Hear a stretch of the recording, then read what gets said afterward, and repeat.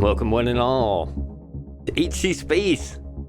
This is weird, right? We're about 12 hours ahead of schedule normally. But sometimes linear time has fixed points, and we're coming up on one today. Super excited about this, and looking forward to, seeing what happens. Speaking, of course, of the landing, Artemis-1.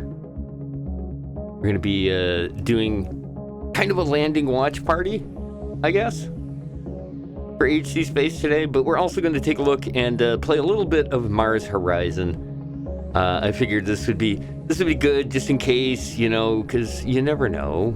There may be holds and other things that happen in the process, and plus, part of the fun is, waiting for it to come on up. Right off the bat, let me do this. Let me hit. Yeah, look at that. Damn. Actually, it's working today. Let me hit up Mr. Magnesis TK. Up and on in. And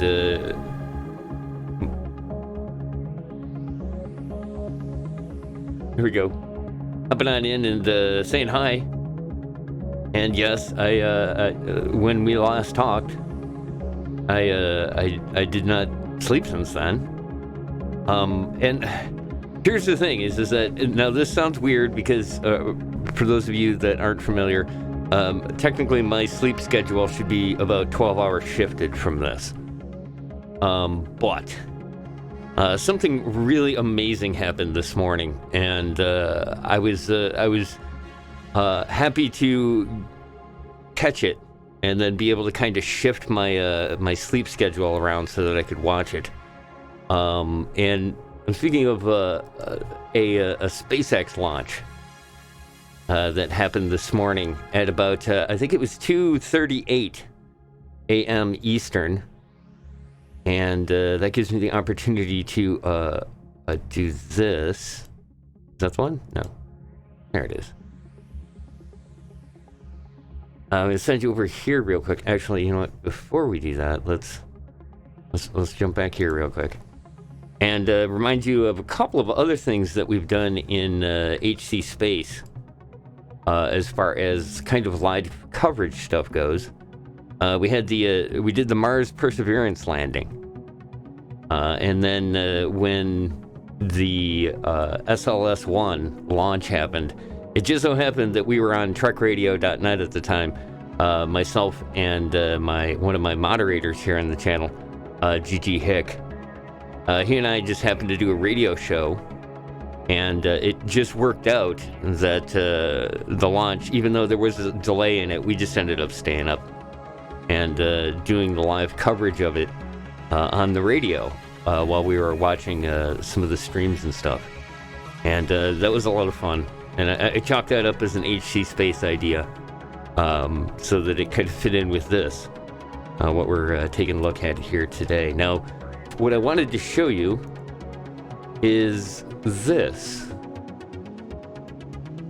And we'll need to probably pod you down a tiny bit. Let's see if we got all of this set up right.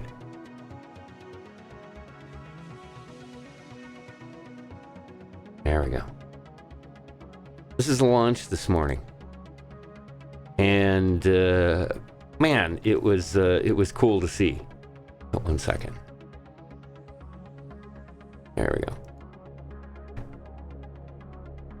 We got the audio set on here. Yeah, there we go.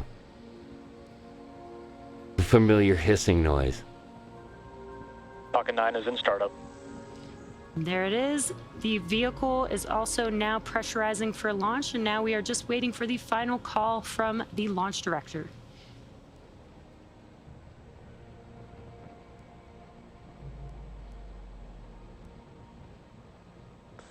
Falcon 9, iSpace. Go for launch. Great news. All systems are go for launch of Falcon 9 with iSpace Mission 1.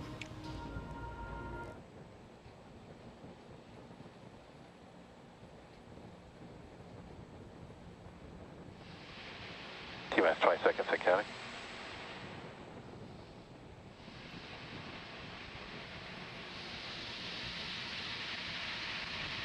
T-minus 10, 9, 8, 7, 6, 5, 4, 3, 2, 1. Ignition. Liftoff.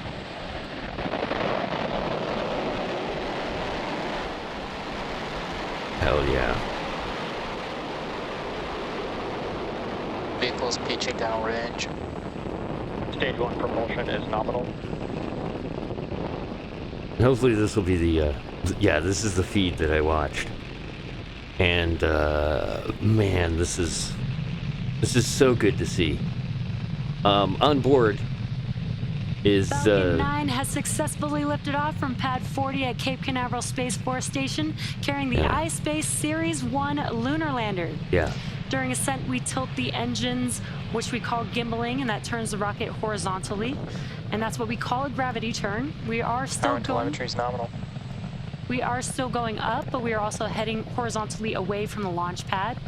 The rocket typically needs to go 17,000... Vehicle supersonic. Great call-outs there.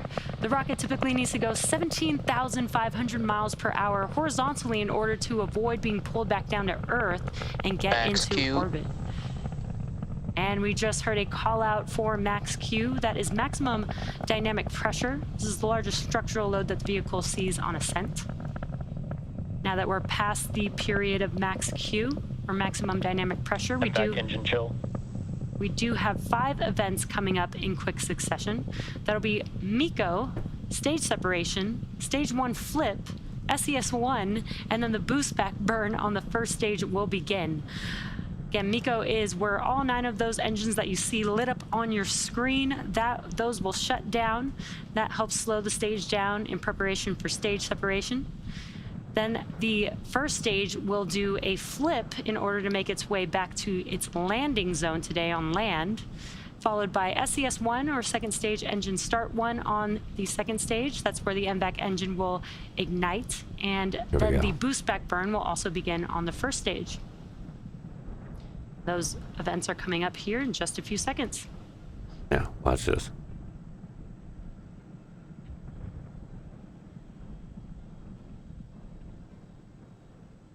Stage separation confirmed. Goes. Fire it up. And back ignition. Stage 1 boost back startup.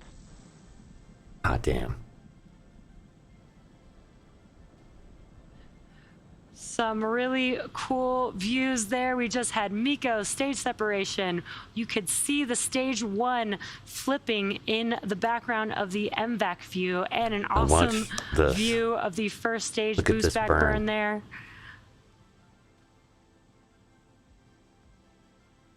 Awesome, awesome views. Again, that was MECO stage separation, stage 1 flip, SES-1, that's the MVAC engine igniting. There you can see that on your right-hand screen.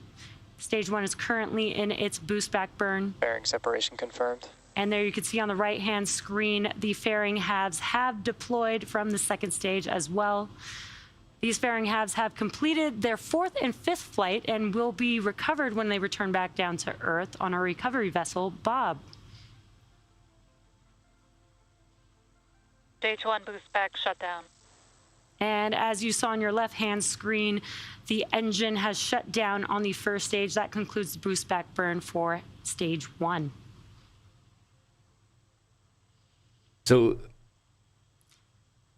again, this is an awesome view here. This is from our Falcon 9 second stage, looking at our MVAC engine in its first burn at the moment. T plus 4 minutes into today's mission. We are in the first of 2 planned MVAC burns before payload deployment. At T plus 6 minutes and 33 seconds, you should see on your screen the first stage's entry burn.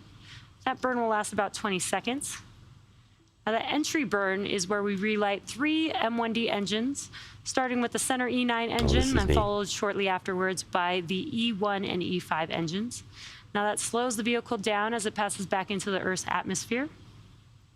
Now, we need to slow the stage down in order to reduce re-entry forces, and that helps us with recovery and reuse of the first stage. So you get kind of the idea what here, you're seeing on your right? screen is a view of the MVAC engine on the second stage. Cue this down a tiny bit. So far, looking like it's on a nominal trajectory. And then you can kind of see we've got a couple of things going on a little bit further, but this one, the landing on this wasn't as stunning as many of the other ones because, you know, it was dead nighttime. But the Falcon 9 first stage that is supporting today's mission here we go. will perform this entry burn for the 5th time, previously having supported SES-22 and 3 Starlink missions. Again, that entry burn will be coming up in just about a minute from now, around the T plus 6 minute and 33 second mark. Yeah, so this is the 6th run for that booster. During that entry burn, Falcon 9 is decelerating by firing its Merlin engines, and we are still moving rapidly. This causes the vehicle to fly through Merlin's exhaust gases, which we also call the rocket's plume, and this deposits a layer of soot on the vehicle's surface. That soot comes from the carbon-based fuel that Falcon 9 uses. So yeah, you kind of get the idea. Like I said, the landing was on that one was it was wasn't as spectacular as the other ones.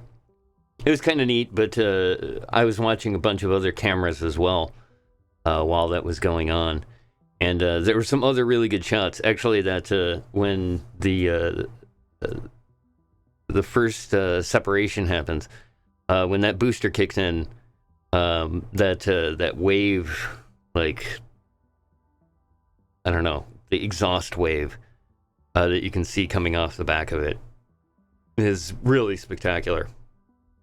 And The landing was kind of cool. Actually, the best part of the landing, it was when it was up much higher, because you could actually see, you know, all the lights and everything down on the ground. But it was like pitch black at the landing site. So, like they had their, you know, they kind of built it up like, here it comes, it's very, you know, we're coming in, and it was a landing in the dark. So it was very bright, and then nothing. It was like they'd shut off the camera. So, not so much there.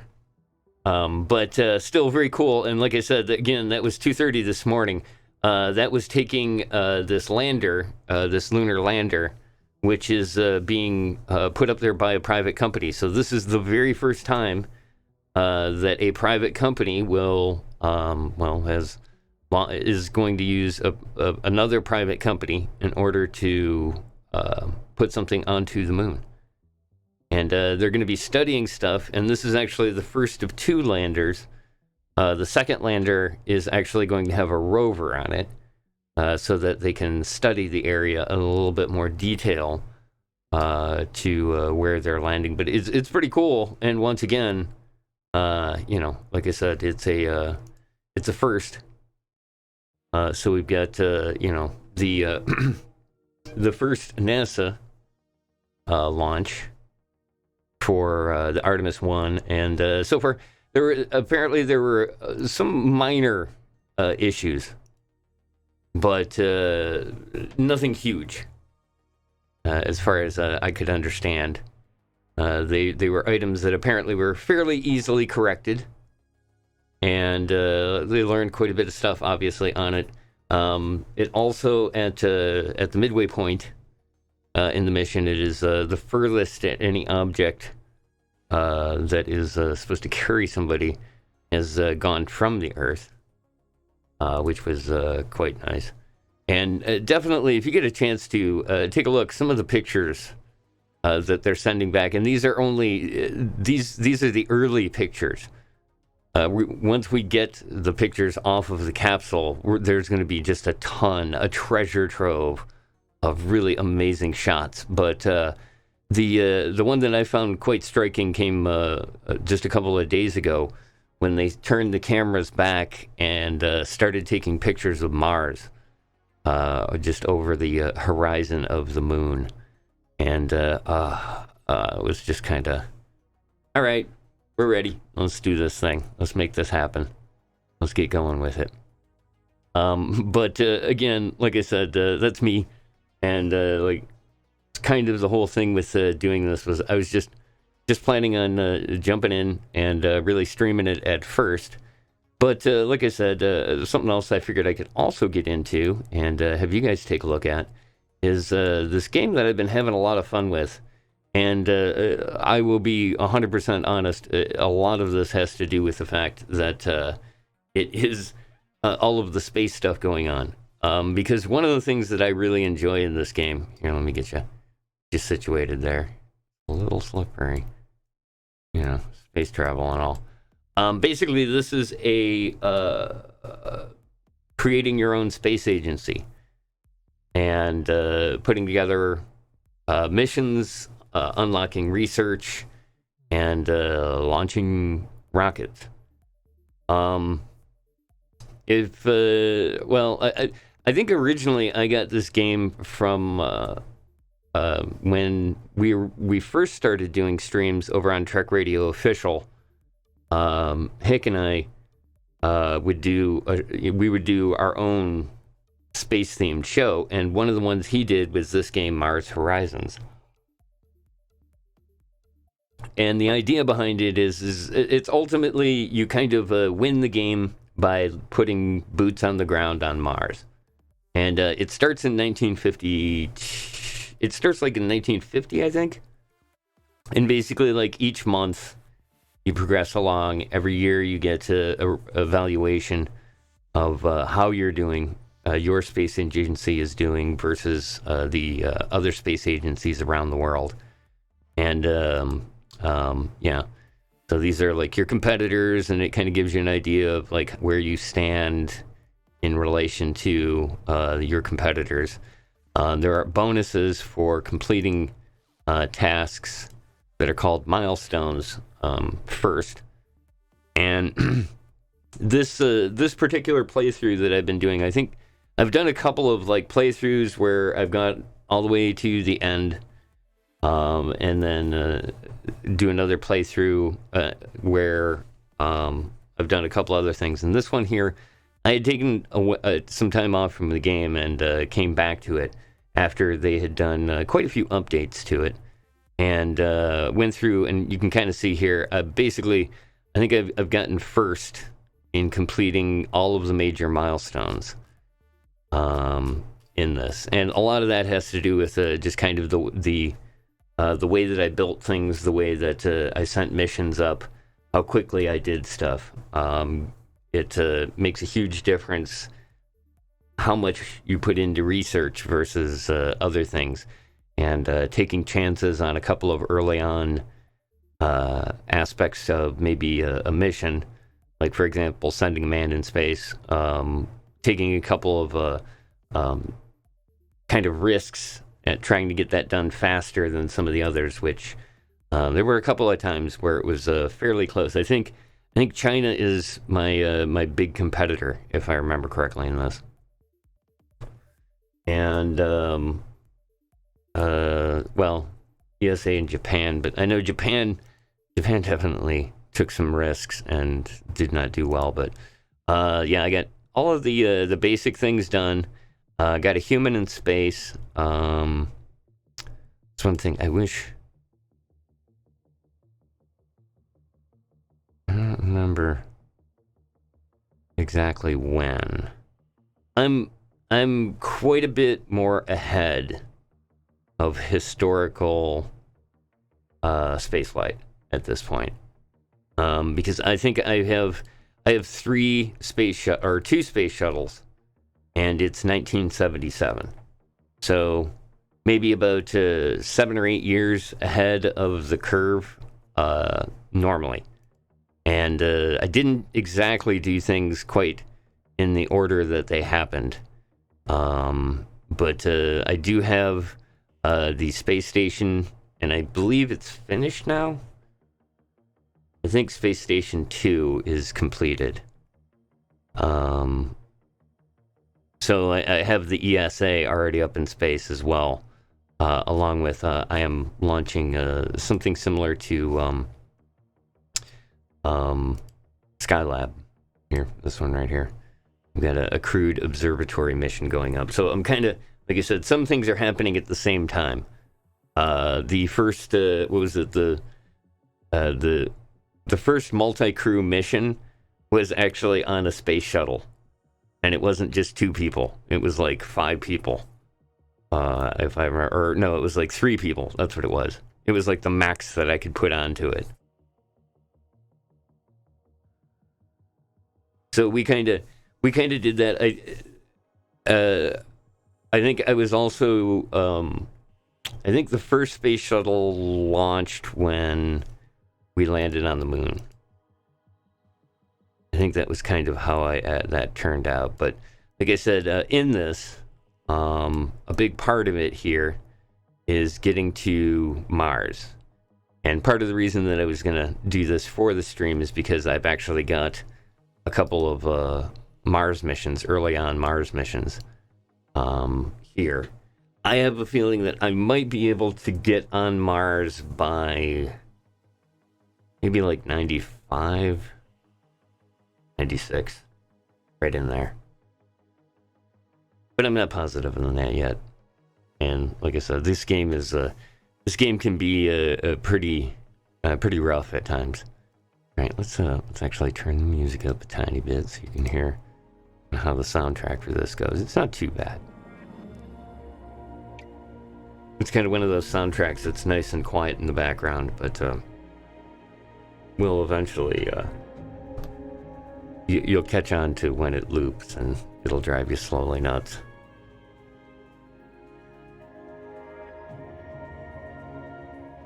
Let's see.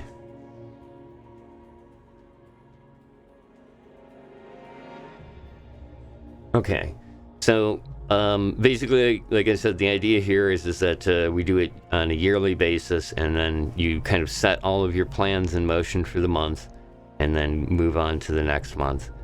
And at this point, I think that's where I'd kind of saved it. So we'll start a month here. Spacewalk maneuvering unit. All right, building a Gemini payload.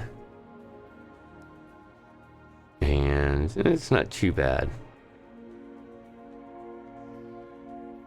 It's going to be expensive, but each time you make a craft, sometimes you get a bonus that will happen, and then as you get more technologically advanced, you get more bonuses, or a better chance at a bigger bonus. Okay, so we got looks like we got a Gemini craft going.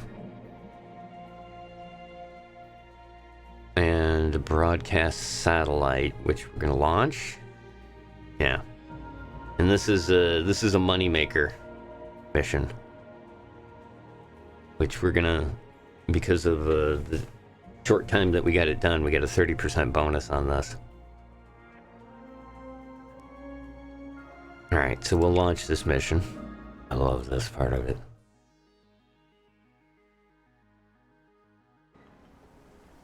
Oh, this is one of the shuttles. And it is not looking good rain-wise.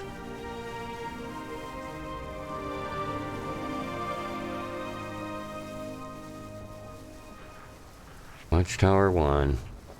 Let's see, what do we got? Terrible rain conditions. This is one of the ones that I built recently. Alright. Can we push it off a month? It's money. Yeah, we better reschedule. That's not a good way to start off a stream. Alright, so we got the reliability and training. Let's set the launch date for next month. Yeah. And we'll go with that. Go back to mission control here. We've got the spacewalk maneuvering unit. That was the one that we saw. That's our Gemini. Right? Yeah. Alright, we're going to take and build a rocket to send that up. Means we're going to have 2 astronauts on it. We want to have a pretty good one. Can I actually... I think I can use a shuttle on this. I've got that one that I just sent up, and then this one, the Attostar 1 and the Voto 1. We'll reuse that one. Let's see if that'll work. Oh yeah, well, good. We don't need to change anything about it.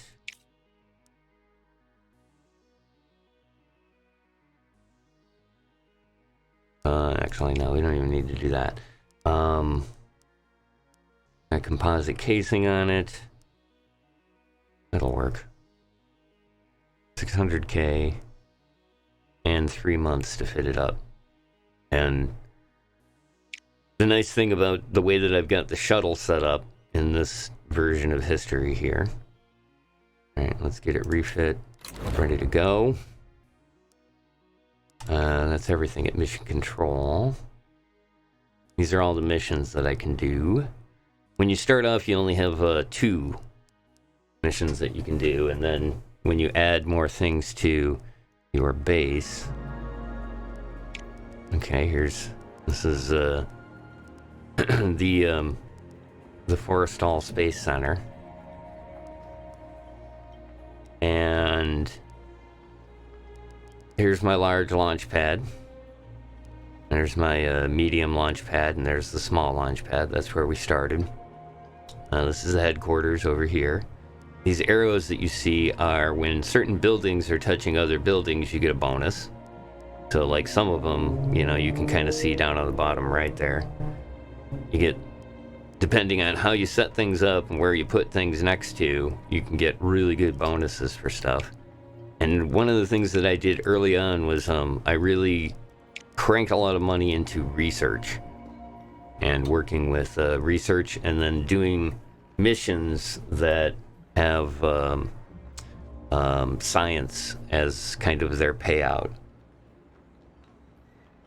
which you don't get a lot of money for doing those, but as you build up your science, it basically allows you to unlock things faster, which allowed me to put in the spaceplane runway back in, I believe it was 1970-ish.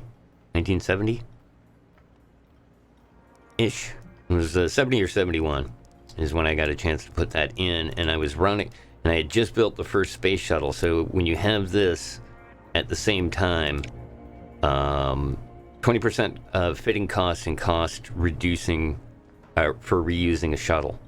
And so having that early on allowed me to then just start taking big money missions up very quickly. Like I could get 2 of them done in a year on the same shuttle, which allowed me to kind of get to a point where I was not only able to have the science stuff kind of paid for, but on top of it, like I paid for a lot of the other buildings here, these communication centers, and some of the things like the training facilities for the astronauts allowed me to get a huge group of astronauts that I could then kind of pick from the pool and use for these missions. So we'll have a pretty good group of folks. A few of them will be retiring just before we start doing the Mars stuff. But you can kind of see how this goes. Let's see, I've got coming up next month, broadcast satellite. And we've got the lunar radiation mission coming. And I think that's a science mission.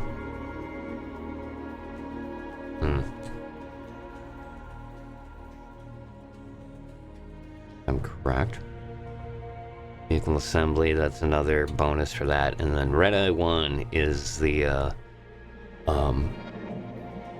global surveyor mission for Mars.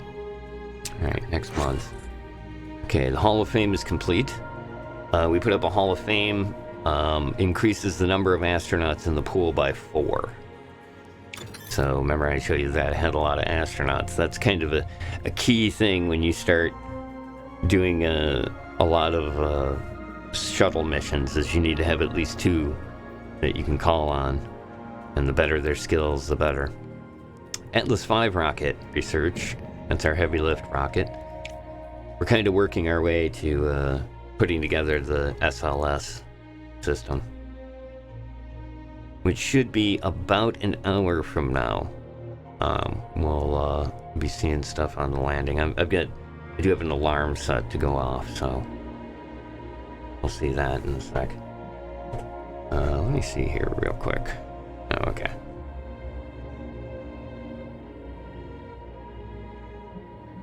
Okay. Let's launch this shuttle, yeah?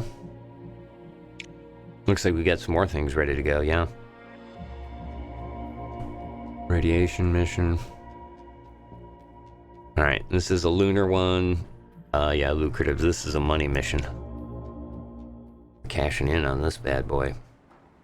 Good. Looks like conditions are good. This is one of my little lunar rockets. Luna 4. April 1977.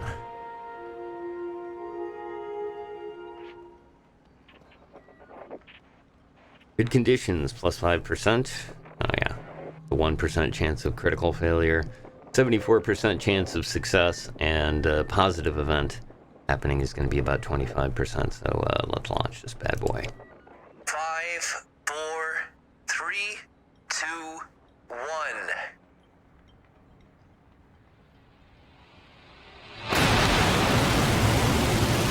There it goes. We have liftoff. Oh yeah. It's looking good right off the bat. Yeah. Yeah, if they go bad, you can kind of tell in the liftoff. You'll see it tipsy-turvy. All right. We got a positive 83%. So we get to basically a bonus for the space mission part of this. And looks like our AGOL booster and our Able upper stages are now at max. So it gives you the a good launch. This is reliability on launch. Pretty damn good. 96 on that upper stage. So we can pretty much throw things at the moon all day. All right, continue on with this.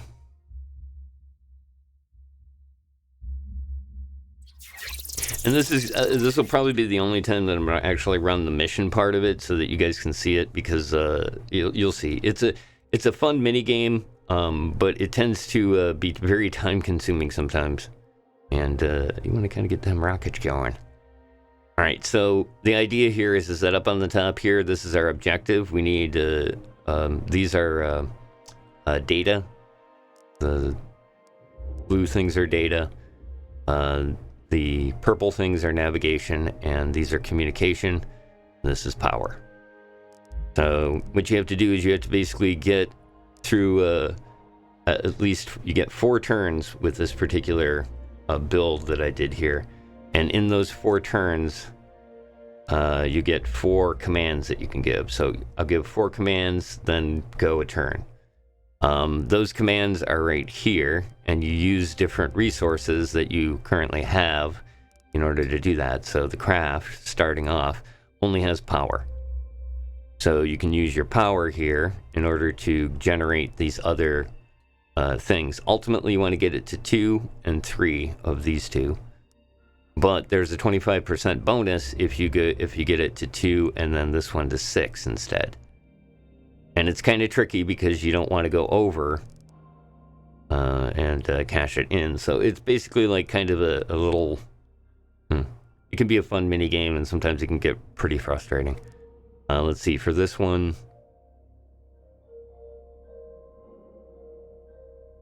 we need...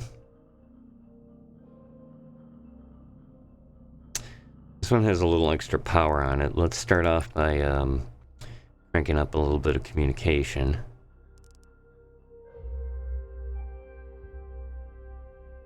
We're going to use the communication and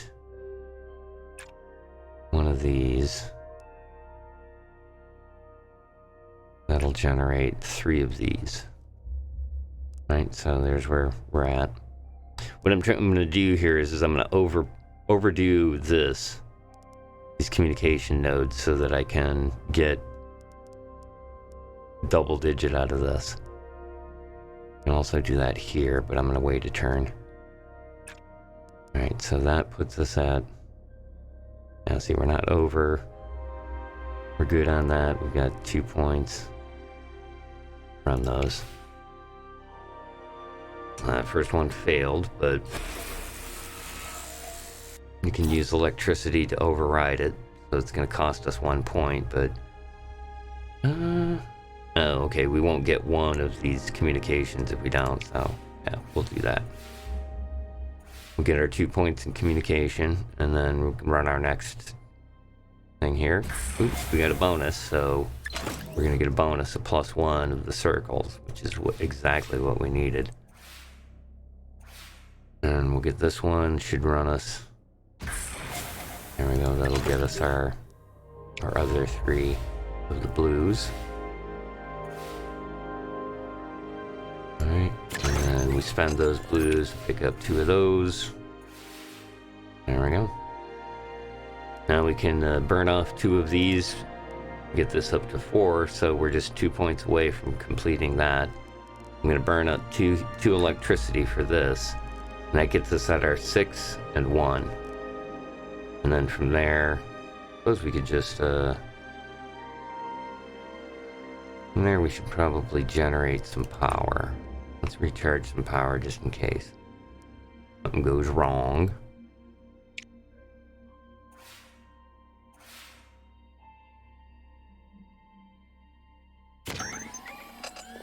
Alright, yep, we got that. There's our point. Speed up this whole process here. Okay, there we go. So we got where we're at here. What we can do at this point here is we need to generate, we need to do this. It gets us our 2, and we need 1 more of those. That gets us our 6. And then we'll recharge power. That should do it, right?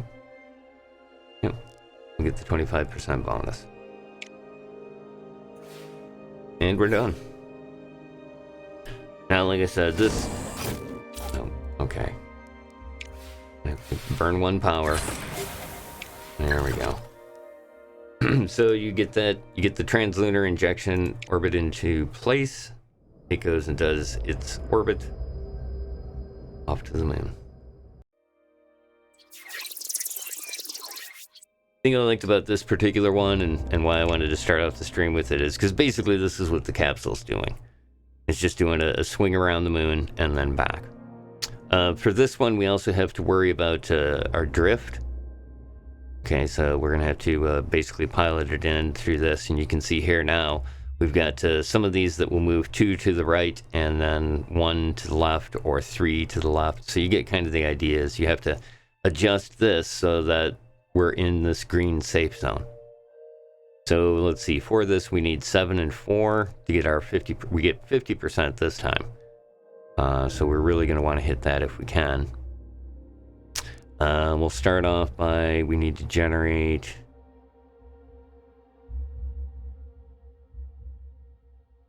These are always tricky with the movement.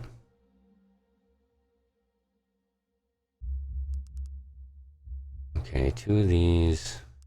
Alright, so we're going to need blue to start.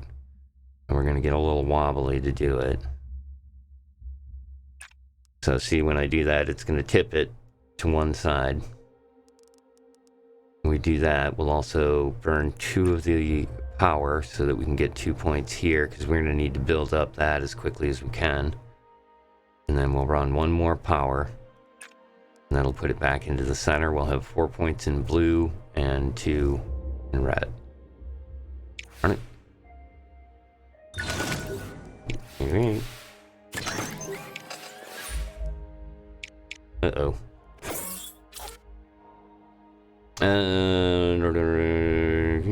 Yeah, we better spend the electricity. But see, this is gonna... We're down to 1 point in electricity, so... Now we're gonna have to kind of shuffle things around in order to get our goal that we're looking for. Let's see, we can start this off. We're gonna need power. Let's get some power. How many turns we got? We got 3 turns. I'm gonna actually spend this building up power. Let's do that. Alright. We got power. We need to start building up here. Oh, this is gonna work out good. We'll do this. We'll burn up this. That's gonna tip us way over this way. We'll burn up 2 of the electricity though. That'll put us a little further back this way. And I think we can do 2 more and that'll do it. No. We're a little shy on the blue ones. Here we go. That's it. Yeah. Got it. That's a bonus and everything. Gonna be a little tipsy, but it should be okay. As long as we don't burn up a lot of electricity trying to save it. Oop, not good. Communications, okay, not a problem. Yeah, we'll pay for that. 1 more, so we should be okay, even if that fails. Yeah, we're good. Alright.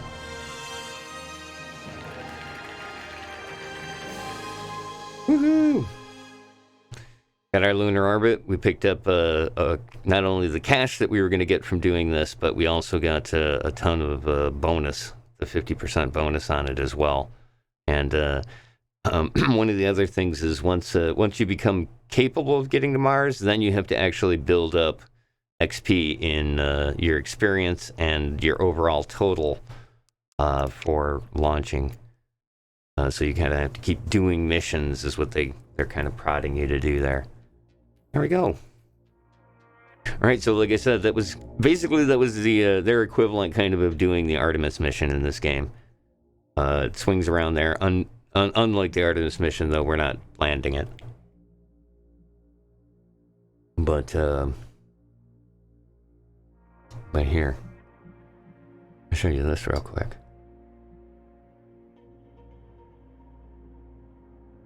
Look at that.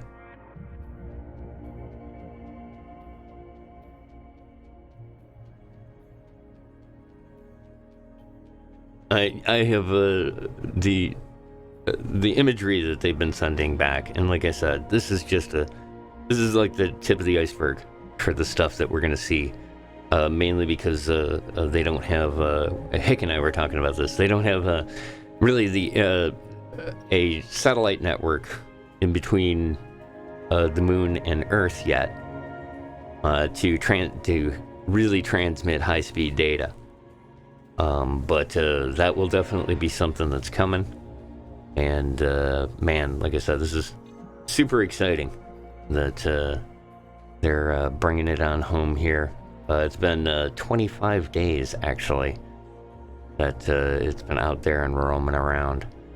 So we're really looking forward to it. Very, very exciting stuff coming on up here real soon.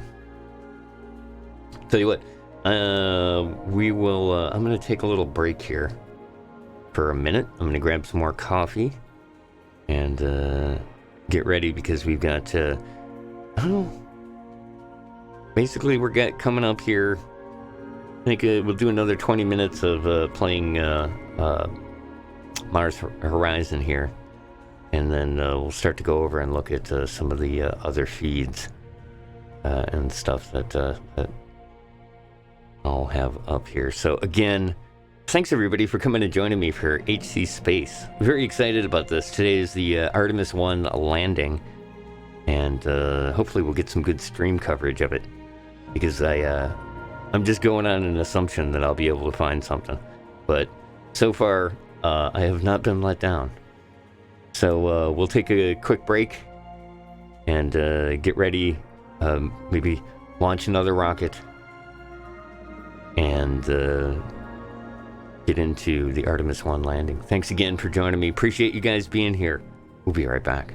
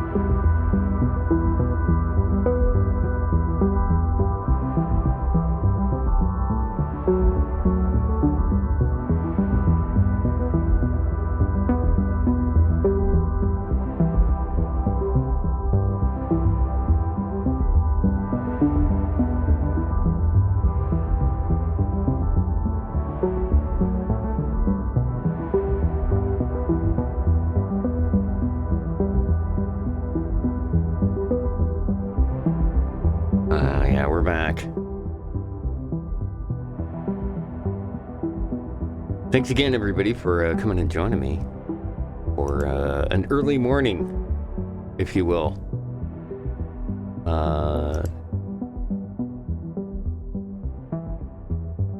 HC space stuff. Glad you guys are here, and really do appreciate you stopping on by. There we go. We get to put together the mission control screen here for the game.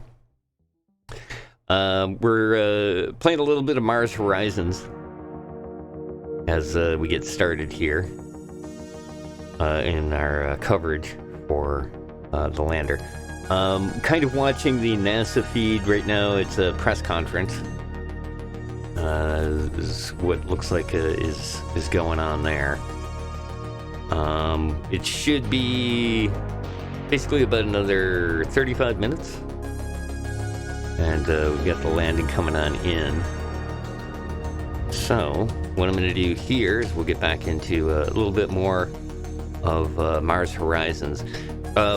We've completed some research, and it's time to look into a little bit more research, and here's kind of where I'm going with my vehicle research. Right now, we just completed the Atlas-5 rockets, and what I'm going to want to do is I want to get the SLS set, which is down here. So we're kind of in sort of a final phase, really, as far as our research is concerned. And what we're trying to do is we need to get the actual designs for the different rockets so that we can unlock those and go on. I've pretty much completed all of the building research stuff. There's a few other things that we could do, but I don't find them to be super important. And then the next thing, and this is kind of what I wanted to show you, is this is how this works. So this is the missions that you can run. And basically this is your starting point, just launching a rocket. And then as you can see here, the more research you put into it, you start to get options. Here's the, this is the base starting. Here is the first single person craft. And you do the human in space one. That's followed by the Mercury capsule that can carry more than one. And then, yeah, and you can also see here, there's a line here that's satellite technology. So as satellite technology, and then your ability to put people up in space, then you can start doing some of the higher level things like the flybys. I just completely have ignored Venus, Mercury, and that whole side of the solar system. I've just left to the other space agencies.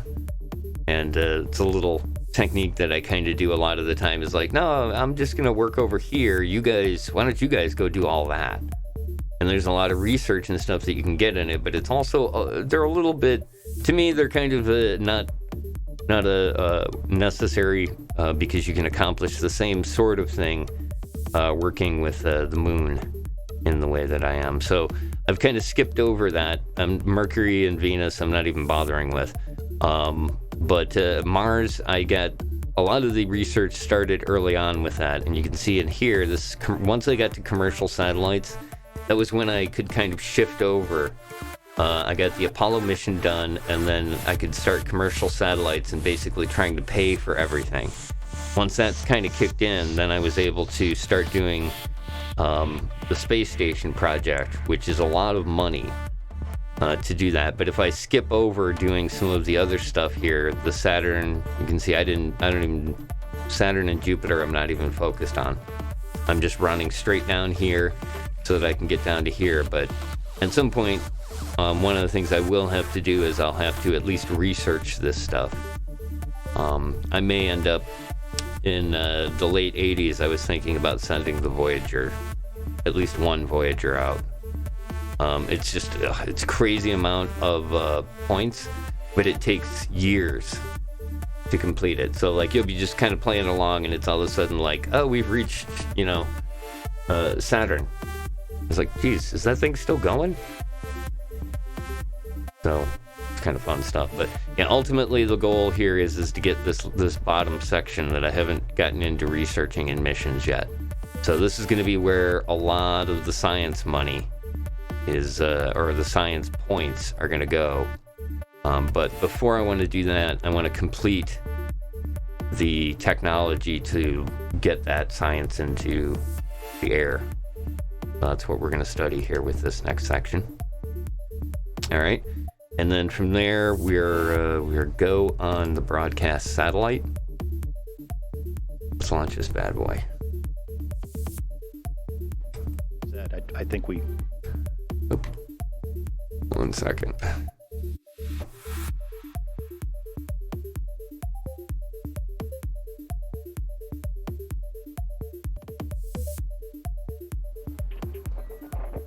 All right. Looking good, looking good. Yeah, 99% reliability.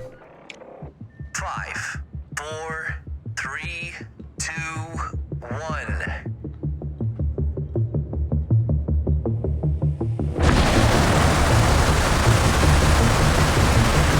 We have liftoff.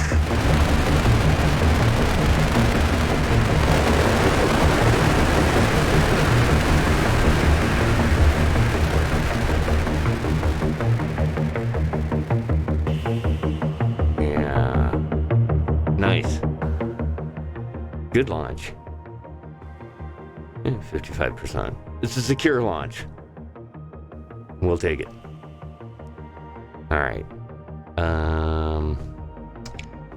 Continue. All right, and we're gonna have this auto resolve, which basically means that the mission's gonna kind of run itself. Don't usually like to do this because a lot of the time you don't end up getting the bonuses for it, but at this point we want to move forward on it. Auto resolve it.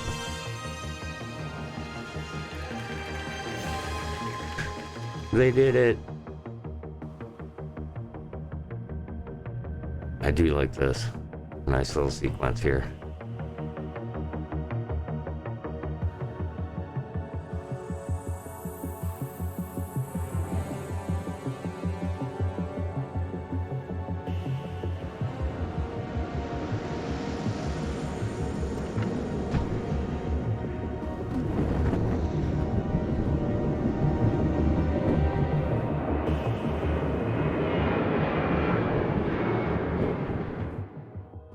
Very nice. So, oh yeah, actually I did get the bonus for it. Cool. So yeah, boy, that's a lot of money.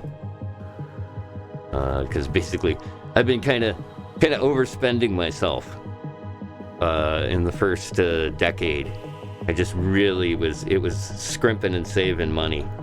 And then, like I said, we've just reached that point where the money is going to start coming in, and that is strictly to get us to the point where we can afford to build Mars materials. All right, that was a nice little run there. One of the space shuttles doing its thing. Let's see, we've got a couple of other things coming up. This one's set, that one's set. We can do solar wind monitoring or an EVA repair exercise. Let's take a look, because I think, see, we'll go over here, we'll take a look at Mars, because I'm pretty sure, yeah, we've got the Phobos photography. You remember that? We just launched that a little bit ago, so that's on its way.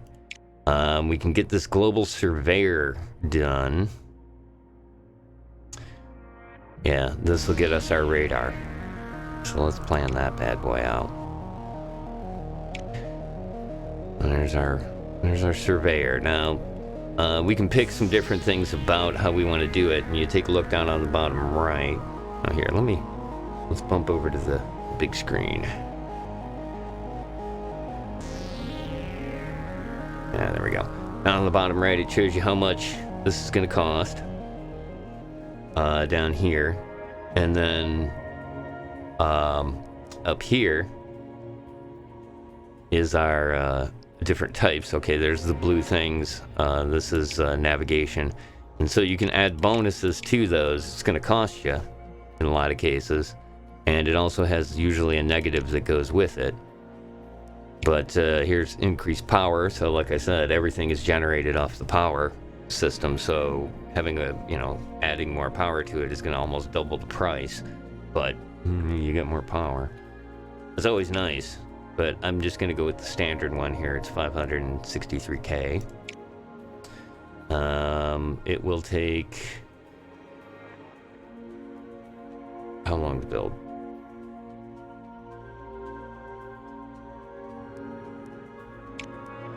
Let's go back here. It doesn't say. Is it? No. I think it was in the last screen there. Either way, let's just build it. There we go. 4 months. So it's going to take 4 months to build that. Then we'll have to build the rocket that we're going to put it on. So this won't be until next year that this is going to get on its way. But that's fine. It's everything at mission control. We still have 1 mission slot available. Let's scoot on back. I think there's just the Earth missions here. This is kind of a low-level science mission. It's a bigger level, but this might be good.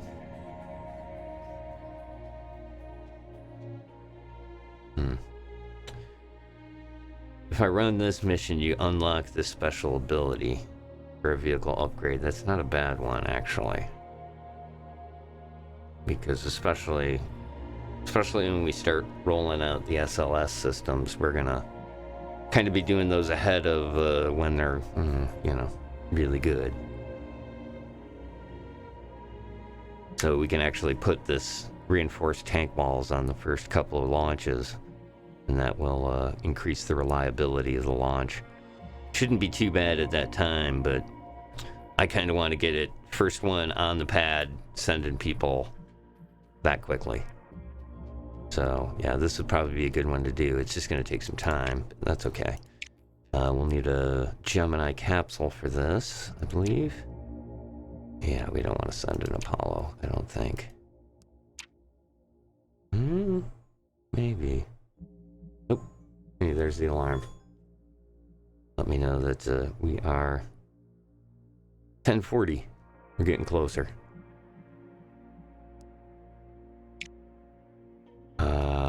Let's send a Mercury. It's going to be cheap, or Gemini. That's going to be cheaper. Only takes 2 astronauts, less of a chance that we get into trouble. And it's only a 5% hit on reliability. Alright, we'll get that. 75%, it's not too bad. We can up it with a good pilot. Alright, that also is going to take 4 months. Alright, so we got all our missions going for this month. Everything's moving along. Alright, we'll be able to launch Red Eye next month. And our assembly building, which will give us some bonuses to cost, I believe. It makes it cheaper. Alright, there we go. 10% on the build time, so I can build things faster. Ooh, that'll be nice for the shuttles. Red Eye 1. This is our money mission to Mars. Alright, let's do some training here in reliability. So you select which one of the two. This is launch. That'll be better chance you can launch good. We're at 99% already. This one, 85. So we're gonna put some into that. We're at 85% to start. So you can kind of see here, it highlights in green the better launch dates. Orange is a minus 20%, so a bit of a penalty during that month. And like during those times, and also what is it to move? Oop. This? I can't remember. Oh, there we go. There we go, yeah. You can see like some of these here. These you can't launch. You just can't. You won't even be able to take off during any of this time of the year. In 1978? Yeah, this will be, oof, that's gonna be rough. Alright, we're already past that, so here's where we're at. See, if I launch it in August, I get 9%, 12% in September, 15% in October. That would cover it right there. If we just wait until October and launch then. And that should be good.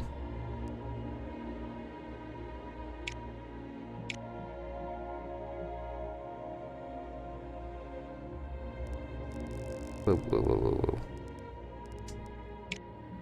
There's one thing that does kind of drive me nuts in this. Some of the interfaces are a little... There we go.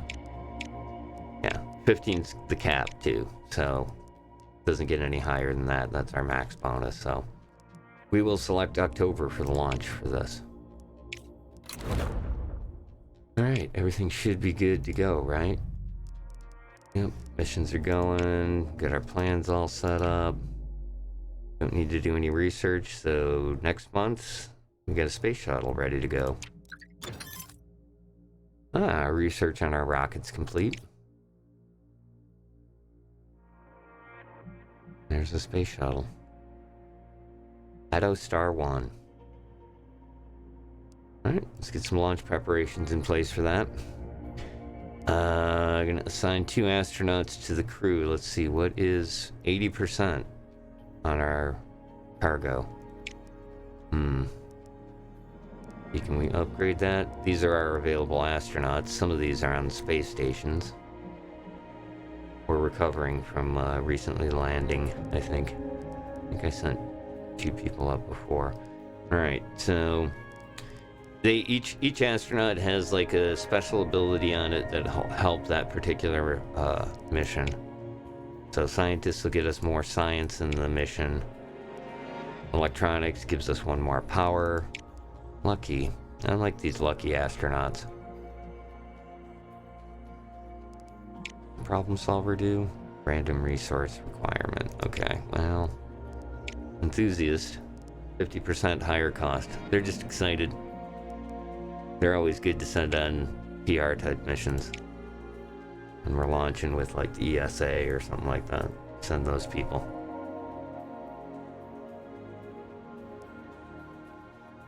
Alright. I think this is one of the new ones here. I'm gonna send her on her first mission. Oop. Assign the astronaut. No. I'll assign that one. We want this one. Yeah, okay, she's selected, and then I think we want to send the lower level problem solver. They'll do well together. Do you have any good ones? Extremely lucky. Ooh, hello. Ooh, you're expensive. And you're gonna retire fairly soon. Advanced engineer. Ooh. Hello. Wesley Ano. Let's see, we've had 1 person talk today.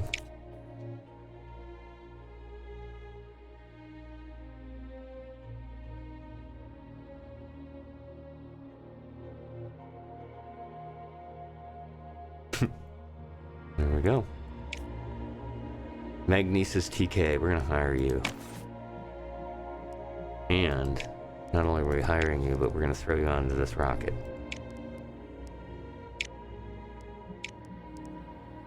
This is pretty good magnesis too. You'll be retiring in a couple of years. If you're an advanced engineer. There you go. Alright. They're set to go. He's gonna help out. That put us up to 90%. And we can also put into that, oh boy, I want to do some science. Let's do some science. This is going to be tough. We're going to have a 10% chance of failure, which isn't great, but science. All right. 25% is the cap. Let's send it in November. It's good to go. All right. And that completes the month. Skylab will be ready here. Next month, we'll need to put some money into research. We just need one of these. Let's go with the Centaur. That'll unlock the next level. We gotta get two. We got 2 out of the 3. All right, we're good. Ooh, ESA's going somewhere. Here's our Skylab. This is just basically to launch people into space, to be honest. Just to get some XP on some of these astronauts we've got. Let's see. Can we use a shuttle on Skylab? I think we can. Let's design a new one. I got some cash. Is that gonna work? Vehicle is not valid. Okay, we can't. So we'll have to reuse. Let's try reusing some of my designs. Oh, the Snowman 1. We're here, you Snowman. Bringing that home. That's all this thing is. It's just a big ol' hauler. But that gives me an idea. We can definitely probably use one of these new ones. Ooh, no, we can't. Skylab is heavy as hell. Alright. Maybe that is the best one then. We're looking at booster wise. Don't have these yet. Can I use one of these? Huh. One of these with rockets on it. I don't think I have the secondary stage for that. Let's try this. Yeah, we don't have the research done yet. And see, that won't work with it. Neither will that. That one won't. None of these will.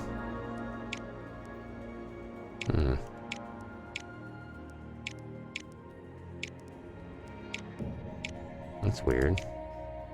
Maybe because I've got the things on it here. Let's remove the SRBs. Fine, just select that part.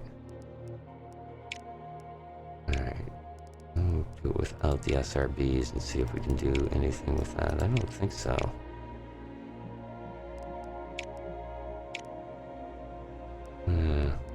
Alright. Yeah. I think that's just showing that because I don't have it researched yet. Alright, well, let's go with the design we already have. Snowman 1. Damn, that's expensive. Oh well. We'll load that design in. Snowman 2.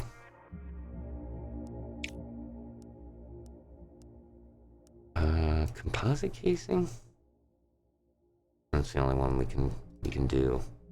Composite casing lowers the price. That's why it's going to take 12 months to make it too.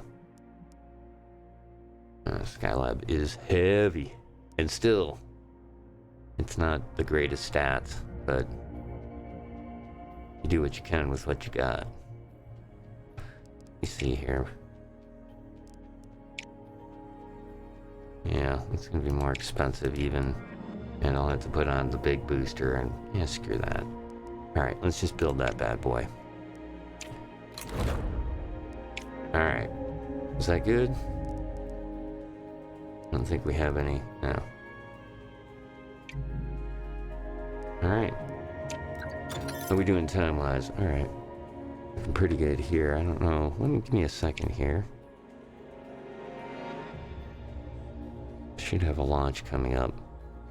Mobile Surveyor. Alright, that's our next Mars mission. Mariner 8. Gemini, that's ready to go. Another one? Oh, this is design the vehicle for that. Alright. I've got ones for this. What is this doing? I think I got a cheap one for this. That should do it. Yeah.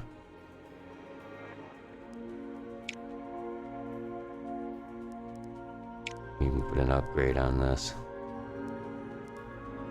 Now, what am I missing for this? Points. It's just the rocket type itself. And put that on there. Damn, you know what? I feel like I need to.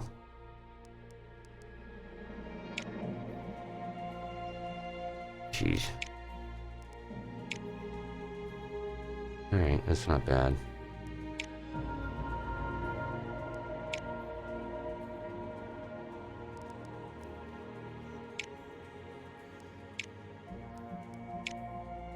Yeah, okay, that only gives me 1%. It's pretty expensive.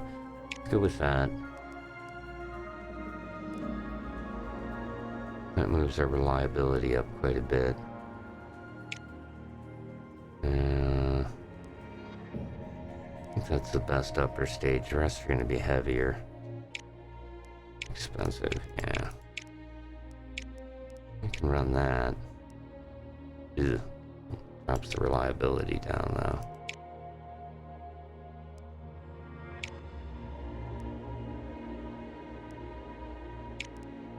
Alright, let's try that, and yeah, there we can get the launch escape system in there. That way they're safe. Alright.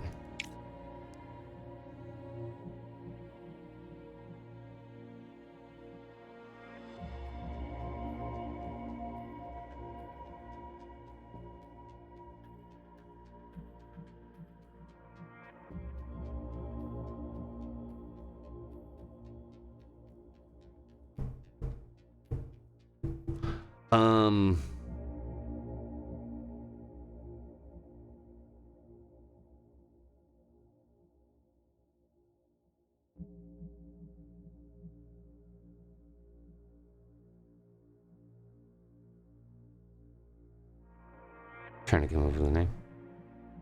Just running total blank.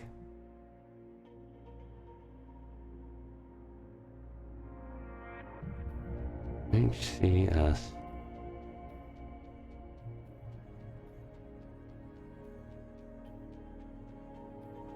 Uh, 11. Yeah. Mark today's show with that one. Alright, let's build that bad boy. Alright. It looks like 2 months. We gotta set our research again. Let's build this other upper stage. That'll start to get us out of this problem that we're having. Head to the next month. Alright.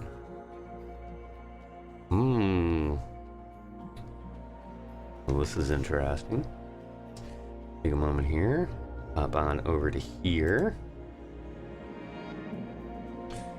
Let's just come up on the NASA official. So keeping an eye on that. Looks like they've got it scheduled for 11 a.m., which is 4 minutes from now. So we will check back in with that here in just a moment. In the meantime, let's head back on over to Mission Control and bounce to the next month. There we go.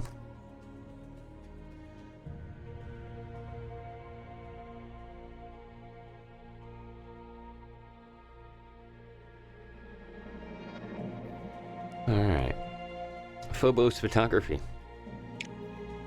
Let's get this bad boy off. $99.99. So this is a gimme. As long as the weather works with us.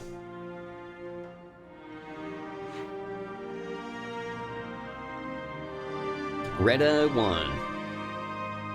October 1977.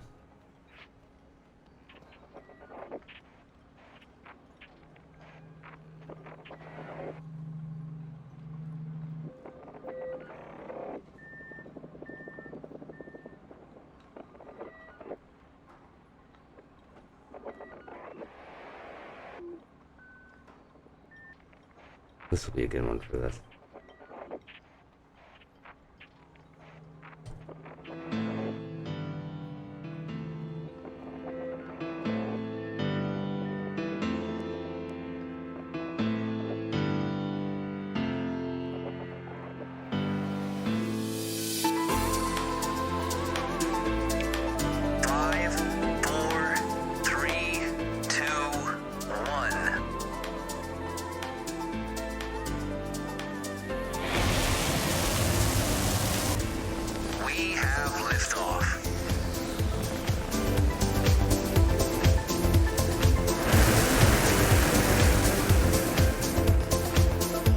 Hell yeah.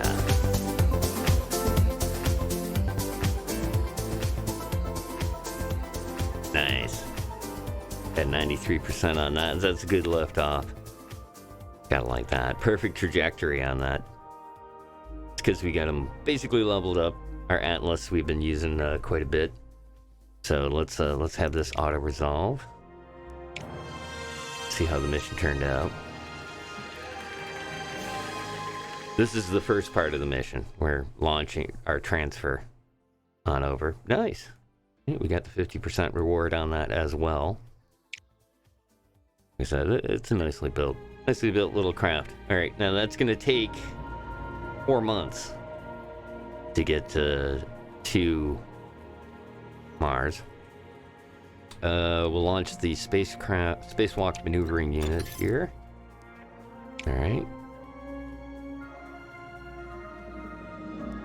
All right, we'll do this. And then live coverage should start over there. Oh yeah, here we go.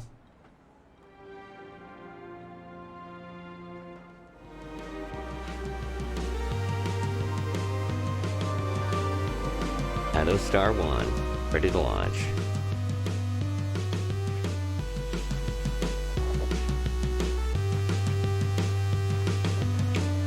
Five, four, three, two, one.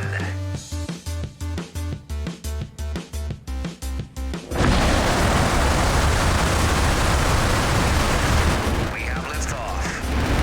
Yeah, baby. There we go. It's tipping a little. Come on, bring it back. Okay. Whew. Man. Even though there's a 1% chance, I have actually hit the 1% chance. So, no guarantees on the launch. And that really wasn't a great one. You could see it was tilting pretty hard. So, 26%. Could be better. It's okay. You got up and it's going. Alright, so let's have it resolve what it's going to do here.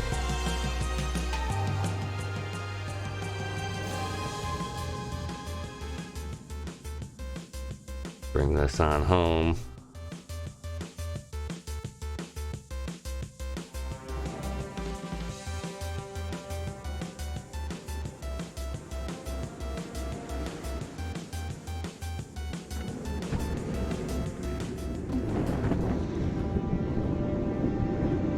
Very nice.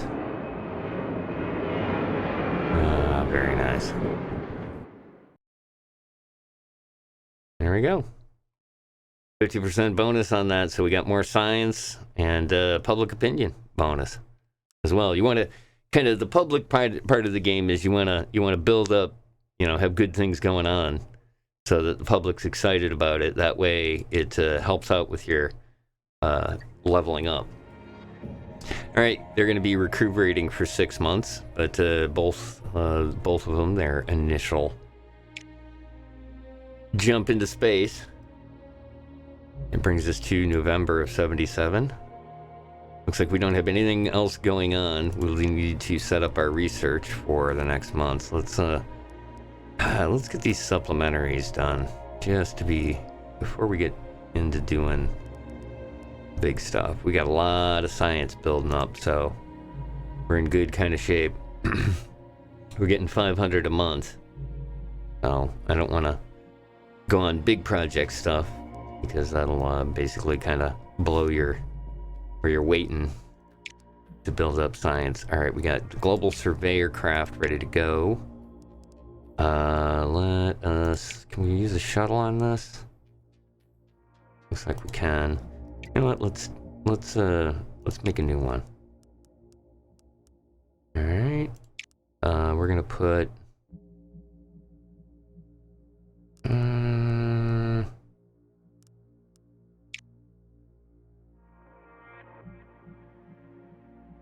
Yeah, this will. Yeah, we'll put the auxiliary propulsion system on this side here. Oh, vehicle's not valid. Okay, well, I didn't think so.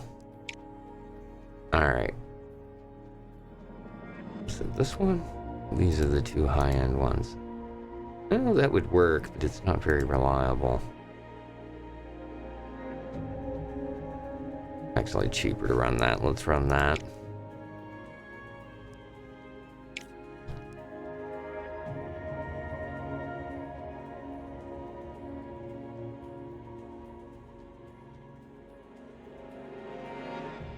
Contact 4. Alright. That's set to build. It's a payload, right? Oh, that's right. No, this is Mariner.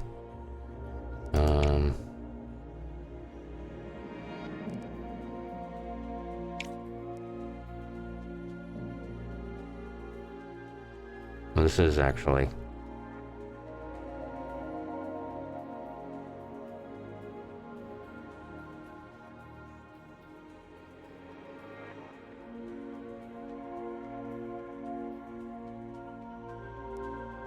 Alright, that's what that is. Alright, there we go. We all know what it is in the future. Alright. We got a bunch of stuff going. We're in good shape here. And we now have a little bit more here. Let me, let's do this first. I'm gonna save the game.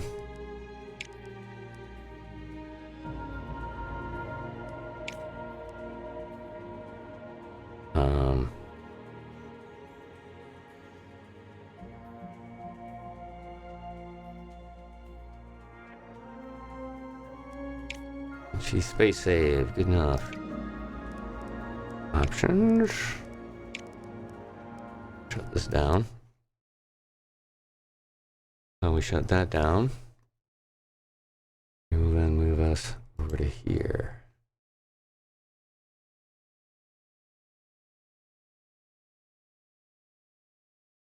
Let's see what they're up to. Raise maneuver will not be required. The major objective of this mission is to test the spacecraft's heat shield against the searing heat of entry, where temperatures will build up to around 5,000 degrees Fahrenheit around Orion, half as hot as the outer surface of the Sun, twice as hot as the temperatures endured by returning space shuttles and other crew vehicles. Orion will perform what is called a skip entry, dipping into the atmosphere, then lifting out of the atmosphere and dipping back in like a flat rock skimming across a pond. This will provide aerobraking for the vehicle, will help to dissipate some of the vehicle's inertia, and will provide data needed in the future to select multiple splashdown sites for crewed missions.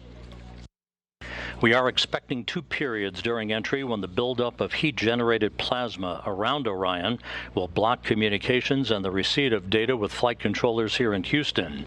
The first blackout should begin around 11:20 a.m. Central Time for just under 5 minutes, right around the time of peak heating on Orion, as it travels about 25 times the speed of sound. The second blackout period is expected around 11:29 a.m. Central Time for just under 3 minutes, right after the skip entry maneuver is complete. About 5 minutes after we regain communications with Orion, the pre-programmed commands stored on board will trigger the deployment of 3 parachutes at the top of Orion to pull the forward bay cover off of the crew module. That will initiate the sequential deployment of 2 drogue chutes and 3 pilot parachutes, followed by the 3 large main chutes to slow down Orion, enabling it to gently splash down in the Pacific.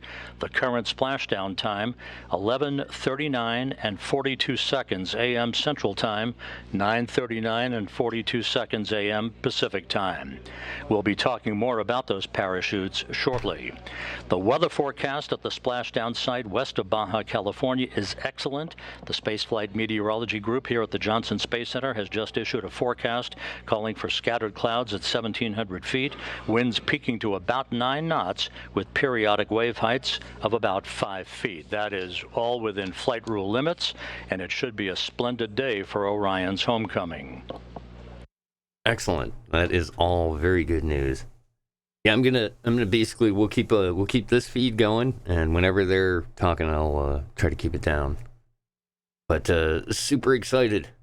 Out in the Pacific, aboard the prime recovery ship, the USS Portland, embedded with the Kennedy Space Center's Exploration Ground Systems Recovery Team and the U.S. Navy, is my colleague from the Kennedy Space Center, Daryl Nail.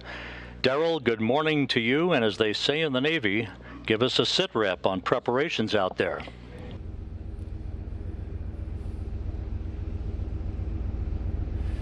Well, good morning to you, Rob, and that's right. We're live on the deck just outside the bridge here on the USS Portland with a fantastic view of the area of splashdown. I just spoke with the recovery team. They say we are currently 5 miles away from the splashdown location right here in the Pacific Ocean. The location, as you mentioned, just off the coast of Baja, Mexico. We got the great weather report, seas, as you mentioned, 4 to 5 feet. We're looking good there. Let me show you the bridge deck where we are currently positioned. This is looking forward for the ship. I talked to Captain John Ryan, who says that he currently has the ship in a racetrack going around the location near where splashdown is, just upwind of it, so that the debris that comes down, that being the crew module and the parachutes, the forward bay cover, when it separates, will be all downwind of us. Now, preparations are already underway. We can hear the helicopter engines running, so we want to take you to a live view of the flight deck. This is towards the back of the ship, where just 5 minutes ago, the Navy started the engines on 2 of the 3 Navy MH-60s, or Nighthawk helicopters, that will be used for the operation. There you see them on your screen.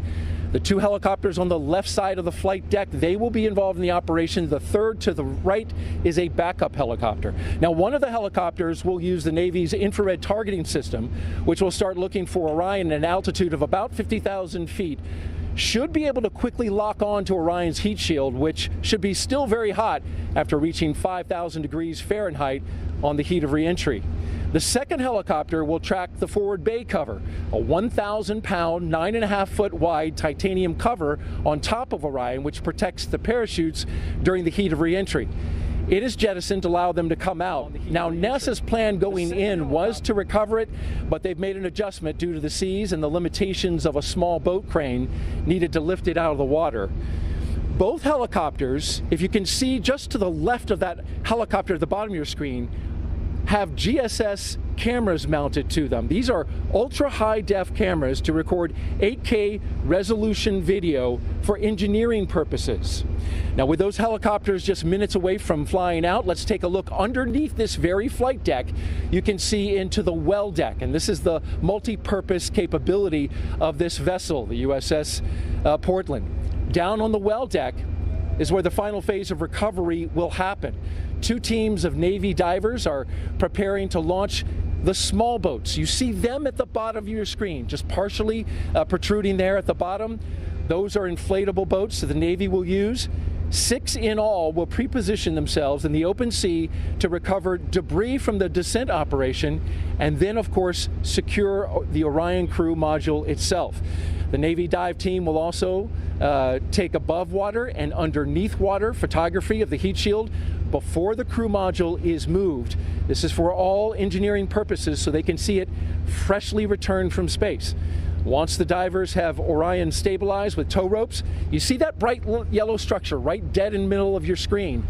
That is the cradle that the boats and the winch lines will pull into position and put it right down on top of that cradle. They will flood that deck with water, roughly about 6 feet, and then with a careful choreography of winch line and lines being pulled and maintained by sailors, they'll put it in position for its ride back to San Diego. Now, coming up, we'll speak to one of the Navy divers who will be in the water helping. In fact, he's on deck standing by in just a few minutes. He's ready to go into the water. We'll get some words from him before he goes out on his assignment. Looking good on the ship right now. Rob, we'll send it back to you in Houston. Thanks, Daryl. And again, a live view from Orion as it continues its pinpoint journey back towards its splashdown site, not far from where you are out in the Pacific. We will be going back to Daryl Nail on the USS Portland frequently during the course of today's coverage. Orion is wrapping up, as we said earlier, a mission that will have spanned 1.4 million miles, having flown further away from Earth than any human-rated spacecraft designed to return humans to Earth. And of course, the big test that's coming up, the ultimate test of its heat shield that will repel temperatures that will build up around the base of Orion to about 5,000 degrees Fahrenheit at peak heating as Orion barrels back into the Earth's atmosphere. It has been an incredibly successful mission for the Orion spacecraft. We'll be talking to a variety of people about all that, officials and managers and engineers throughout the course of our coverage today. But for the moment, let's take a visual and interactive look at this mission with NASA's Philip Hargrove, who will use the moon board to explain it all. Yes, welcome to the moon board here at the Apollo Saturn V Center. It's been a super exciting month since the Artemis-1 launch. So let's take a look back at everything that happened just a few miles away from where I'm standing right now. Now on November 16th at 1:47 a.m., the SLS lifted off from Launch Pad 39B here at Kennedy Space Center, and it put on an incredible show for everybody watching here from the Space Coast. I can't even describe to you how amazing it was to watch that core stage. Those solid rocket boosters provide over 8 million pounds of thrust at liftoff. Now, those boosters and the core stage got us going from 0 to over 17,000 miles per hour in just about 8 minutes. And then once all that propellant was depleted, the responsibility was passed on to the interim cryogenic propulsion stage. Now, the first job of the ICPS was to perform a perigee raise maneuver. And this means that we're getting into a low Earth circular orbit that allows us to deploy those solar panels, start harvesting energy, and do systems checkouts to make sure that we are ready for our journey. And we stayed in that orbit for about 30 minutes, and then we did our translunar injection burn. This is the primary responsibility of the ICPS because it gives us the energy to escape low Earth orbit and commits us on a path out to the moon. Now, once it completed that burn, the ICPS separated from the Orion, and it performed one final burn to completely leave the Earth-Moon system. And after doing that, Orion was on its way out to the moon. So it spent about 4 days heading out towards the moon. And then we quickly dipped in about 60 miles above the surface of the moon and did an outbound powered flyby. Now, that powered flyby means that we're taking advantage of the speed we already have, the gravity of the moon, and the energy we get from the service module's engines in order to target our orbit. And the orbit that we were targeting is called a DRO, or a distant retrograde orbit. And what that means is that instead of moving counterclockwise relative to the Earth like the moon does naturally, we are moving clockwise. So we're going in this opposite direction. That's what retrograde means. And distant means that we are going farther away than we have with any human spacecraft before. We're orbiting about 38,000 miles above the surface of the moon. And this is a really convenient orbit because we were able to stay there without having to use a ton of fuel for station keeping. And it also provides a safe, efficient path back home when we're ready. So this allowed us to learn how to operate in deep space, one of the core tenets of this mission. And then once we were ready, we started our trip back home. So we performed one more powered flyby, this time targeting our return, where we lit up those engines as we dipped close to the surface of the moon. And then we began our return transit, which took about 7 days, and that leads us to today. So next time we'll talk a bit more about what that return looks like and what our entry is actually going to look like. But until then, back to you. Thank you, Philip. And again, a live view of Orion closing in on planet Earth, now about 11,000 miles away from Earth, as it continues a very, very precise trajectory for a splashdown that is scheduled at 11:39 and 42 seconds a.m. Central Time this morning. For Orion, launch from the Kennedy Space Center occurred on November 16th on the world's most powerful rocket, the Space Launch System. The first outbound powered flyby of the moon was performed 5 days later on November 21st, dipping to within about 81 miles of the lunar surface. That placed Orion on a very precise trajectory for its ultimate goal, that racetrack trajectory called the distant retrograde orbit that would allow Orion the time and the space environment needed to test its mettle. 4 days later, Orion executed an engine firing to enter into that orbit, and the next day, Orion surpassed the record set during Apollo 13 52 years ago for the greatest distance ever traveled by a human-rated spacecraft designed to return humans to the Earth. On November 28th, Orion reached its farthest distance from the Earth, some 268,000 miles, before departing the distant retrograde orbit on December 1st. And this past Monday, Orion conducted a 3-minute, 27-second engine firing behind the moon to whip around Earth's closest neighbor for the final leg of its flight, passing to within 80 miles of the surface, turning for home, and its splashdown that is scheduled just 1 hour, 21 minutes, 44 seconds from now. The initial mission of the Artemis-1 program was always designed to be a test flight, wringing out all of the systems of the Space Launch System and the Orion spacecraft, and for more than 25 days it did just that, setting the stage for a crew to board an Orion vehicle for a trip around the moon in 2 years. So with that, out in the Pacific, where Orion will be splashing down not long from now, we're going to go back here in a moment to Daryl Nail, who's standing by with one of the first persons that will actually be in the water to execute the recovery and the securing of the Orion spacecraft. Daryl?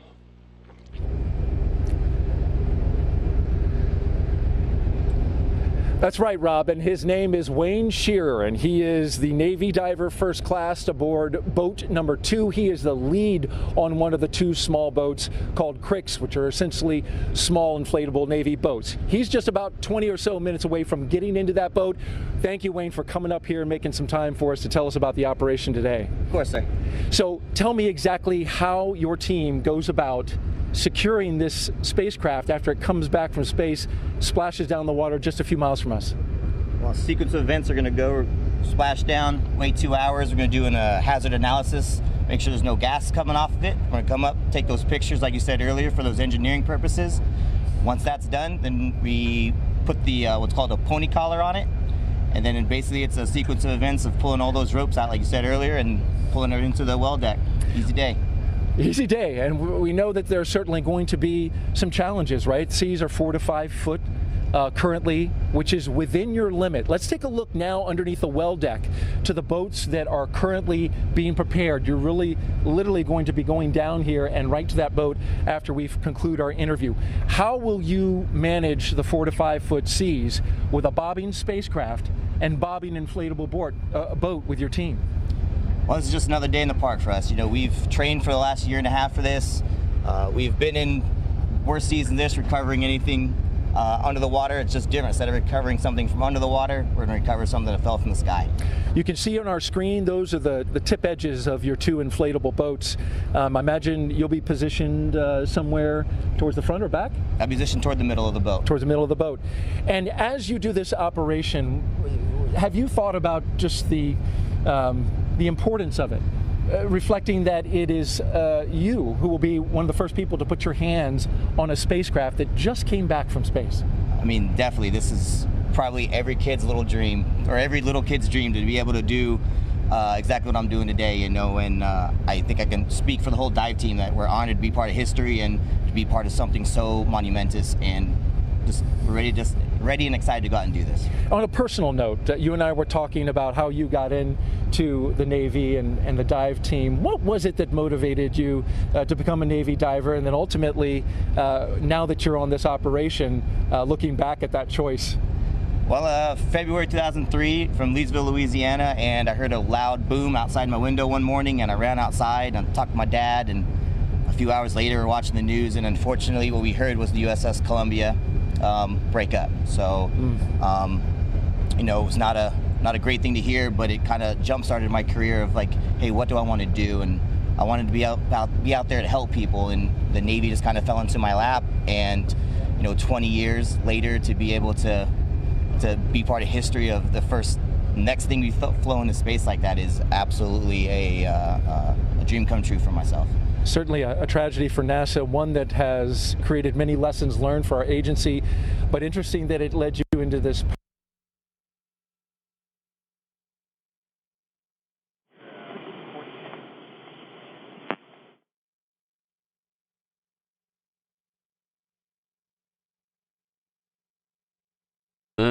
looks like we lost the feed.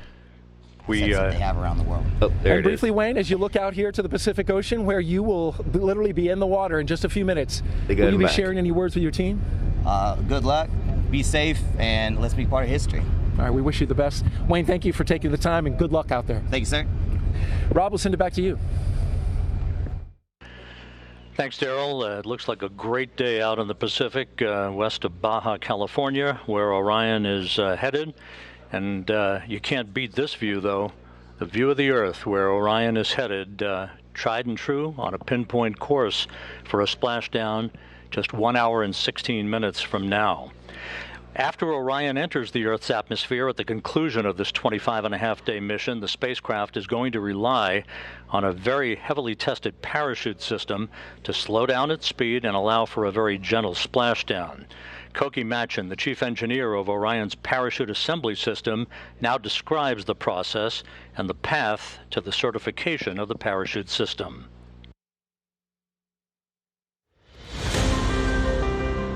A series of 11 parachutes will be deployed in sequential fashion. A very dramatic return to Earth lying ahead for the Orion spacecraft. Our design is almost exactly the Apollo design. The shape of the mains, the shape of the drogues. The only major difference is we are bigger. Apollo weighed roughly 13,500 pounds, and we weigh 22 and change thousand pounds. And so our parachutes are larger because we have more energy to take out of the system, and our parachutes are stronger.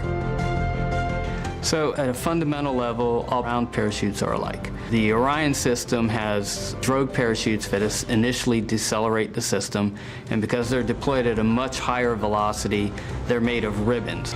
The ribbons can take the fluttering associated with high velocity deployments much better than a solid canopy can. And once the system slows down, it deploys the mains. The mains are much closer to a personnel chute. They're called ring sails. The major difference would be that a personnel chute could be 28 to 30 feet in diameter, and a CPAS main is 116 feet in diameter. So the Orion parachutes are what we refer to as hybrid parachutes. The drag surfaces are nylon, but then the structural grid, how we take the drag on that nylon surface and transmit it down to the vehicle, is made of Kevlar. And Kevlar is quite a bit stronger and stiffer, and it just completely different material than the drag surfaces are. So the CPAS system is designed to safely recover the crew with just 2 mains deployed. The problem with deploying the backup chute after you deploy the first 2 chutes is you have to negotiate the chute that's already out there. So what we chose to do, and what Apollo chose to do, was to deploy the backup chute with the main system itself. And as a result, we get a much softer landing when all the parachutes work properly. But both systems were designed to land with just 2 main parachutes functioning. When we did the pad abort test at White Sands, I was quite scared. But I wasn't scared for our system. I was scared for the repositioning after the rockets took off the capsule and repositioned it. It was perfect. That thing reoriented like it was on rails. And I swear to you, this huge relief came over me when the cover came off, because I thought, wow, we're not done, but we're done. I know this system's gonna work.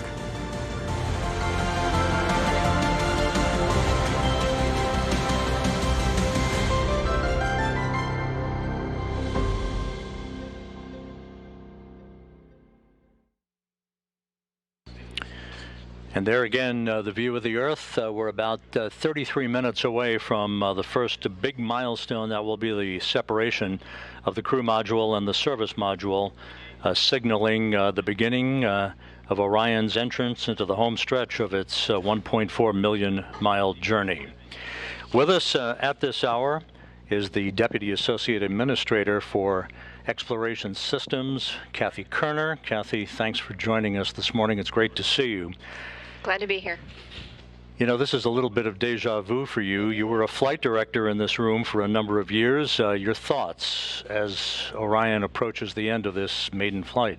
Yeah, certainly a lot of history in human spaceflight has been made in this room, and we're making some more today. And really excited. There's a lot of energy in the room, and it's very familiar, but it's also very different as we step into this next episode in human exploration. You know, the mission had its trials and tribulations getting off the ground, but once it did, so far, so good. The mission has exceeded expectations in many areas. Of course, the post-flight analysis is yet to come, but from the top level, the 1,000-foot level, looking down at the mission, what are your thoughts about what has been accomplished in setting the stage for a crewed mission 2 years from now? Absolutely, this has been a phenomenal mission thus far. If you asked me to grade it, I'd give us an A+. I think that the work that has been performed both by the Exploration Ground Systems team, the SLS team, and the Orion team has been fantastic. We've been learning how the spacecraft operates. We've been learning how to fly this amazing machine, and it's gone so well that we've actually been able to add tests during the mission that help expand the envelope that we're going to be able to use to operate the spacecraft once we have crew on board. The major objective of the mission lies ahead. That's the rigorous testing of the heat shield, as we've just seen in our features. 5,000 degrees Fahrenheit building up around the spacecraft, twice as much as space shuttles endured when they re-entered the Earth's atmosphere. How do you think it's all going to fare, and what then needs to be done to analyze the performance of the heat shield in certifying that we are good to put a crew on board in a couple of years? So this is the primary objective of this test mission, but we've got a lot more objectives that we need to accomplish between now and when we launch crew. We have an environmental test that we need to conduct of the entire integrated spacecraft once we get the environmental and life support systems on board. So this is just one of many tests that we have going forward and one of many analyses that we need to do with all of the post-flight data that we retrieve from the spacecraft. We opened up the broadcast paying homage to Apollo 17 landing on the moon 50 years ago today. It's only coincidence that this happened, but it seems very appropriate, doesn't it? It does. It seems fitting that we would honor Apollo with the new legacy of the Artemis generation and this mission today. Thanks very much, Kathy. Kathy Kerner, the Deputy Associate Administrator for Exploration Systems, and we're nearing the end of the home stretch here of this very first mission. Thanks, Rob. Great to be here.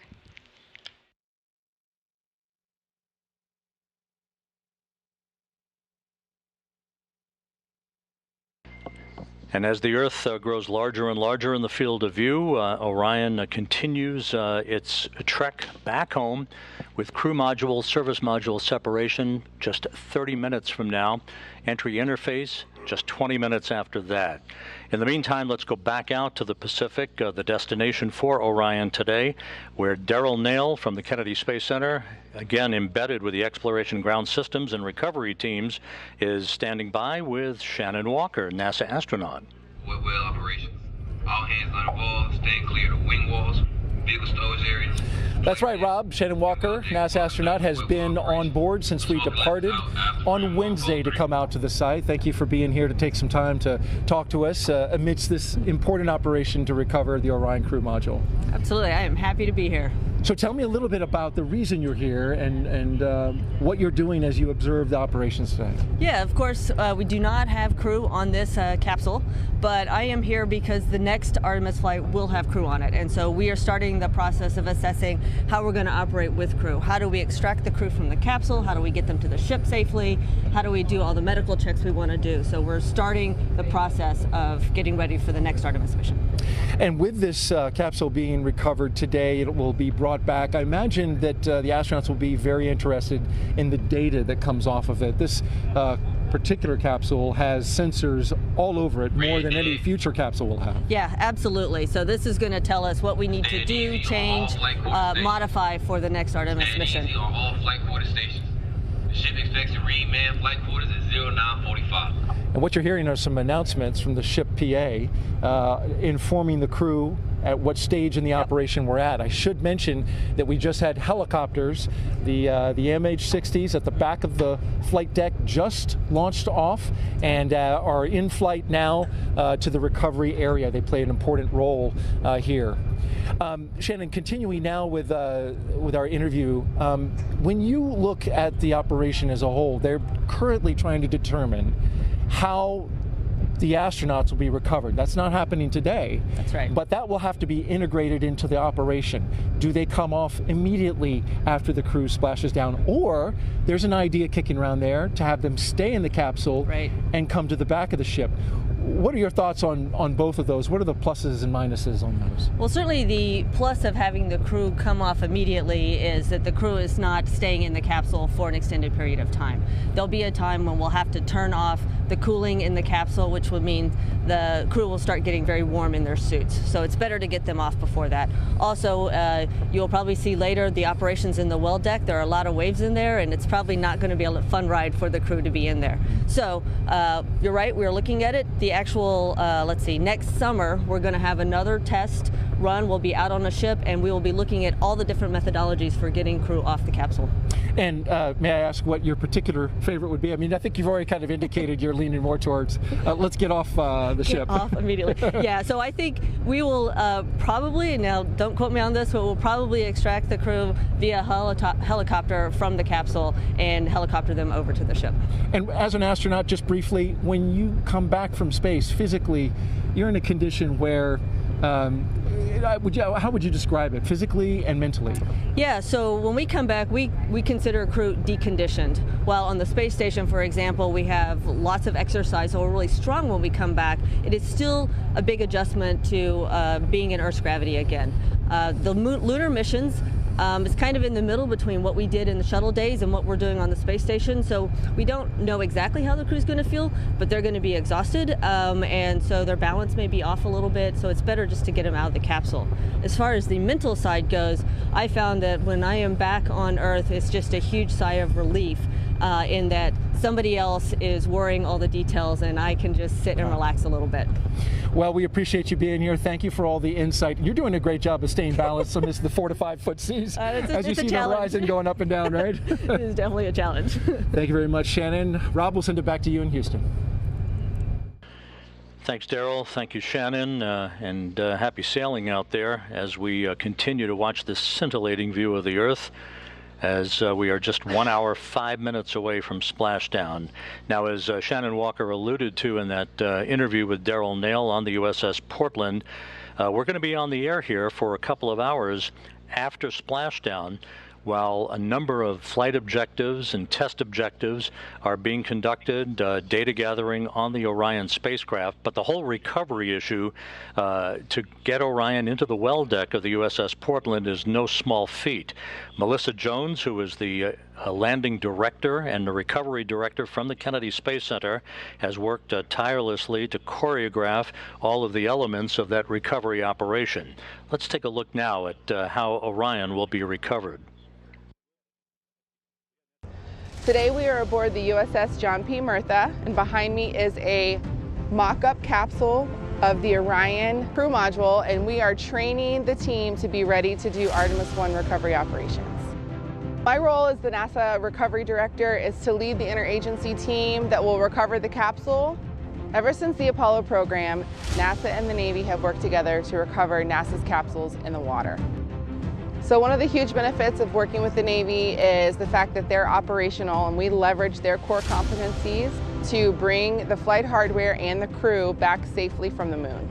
On the Artemis-1 recovery day, my job will be to direct the team through the integrated operation to recover the capsule.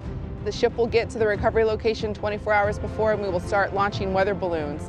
And that data will go back to Houston and will help inform where we splash down. A couple hours before splashdown, the Navy launches small boats off of the knuckle boom crane, and helicopters will take off and they will do their circles in the air, and they are waiting for the capsule to re-enter so that they can get good data and photo imagery of the capsule on its way back to Earth. Once that is done and we splash down, we will safe the capsule, approach the capsule, attach lines to the capsule, and recover it into the well deck of the ship.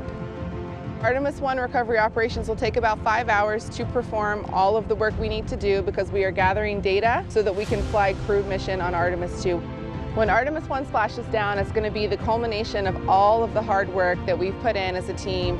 It's going to be an amazing feeling, hearing that we've met Earth's interface and that we can see 3 good main parachutes. And when we hear splashdown, I'm going to get goosebumps all over me.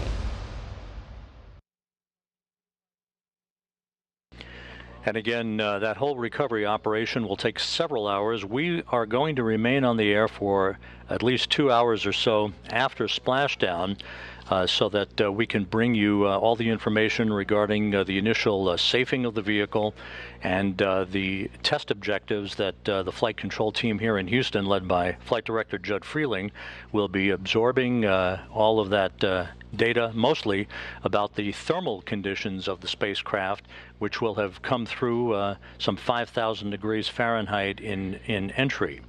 And with us at this moment is the man who is going to be watching all of that very, very carefully, John Kowal, who's the Orion Thermal Protection System Manager. John, your big moment is lying ahead here. The plunge back into the Earth's atmosphere. This is the moment of truth to test the heat shield. What kind of thermal environment are you expecting for Orion as it makes its way into the Earth's atmosphere and then back through the atmosphere itself? Yeah, so, as you mentioned, 5,000 degrees on the ship, but to back that up, how do we get there? So that vehicle still has all that energy that the launch rocket put into it during that first beautiful launch, right? So that gets converted into velocity. So we're going at 25,000 miles per hour, which is, how do you even fathom what that means? It's 7 miles per second. Wow. So all that energy, enough to power 4,000, 5,000 homes in a day, we have to get rid of it. And how do we do that? The vehicle comes slamming in to the atmosphere, starts trying to push the air up out of the way. That air is pushing back, the pressures go up, the temperatures go up. We're talking upwards of around 10,000 degrees Fahrenheit in the flow field. So that energy goes into the flow field, and then the flow field wants to give it back to the surface of the TPS. So that's what the TPS is going to see, or what the heat shield is going to see, and that's what pushes it up to 5,000 degrees Fahrenheit. What kind of testing was required throughout the course of the preparations for Orion to prepare the vehicle for launch that made you confident that it could withstand the rigors of this sort of environment? Yeah, there's been a lot of testing. I mean, we've been at this for since the end of the shuttle program. If you think back to that system, that was a reusable system, we had kind of been out of the business of these ablation materials for quite a while, since Apollo. So we had to train a whole new generation of engineers on developing that type of system, as well as getting the materials back. So there was a lot of testing in arc jets. That's the primary way that you test these types of materials. You can create these temperatures. It's like a wind tunnel with a lightning bolt going down the center of it, and that's how you create this high temperature plasma, and that gets impinged onto the test article. So we do a lot of materials testing. We've done quite a bit of testing of the system. Even though we're using the same material, the AVCoat that they used in Apollo, it's in a different form. And so we made it into blocks. Those blocks have seams that have to be filled. Those seams are always one of the areas that you want to test the most, is because that's where the problems happen. And so we've done a lot of testing there in the thermal. And also structurally, we've had to do a lot of testing to see how the AVCoat blocks interact with the structure underneath and make sure that it's all going to hold up to those loads. And John, it's about 11 minutes or so from the time of entry interface at an altitude of about 400,000 feet until we come out of that second blackout period. So that's going to be a very interesting time, sort of a nail-biting time, if you will. But after the vehicle splashes down and is back at the Kennedy Space Center in a few weeks for post-flight analysis, What are the sorts of things that you and your engineering team will be looking for to give it a passing grade in preparation for putting a crew on board a couple of years from now? Yeah, there's a couple things that we look at. I break it into two different categories. The first is the flight data. We have instrumentation embedded in the heat shield at a number of locations. So we measure temperatures, we measure heat rates, we measure pressures, stresses. All that data will tell us how the material actually performed in that flight environment. It will also help us to inform our computer modeling methods, and that's another thing that we need to make sure that it's performing how we thought it was going to perform, so that we can use those models in the future, to predict for other missions. Now, the other thing we'll do is we'll be looking at the hardware itself. The instrumentation, you only get measurements where you put that instrument, of course, right? But looking at the heat shield, just looking at it, the big picture, you can see the streamlines, you can see how the flow was going across the heat shield, you can see where boundary layer transition may have occurred. So there's so much to just visually see, and then we'll be taking samples of the heat shield, we'll be taking that material out and looking at how much had ablated, looking at the char thickness, the density gradients as you go through as the material burned off, and comparing that to what our models have predicted. And again, that'll help us to be able to validate and correlate our models for that predicting. Very good. It's going to be a very important time for the engineers, of course, and we'll see how Orion fares here in the next hour or so. John Kowal, Orion's Thermal Protection System Manager, thanks very much for joining us this morning. Sure. Thank you.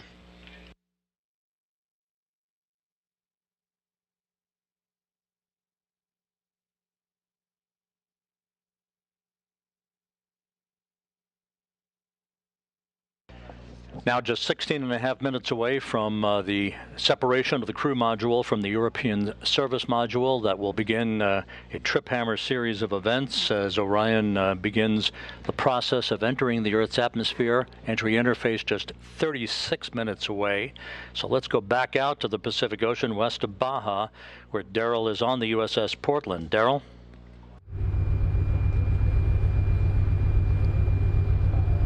That's right, Rob. Quick update for you on the out here in the Pacific Ocean, just off the coast of Mexico.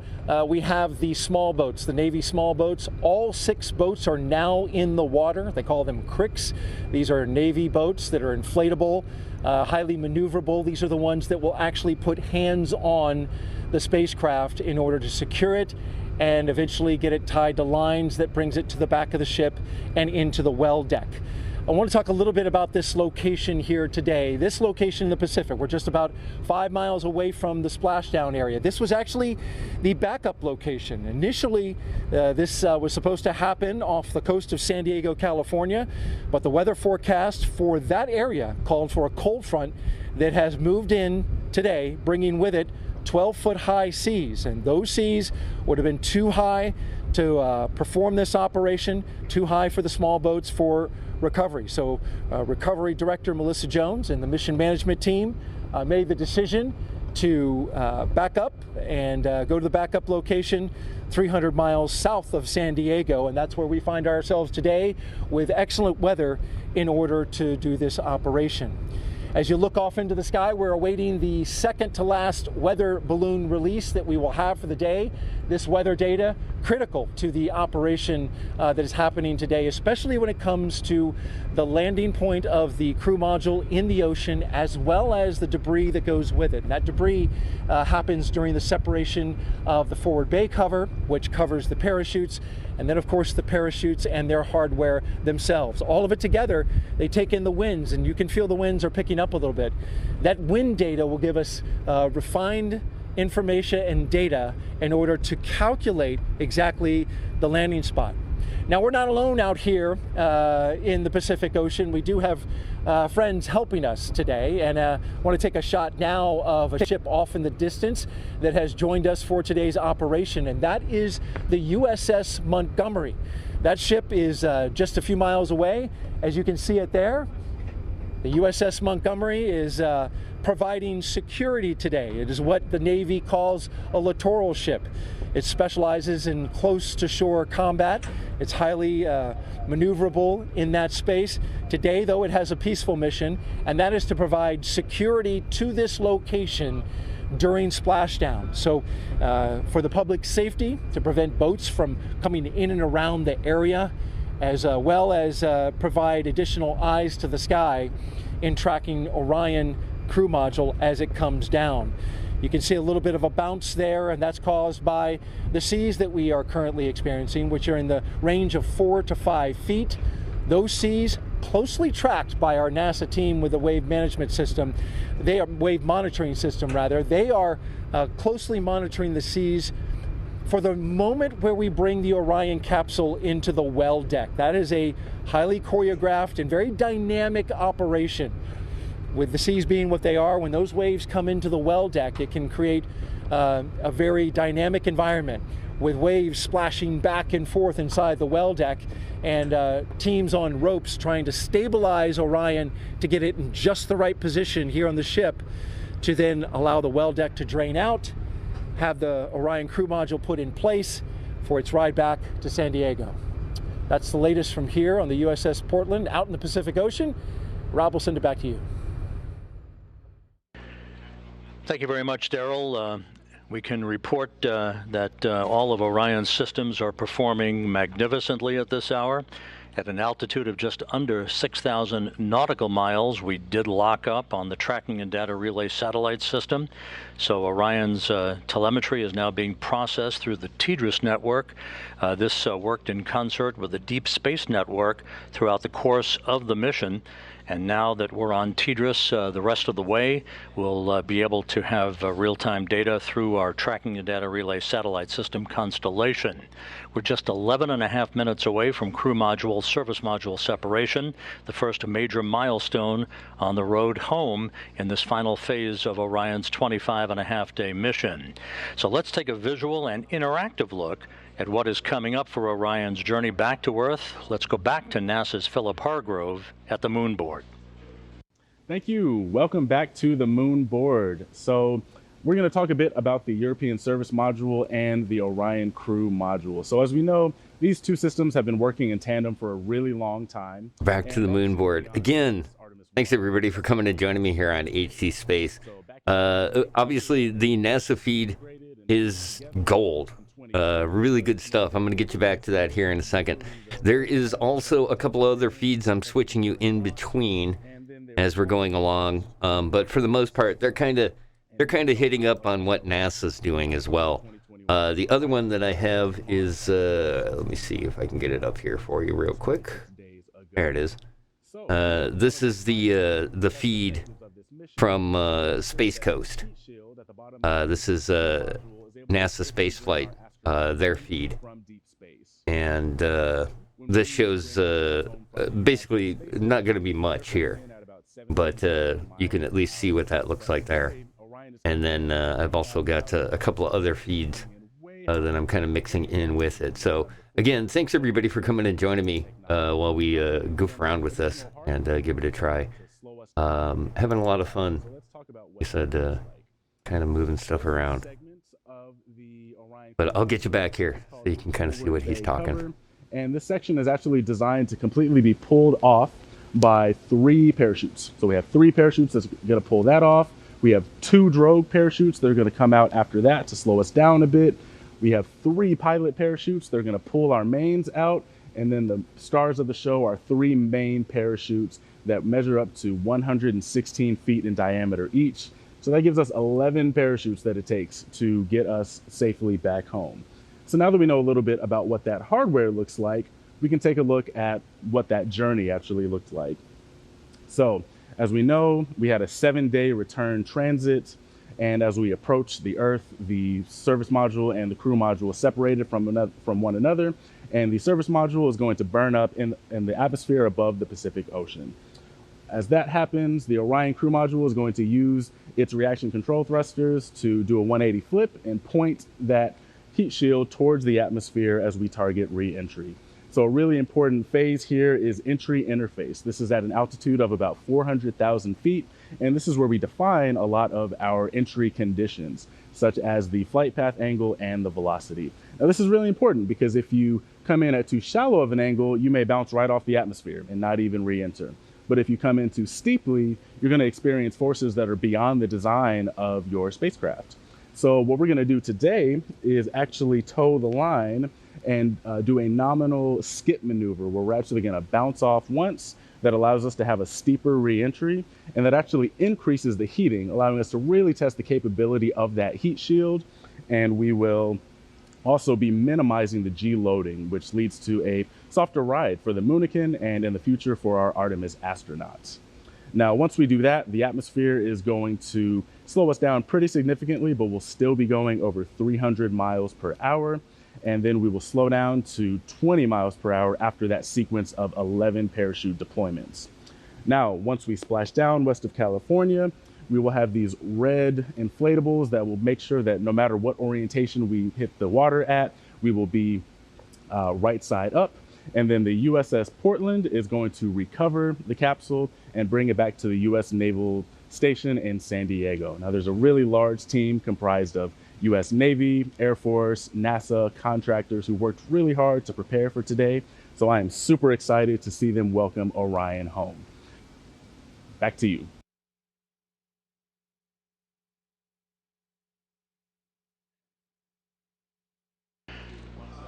Thank you very much, Philip. We are coming up on the critical stuff leading up to Orion's return to Earth and its splashdown in the Pacific, just 7 minutes away now from crew module, service module separation. That European service module has worked like a champ throughout the course of the mission. The service module, which of course housed the solar arrays and all of the other propulsive functioning for Orion throughout the course of the mission, has been monitored in the European service module control room in Noordwijk in the Netherlands, where that team of flight controllers is eagerly awaiting the completion of the service module's work just a few minutes from now, when it will pyrotechnically separate from the crew module, leaving the crew module on its own. Entry interface is scheduled just 26 minutes from now. We'll be receiving reports from Flight Director Judd Freeling and his team of flight controllers throughout Orion's descent back into the Earth's atmosphere, and through all of the parachute deployment sequence events leading up to splashdown that is scheduled at 11:39 and 42 seconds a.m. Central Time, 9:39 and 42 seconds a.m. Pacific Time. One thing worth noting is once Orion splashes down in the Pacific, it will stabilize in one of two positions, either pointed up, which is called Stable 1, or pointed down in Stable 2. The crew module uprighting system, known as the CMUS, deploys a series of 5 bright orange helium-filled bags on the top of the capsule that will either flip Orion right side up or keep it right side up in its Stable 1 position. Those 5 bags are packed in hard containers and installed atop the capsule inside the structural gussets between the parachutes and other equipment. They're inflated with helium gas that is stored in pressure vessels located close by the bags. Each bag has its own independent inflation system. The CMUS, or crew module uprighting system, initiates after landing and opens up a valve for helium to flow into those uprighting bags. It is considered, at least operational, that we have 4 out of those 5 bags to inflate to maintain a Stable 1 configuration for Orion to enable Navy divers to approach the vehicle. One of the first things that they'll be looking for is any leakage of toxic gas or toxic fuel from the vehicle. Assuming there is no such leak and that Orion appears to be in good shape, then they'll begin the methodical process of approaching the vehicle with other personnel and other Navy assets in order to begin the securing of Orion on the ocean for its towing back into the well deck of the USS Portland.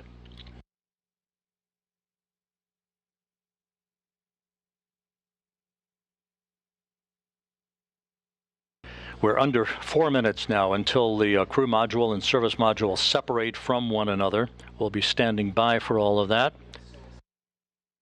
You can see in this telemetry-driven animation that Orion is currently traveling just under 17,000 miles an hour, just under 4,000 miles away from Earth, and a hefty 254,000 miles from the Moon, which of course was its target, in distant retrograde orbit, flying around the Moon for its outbound powered flyby at the beginning of the mission to move to a distance of some 268,000 miles away from Earth, farther than any human-rated spacecraft designed to return to Earth had ever been designed to do, surpassing the distance record established 52 years ago during the Apollo 13 mission.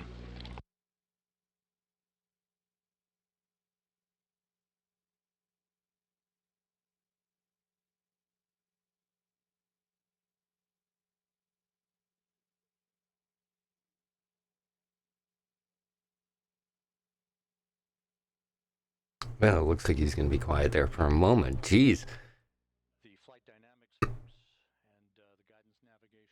They have done a great job. Let me just say, I've just kind of stuck it on the NASA coverage because they have done a really great job so far with the coverage that they're working on, and definitely have made this a lot of fun to check it on out. Ultimate trajectory that will carry it across the Pacific.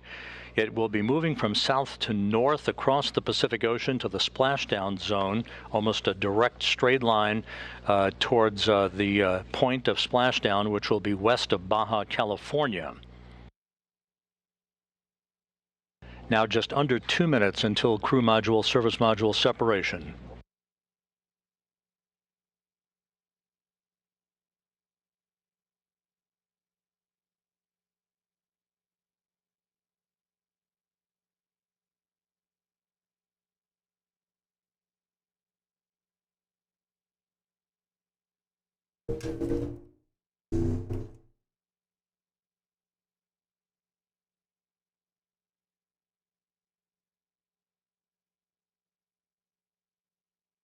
Again, another little cool bit there.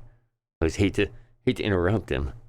Thanks again, though, man. Everybody swinging on by and coming to hang out. I figured I was going to be watching this anyways, and why not? And then also, I switched the channel type over to just chatting because basically that's all I'm planning on doing with this. But I do appreciate you guys swinging on by. Playing a little bit of Mars Horizons when we came into this, and definitely very excited on a lot of the stuff that they've been running and showing. And also, the other thing that I wanted to kind of mention here is that I'm also switching between a couple of other feeds that are going on right now. This is this one here. This is the launch pad. You can check that on out. It's a little hard to see here just because of the way I got this set up. Let me switch it on over to the other monitor. There we go. There you can see it a little bit better in at the mission control here. But yeah, this page has the stats running down on the bottom left-hand side there, which has been fun to watch for the last little bit. And I got that one going on one monitor, and then a couple of other different kinds of feeds as well. Obviously, you've seen the NASA one here. This is where they're currently doing a computer. Some of the computer stuff has just been really great. A lot of fun to watch and real interesting. And then I also love the going back to the main port there. And the other one, and this is just because we got a little bit of time here for this, but this is kind of the one that I have on all the time. Again, this is from NASAspaceflight.com. This is their 24/7 multicam view over at Boca Chica. And they have tons of great stuff on this. And it's just a live feed, so you can just see what's going on. And it's always a lot of fun to kind of look and see what they're working on and what's going on. And well, the scaffolding is gone. Where did the scaffolding go? What's going on? It's a nerd thing that I do enjoy. But yeah, also obviously, like I said, they've been hitting it out of the park with the coverage here at NASA Spaceflight. Definitely, if you want to just watch that, I would definitely recommend head on over there and watch that and check it out, because there's lots of good stuff on there. But again, I wanted to kind of show you some of the other things that I kind of keep on in the background. Here's another good one. This one I don't always watch as much. Oh, it's in this one. Sorry. No? There it is. I'll send you over to Mission Control there. This is the same NASASpaceflight.com. They also run another camera, and this is at the Kennedy Space Center, Cape Canaveral, and right now we can see Port Canaveral as well. But there's a big empty spot right here, and we're gonna see the conclusion of that coming on up here real soon. Let's see. That one? There we go. Back to the NASA feed. Let's see what they're up to.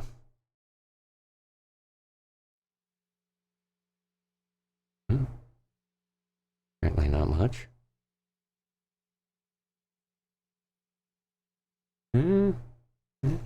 Okay.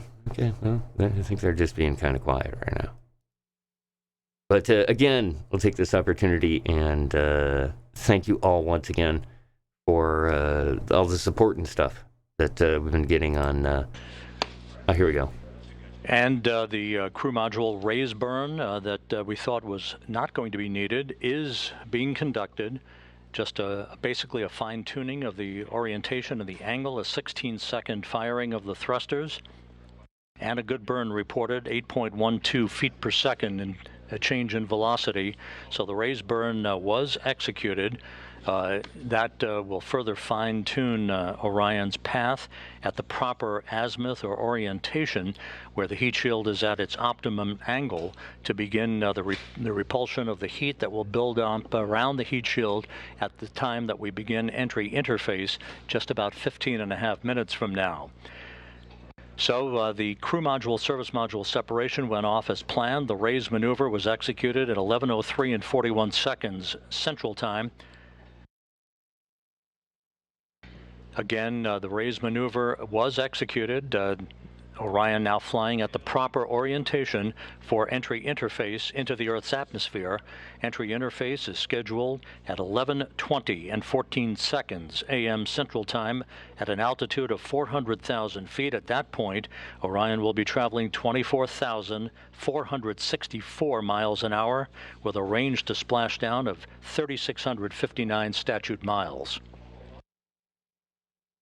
Ah, that's so good. Man, I love when they just kick this stuff out, man. They've been doing such a good job of covering it. Very excited. Flight controllers reporting a solid lock with the tracking and data relay satellite system, receiving data that's being processed through the TDRS network. Just a reminder that after we pass into the Earth's atmosphere, at the speed at which we're going, and with the temperatures expected to build up very quickly for peak heating around the heat shield of Orion, we will begin the first of two blackout periods, the first of which is scheduled to begin at 11:20 and 16 seconds a.m. Central Time and will last about 4 minutes and 48 seconds. At that time, entry guidance, which has been stored on board, pre-programmed commanding for Orion to continue to point its way toward the splashdown zone, will take over. The first blackout period should end around 11:25 and 4 seconds Central Time. That will set the stage for the skip entry, basically the maneuver that will enable Orion to dip into the Earth's atmosphere and skip back out of the Earth's atmosphere and dip back into the Earth's atmosphere like a rock, a flat rock on a pond. That will continue to dissipate energy and heat on the spacecraft, and is a maneuver that data will be gathered for to try to bring in multiple splashdown sites for crewed missions in the future. The second of the two blackout periods is scheduled to begin at 11:29 and 3 seconds a.m. Central Time, and that will last for about 2 minutes and 50 seconds till about 11:31 and change. That'll be the final blackout period, after which we should lock up solidly for the remaining 8 minutes or so until splashdown.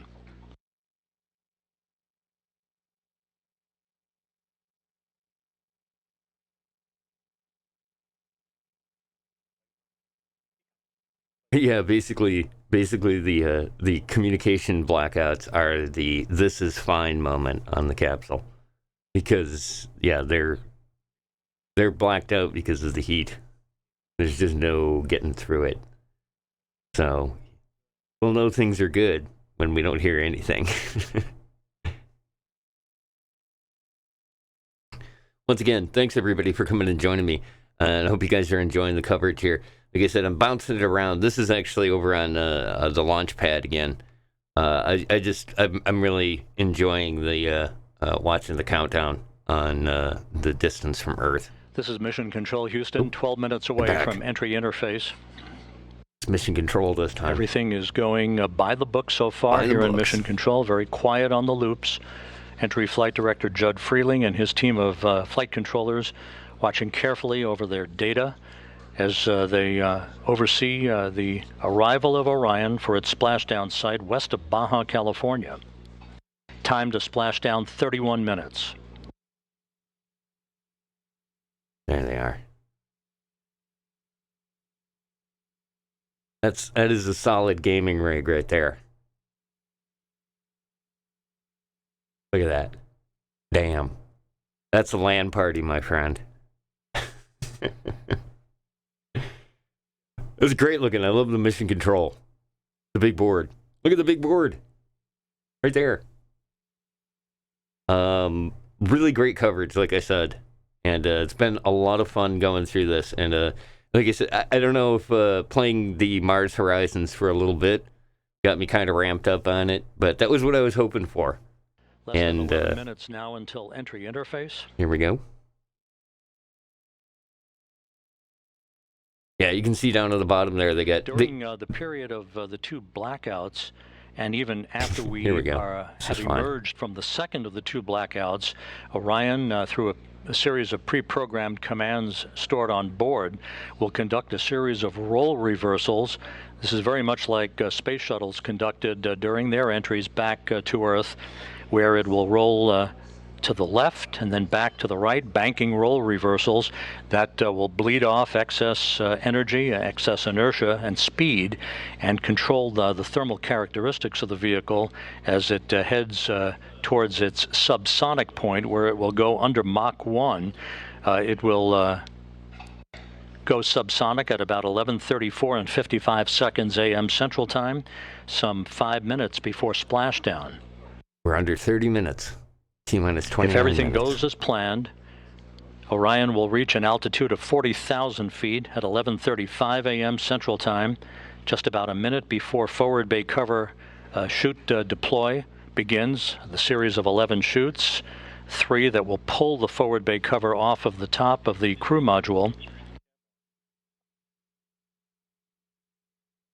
That'll be followed by the deployment of the drogue chutes, and then the 3 large main parachutes, 3 orange and white parachutes. That'll be the moment we'll be waiting for. Orion now 28.5 minutes until splashdown. I love it. He's selling it. He's totally selling it. Dig it. Good stuff. Once again, thanks everybody for coming and joining me here on HC Space. I appreciate you guys being here, and I hope you're enjoying the coverage of the landing of Artemis-1, completion of the first use of the Orion capsule. And it is, I'm so excited. Like I said, the pictures and stuff that we're going to get are going to be just amazing. And just some of the photos we've seen already are spectacular. And this is going to be a lot of fun. So again, I enjoyed the fact that, and actually here, while we're waiting a moment, let me put this back up, because I had created this originally for the stream. Got him down a tiny bit. Basically, this is the, obviously, this particular HC Space show here, the Artemis landing coverage, and doing the Mars Horizon thing. But the other thing here that I got is a couple of the other things that I've done as far as the HC Space stuff is concerned. And I think this one's actually over on the Captain Atomos saves. I'm going to have to move that one over to the Atomos CLU channel. But this is the Mars Perseverance coverage that Hick and I did over on the Trek Radio official channel when the Perseverance landed. And then the other thing that we did was 25 days ago now, the launch of Artemis-1 on TrekRadio.net. We did kind of a simulcast thing with that. And so, yeah, I put together kind of a couple of the HC Space space stuff, real stuff that we've been goofing around in. So appreciate you guys once again being here. I'm really glad that had the opportunity to kind of share this little event with you. And yeah, it's good stuff. Send you on back over to NASA. Let's see what kind of shenanigans they're up to. Seems pretty calm there. I like the fact that they're doing the and this view time from graphic camera inside the cabin of Orion. Oh, okay. This doesn't look like much at the moment, but it will soon, when it shows the forward bay cover jettisoning and the initiation of the parachute deployment system. Entry interface less than 6.5 minutes from now. This is super exciting too, because one of the first video things that I did for my radio show, Harmless Content, the Harmless Content transmission, was the original, very first test of the landing of the Orion capsule.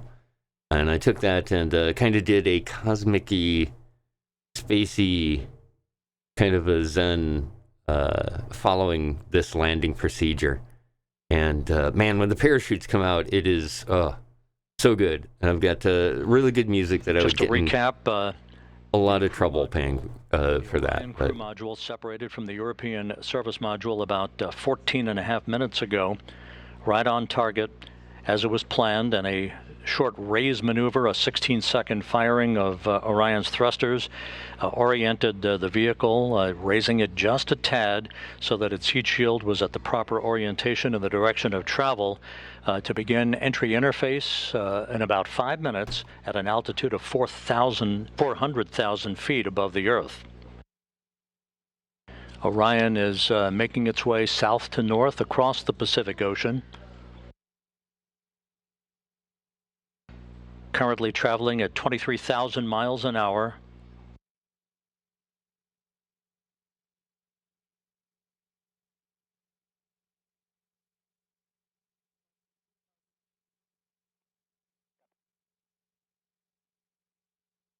We're about 5 minutes away from entering the first of the two blackout periods, which will last about 4 minutes and 48 seconds.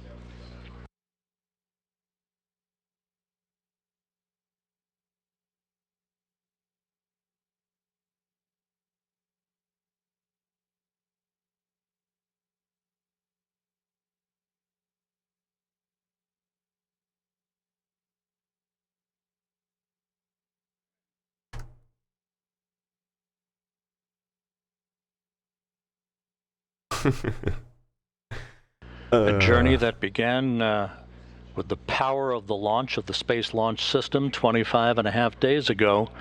Oh, yeah. About to reach its final minutes in the searing heat of re-entry, where temperatures around Orion will build up to 5,000 degrees Fahrenheit. We're cooking here. Just under 4 minutes until entry interface. 4 minutes. Excellent. Once again, thanks everybody for joining me for this stuff on HC Space. I was saying that before. Don't forget, there's a couple of different things that you can take a look at after this is completed. Obviously, you can see it here on the Twitch channel, Artemis CLU, that I'm doing this stream on live right now. But as soon as I finish this stream up, I will send it on over to my YouTube channel, which we just got up there, youtube.com/AtmosCLU. Let's pop over to here real quick. There we go. I think. Right? Yeah, there we go. I got so many windows and stuff going, the computer's like, ugh. There we go. Yeah, you can check out the down on the bottom there, youtube.com/AtmosCLU. And then don't forget, you can also follow me on Twitter. I always tweet out just before I start up a live stream or do a radio show, usually about a half hour or so before that. And we'll be heading on over today to tonight to Q's Winter Wonderland in Star Trek Online for the radio show. You can catch that on trekradio.net or on the Live 365 link that I have there. Or just get the Live 365 app and look for Trek Radio Network. trekradio.net. We got some more stuff coming on up. Looks like they get our graphics are getting more intense. Let's go with this one first. This is the NASA feed. You can see they did the earthy, shadowy thing there.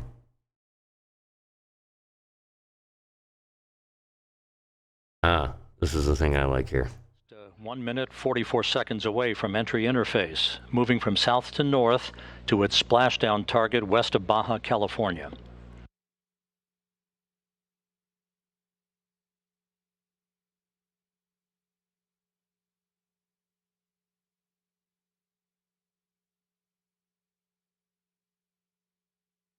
It's looking good.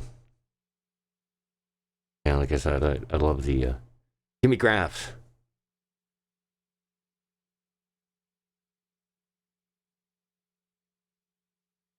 Yeah. Just 1 minute away from entry interface. That shot right there. That's off the top of the capsule. And this view from the cabin camera, looking out of the upper hatch of Orion, you can see the limb of the Earth. We're going to be losing all of the data here shortly once we enter into the Earth's atmosphere and begin the first of the 2 blackout periods. Yeah, like I said, that's the video that I did for Harmless Content has the actual camera that's in here, which we'll get in the next, probably a couple of weeks. We'll get the actual footage of even during this blackout period, which is really neat to see because, man, you can tell that there's some heat going on. All right, so... Standing by for entry interface and the first of the 2 blackout periods. Okay. And then let's see, this feed here. Nope. There we go. Oh, they just switched over. Yeah. We are now in the entry phase. Let's go. Entry interface has begun. Oh, here it comes. Entry interface at 400,000 feet. Orion traveling just under 25,000 miles an hour. Yep, there it goes. That's it. We've gone into the first blackout period. This is a visualization based on what should be happening at the moment, where the temperatures around the heat shield are reaching about 5,000 degrees Fahrenheit. This is the moment of truth for Orion. Come on, you got this. Hydrate, people. Hydrate. We should be coming out of this first blackout period just under 4 minutes from now. Hell yeah, coming in hot.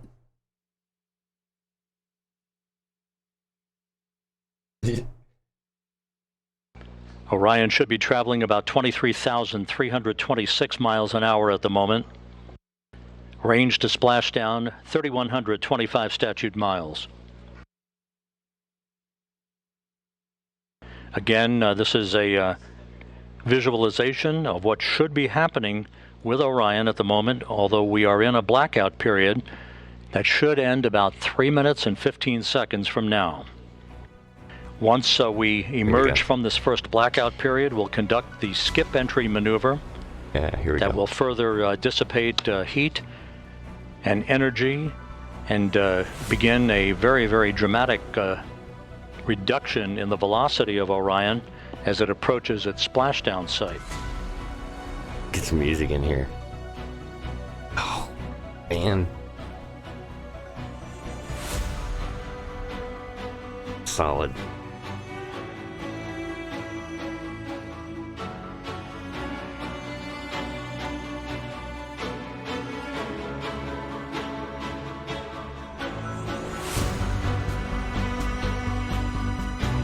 Clocks here in Mission Control showing the sequence of events yet to come. The first blackout period to end about 2 minutes and 18 seconds from now. The second of the two blackout periods would begin about 6 minutes from now for about 7 minutes, followed by the jettisoning of the forward bay cover. That will begin the sequence of the deployment of the parachutes. First, a pair of drogue chutes, 3 pilot parachutes that will then pull 3 main parachutes to begin the final moments of Orion's descent back to its splashdown in the Pacific Ocean.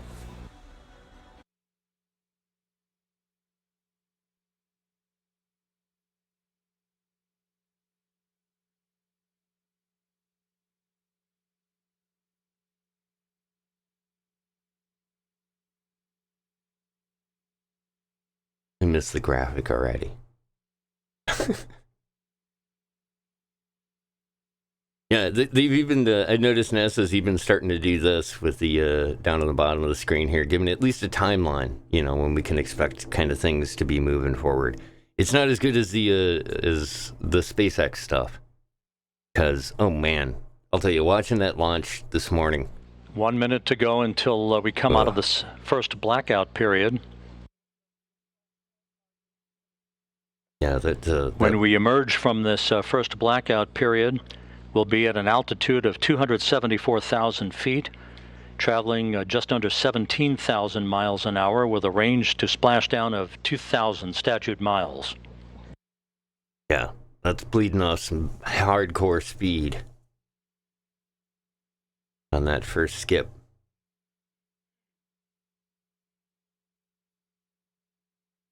You can see they're getting ready. You got that nice camera feed there from the recovery ship. Solid.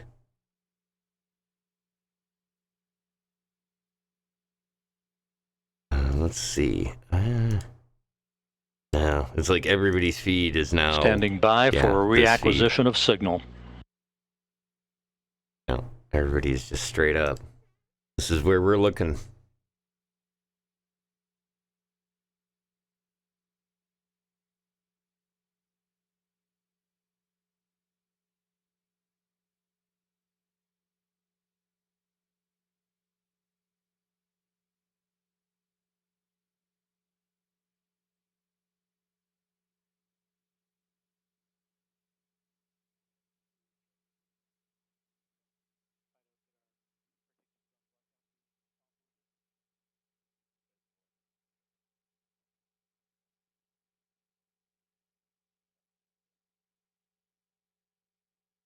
Come on, guys.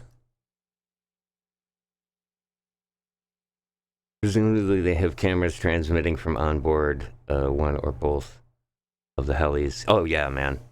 I wouldn't doubt it. I haven't seen anything from there, and we though. have data from Orion. All Orion right. out of the blackout period. Woohoo! We've got data.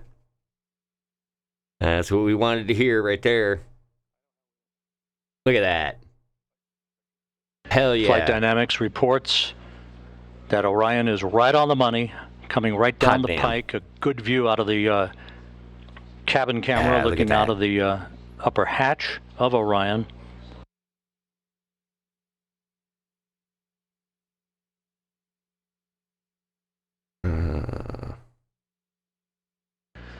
We should be performing the skip entry maneuver momentarily. Good communications established with Orion.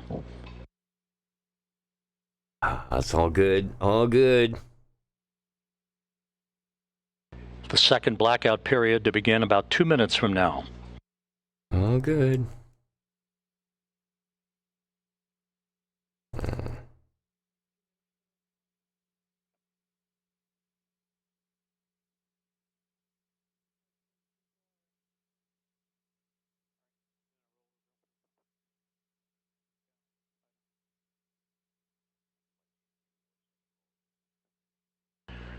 Orion is at the apogee of the skip entry maneuver, beginning the second in a series of role reversals, again banking maneuvers to bleed off excess inertia and to dissipate heat around the spacecraft.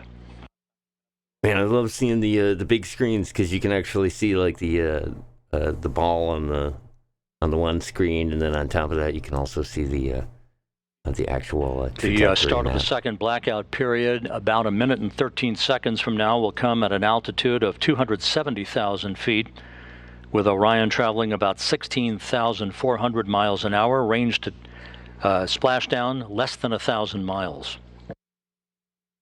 Nice.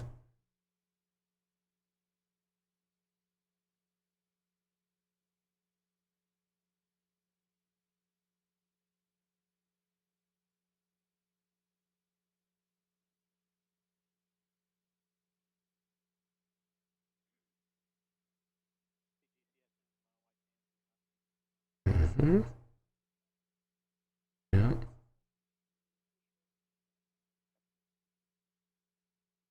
It's good stuff.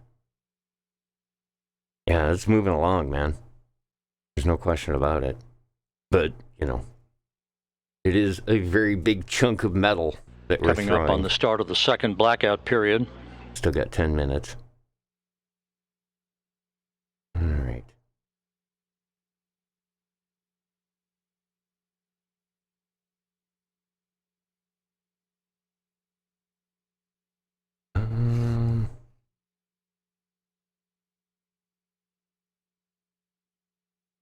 Oh, okay.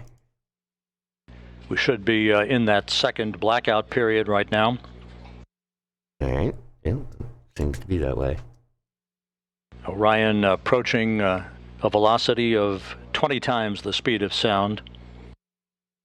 If all goes as planned, we should be out of the blackout period with a solid lockup on the vehicle at 11:31 and 46 seconds a.m. Central Time.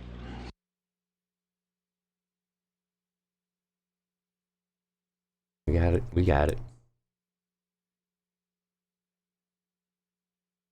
There we go.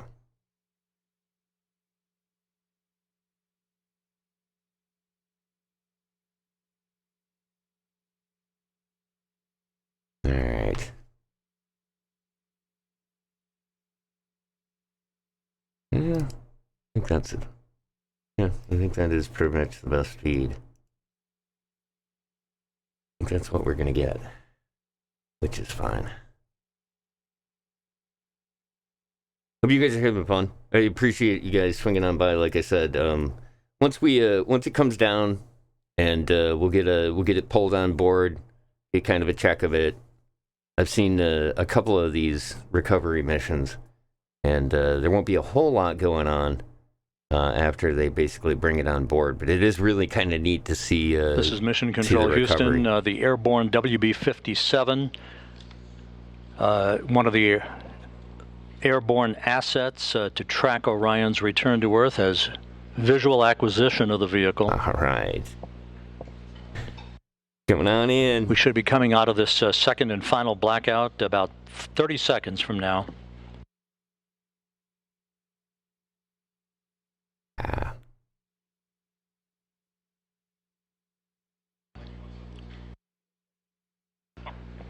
And helos flying off the deck of the USS Portland now have a visual acquisition of Orion as well. At an altitude of 174,000 feet, traveling 12,600 miles an hour, range to splashdown 288 statute miles. Ow. It is still coming on in. Damn.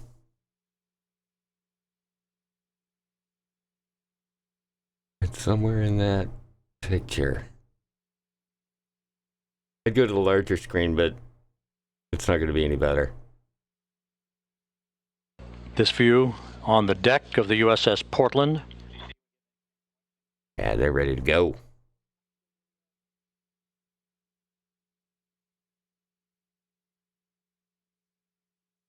It's going to be pretty close to the estimated landing spot, so you can probably see it from the deck. And there is a view out of the here we go. Cabin camera of Orion as it continues a series of role reversals. We have data back from the spacecraft.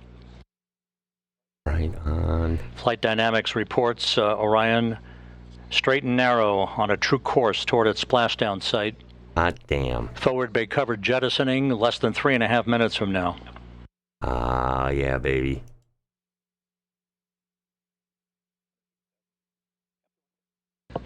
$150,000 feet off the ocean.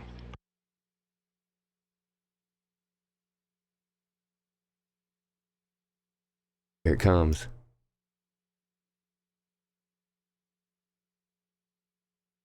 Orion now traveling at Mach 10. Mach 10. Yeah, the onboard camera, dude. Oh, I love this shot.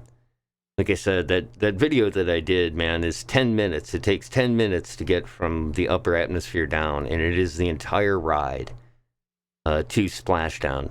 I cut the song and everything on it right at splashdown, and it is so cool to see it. This camera view is just amazing. And like I said, this is just what we're seeing live. Orion's speed now down to Mach 6. Wow. It is bleeding out the energy. It hasn't even pumped the chutes yet. 2 minutes until forward bay cover jettisoning. All right. That's going to be the money shot. That is, I'm telling you right now.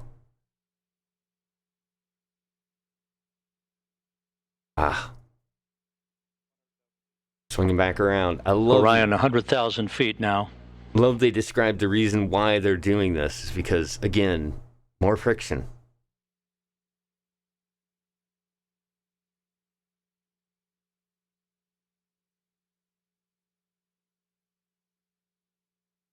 Now, if I'm correct, that is the heat right there. The spacecraft about to go subsonic. Damn. Damn.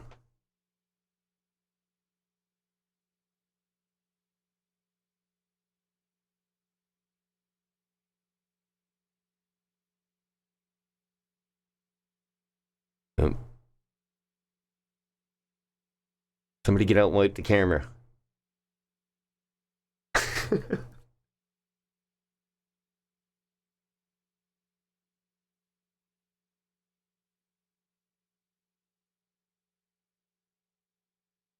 Oh, it is 45 seconds until forward bay cover jettisoning. Yeah. Spinning it back Orion around. now at 50,000 feet. And then back around, looking good. Looking good. 4 minutes. Forward bay cover jettisoning pyros are armed. Let's go.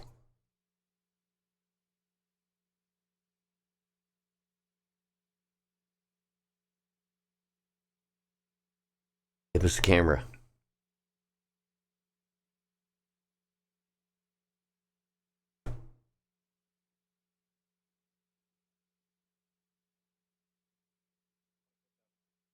$25,000 feet. There it goes. There they go. Drogues have been deployed.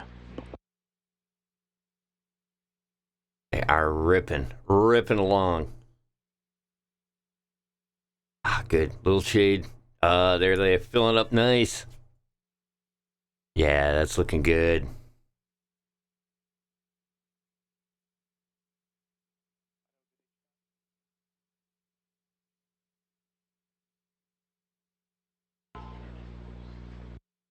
Two good drogue shoots reported by the recovery team out in the Pacific.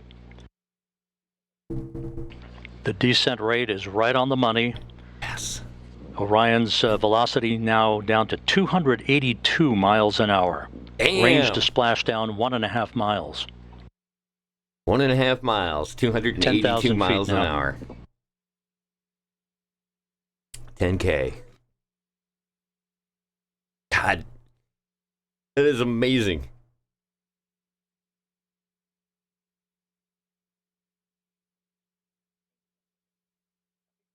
Here we go. There they are. Come on, and we're on come mains. Come on. Come on. 5,000 feet. Come on. There it is. There they go. Reefing in progress. Oh, yeah. Now remember, he was saying that they could pull this off with 2. Oh, look at that. That is 3 a thing good of beauty. main shoots for Orion. Thing of beauty. Hell yeah.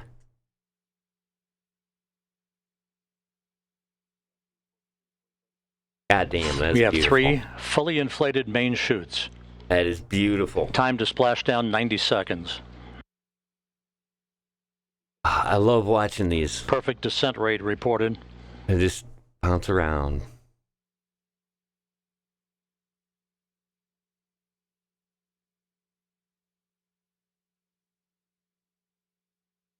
Hell yeah.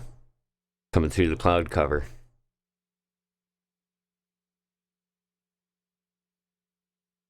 This is where you can kind of get a feel for how quick it's moving.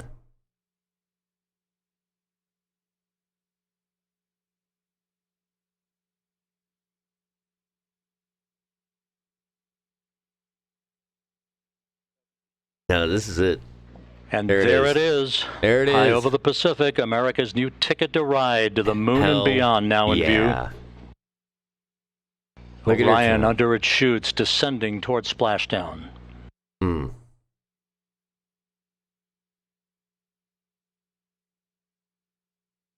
at that.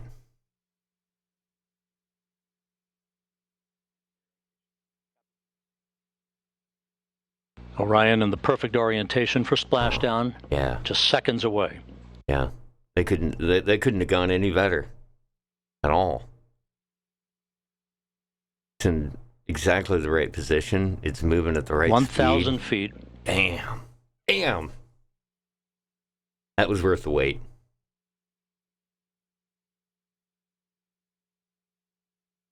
%. Good descent rate. Hell yeah.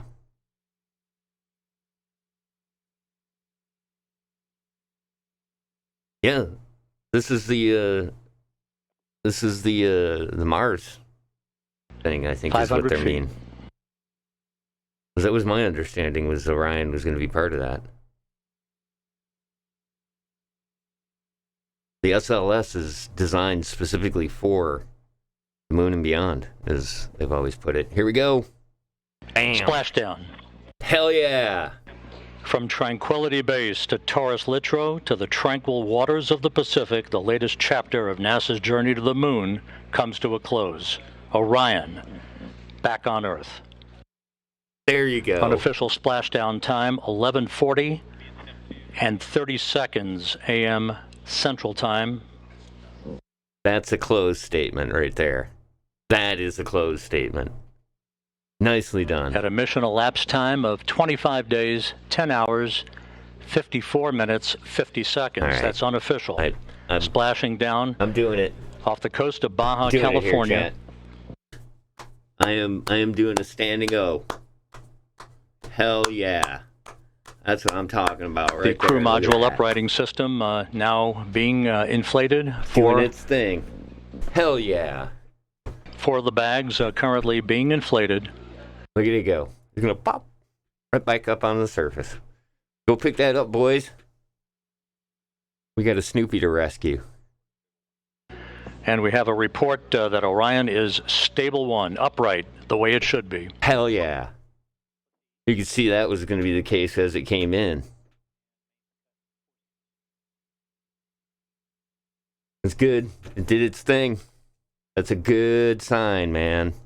Once again, splashdown occurring at 11:40 a.m. Central Time, 9:40 a.m. Pacific Time, west of Baja, California, after a textbook entry for the Orion spacecraft bringing its 25-and-a-half-day mission to an end. Hell yeah. Nicely done. Like I said, worth the wait. Worth the wait. The launch was, I still watch videos of the launch, and so good to see that whole thing in all its glory. And I've got actually, I do have something tonight that will be on the opener for the Harmless Content transmission. You can tune on in to trekradio.net at 10 p.m. and catch the Harmless Content transmission on Sundays. And, this little video that you're watching here, the VOD will be uploaded real soon. Orion's recovery beacon is on. We have confirmation that 4 out of the 5 crew module uprighting system bags have fully inflated, standing by for word on the 5th one. Okay. Might have a But little Orion is in great shape. Hell yeah. Stable 1, just in the orientation that had been expected. So good. That is wonderful.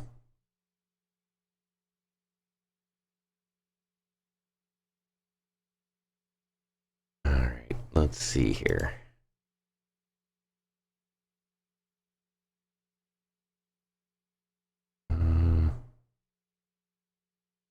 So the boat's running out here pretty soon. Should be seeing that pretty soon, I'm guessing. See if I can find this for you here. I might have just missed it.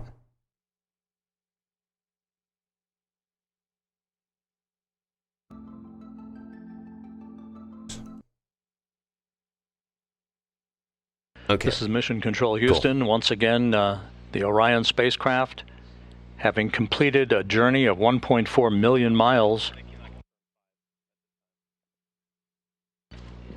bobbing gently in the Pacific Ocean. 4 out of its 5 crew module uprighting system bags have been deployed. We're standing by for word on the 5th. However, irrespective of that, it is in stable 1 configuration, in good shape, according to the recovery team. And we are now receiving word that all 5 of the crew module uprighting system bags are fully inflated. So that's exactly what we had hoped for. Boom. Orion safely bobbing up and down in the Pacific Ocean. Yeah. GG Hick, you're right on, dude. Well, it is Miller's planet. It is totally Miller's planet. And yeah, kind of on the horizon, like you know, if you squint, yeah. The mountains, baby. The mountains. That's so good. So good. Interstellar. Nicely referenced there, sir. Appreciate it. Appreciate you being here. And what the hell? Let's see. This should be rocking.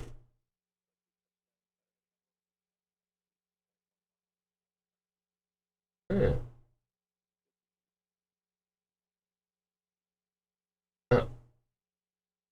Yeah, still got to get used to the interface. I got the interface done a little bit better. Streamlabs. Check out GG Hick over at twitch.tv/GG Hick. Give him a follow. Definitely worth it. Are we going to be golfing? Are we golfing today? Because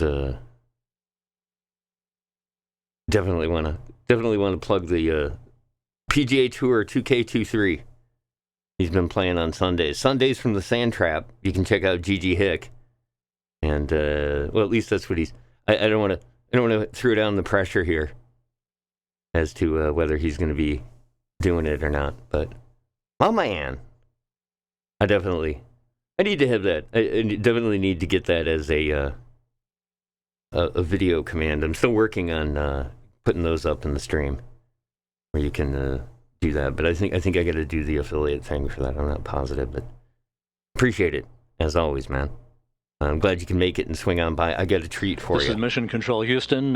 You're looking at the Orion spacecraft that splashed down about 6.5 minutes ago at 11:40 a.m. Central Time, 9:40 a.m. Pacific Time. We are estimating that it splashed down around 5 nautical miles away from the USS Portland. Okay. The recovery ship and Navy boats and divers will be approaching the vehicle before long. 5 miles. The spacecraft is in what is called a stable 1 configuration, upright, just the way we had expected it to be. Just what we wanted. 5 perfectly inflated there we go. crew module uprighting system bags, getting the visual. Maintaining a nice general configuration for Orion. First of the Navy helicopters now approaching the vehicle. Rob Navis. That's our commentator here. And here in Mission Control, some of Orion's systems no longer needed are being powered down. Many of them will stay powered up for the next 2 hours while we conduct a series of test objectives to characterize the thermal conditioning of the spacecraft. That will be important for future data for crewed missions to determine how long the crews can remain comfortable inside a vehicle returning from the moon. Okay. We also will be conducting tests of the beacon and SARSAT system for maintaining tracking of the spacecraft, for recovery forces that will be approaching the spacecraft in the future, and coming up in the next hour and a half will be the reactivation of an ammonia boiler system that will provide cooling in the spacecraft, as it will when crews return from their missions on board Orion. Okay, sounds like they got some stuff to do.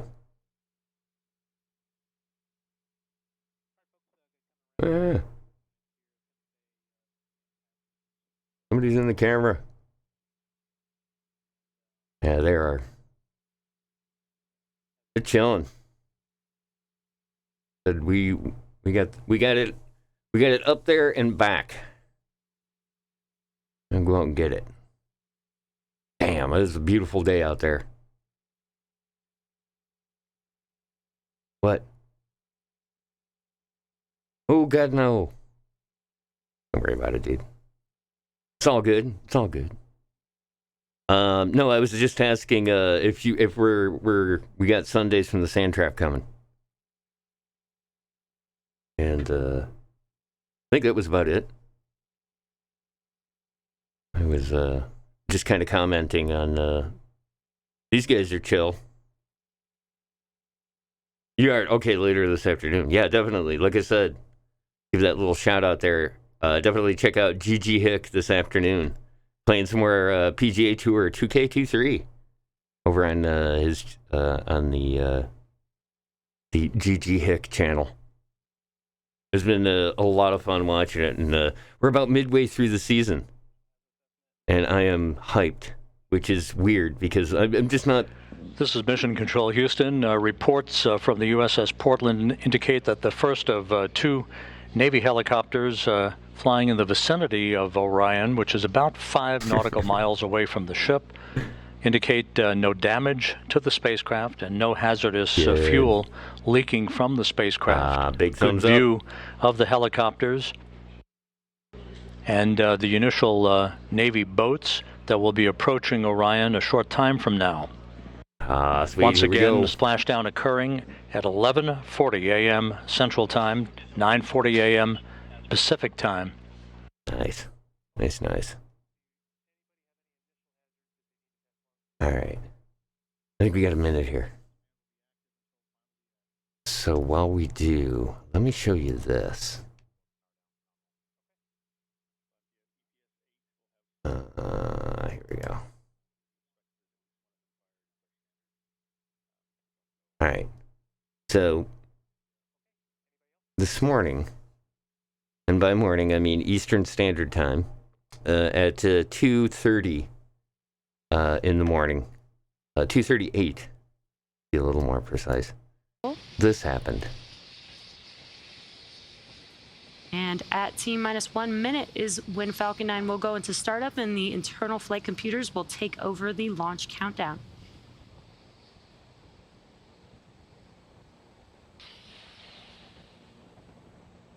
Falcon 9 is in startup. There it is. The vehicle is also now pressurizing for launch, and now we are just waiting for the final call from the launch director.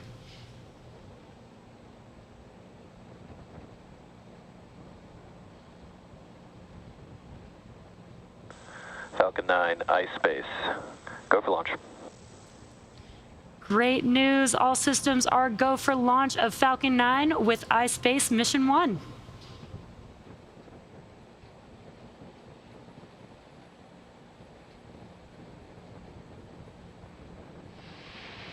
T-minus 20 seconds and counting.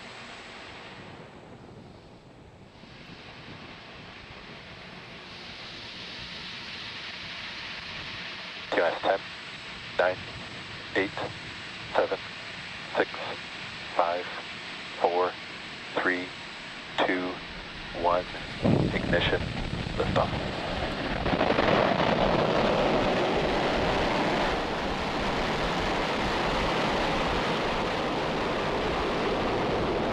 Vehicles pitching downrange.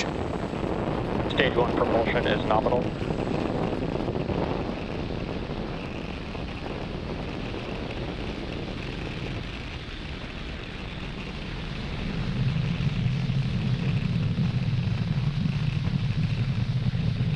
Falcon 9 has successfully lifted off from Pad 40 at Cape Canaveral Space Force Station, carrying the iSpace Series 1 lunar lander. During ascent, we tilt the engines, which we call gimbaling, and that turns the rocket horizontally. And that's what we call a gravity turn. We are still telemetry is nominal. We are still going up, but we are also heading horizontally away from the launch pad. The rocket typically needs to go 17,000... Vehicle supersonic. Great call-outs there. The rocket typically needs to go 17,500 miles per hour horizontally in order to avoid being pulled back down to Earth and get Max into Q. orbit. And we just heard a call-out for Max Q. That is maximum dynamic pressure. This is the largest structural load that the vehicle sees on ascent. Now that we're past the period of Max Q, or maximum dynamic pressure, we engine chill. We do have 5 events coming up in quick succession.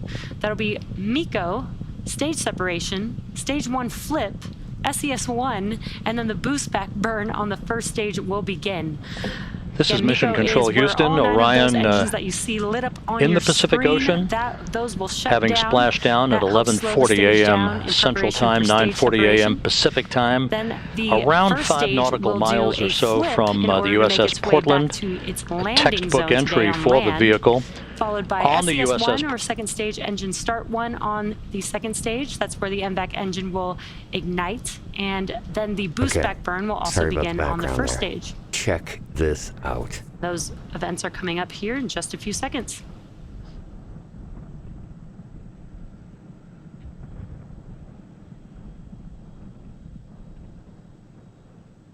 Stage separation confirmed.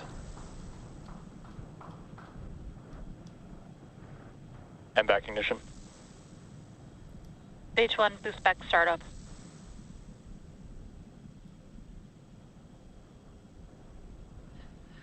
Some really cool views there. We just had MECO stage separation. You could see the stage 1 flipping in the background of the MVAC view, and an awesome view of the first stage boost back burn there.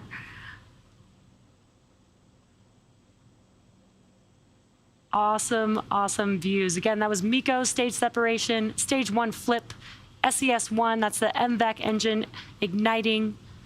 There you can see that on your right-hand screen. Stage 1 is currently in its boost back burn. Fairing separation confirmed. And there you can see on the right-hand screen, the fairing halves have deployed from the second stage as well. These fairing halves have completed their 4th and 5th flight and will be recovered when they return back down to Earth on our recovery vessel, Bob. Stage Bomb's 1 got this. boost shut down. And as you saw on your left-hand screen, the engine has shut down on the first stage. That concludes the boost back burn for stage 1. Okay, so we're gonna do a little time jump here. To where is it?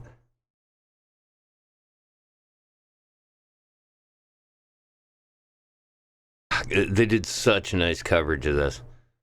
There it is. Right about here. Yeah, here we go. All right. So I think I can go back even a little bit further. Oh, there we go. All right. So this takes a little bit, and then this happens.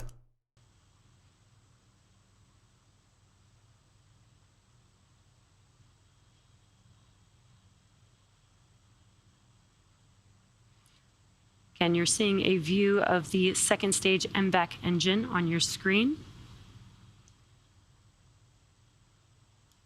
Okay, there we go.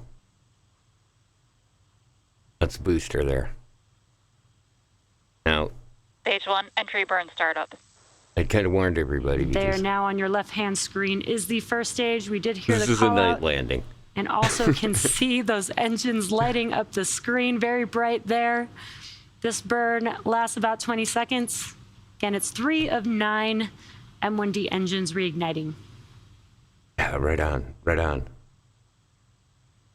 Stage 1 entry burn shut down. All right. Stage 1 FTS is saved. Here we go. I And love as this you because you saw, can see. the engines have shut down. That concludes the entry burn for the first stage. Next up, in just about 30 seconds, will be the landing burn for the first stage. That's a single engine burn, the center E9 engine. Each engine is optimized for sea level. Startup terminal guidance. And it has about 190,000 pounds of thrust. So that single engine is just enough thrust to enable the first stage vehicle to touch down on its landing zone. Today will be Stage landing. 1 transonic. It will be landing zone 2 or LZ2 LZ2. that we will be Coming on attempting in. to land on today. Coming in hot. And just shortly after we the go. landing burn Stage begins, 1 landing burn. as we just saw and heard, the stage 1 vehicle There it landing goes. burn has begun. We also heard the shutdown of the second stage engine, but let's Stage 2 watch FTS is saved. as Falcon 9 touches down for landing with this incredible view here. Nominal orbit Ripping it. insertion. Stage 1 landing leg deploy. There you go. Legs out. Boom. Stage 1 landing confirmed. We down. And like I Really said, awesome this views was there. As you kinda- can see, Falcon 9 has kind of a touched down letdown in on this, landing zone 2. obviously.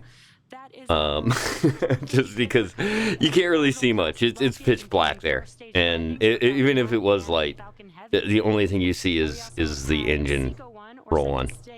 And then there was one other event. Like I said, I love their coverage. Okay, I'll only give it a couple of seconds here, but this you can kind of hear. There. SpaceX's in-between music, awesome. It is awesome.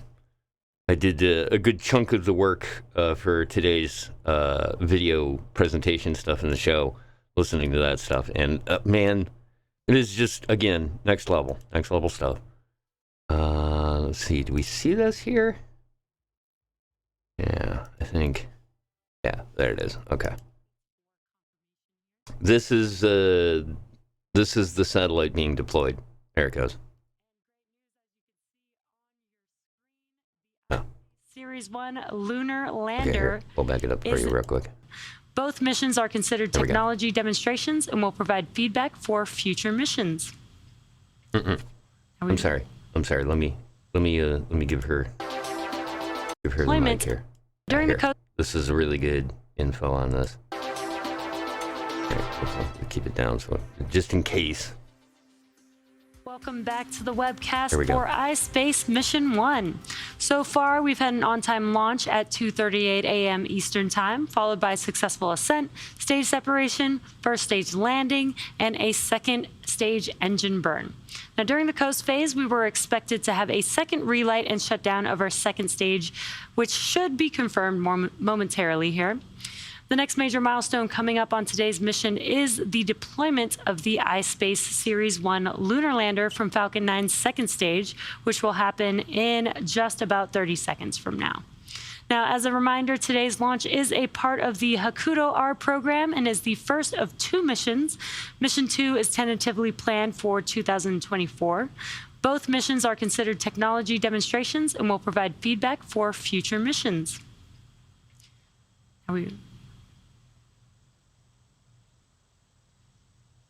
And we're just a few seconds away from payload deploy. And we might not have ground station coverage during deployment, so we may have to wait for confirmation here. iSpace M1 payload deploy confirmed. And great news, as you can see on your screen, the iSpace Series 1 lunar lander is now on its way towards the moon. Great view there. Our mission isn't over yet. As mentioned earlier in the webcast, we do have a ride share on today's mission. Lunar Flashlight will deploy around T+53 minutes. So sit back, enjoy the views, and we'll see you back here in another 5 minutes.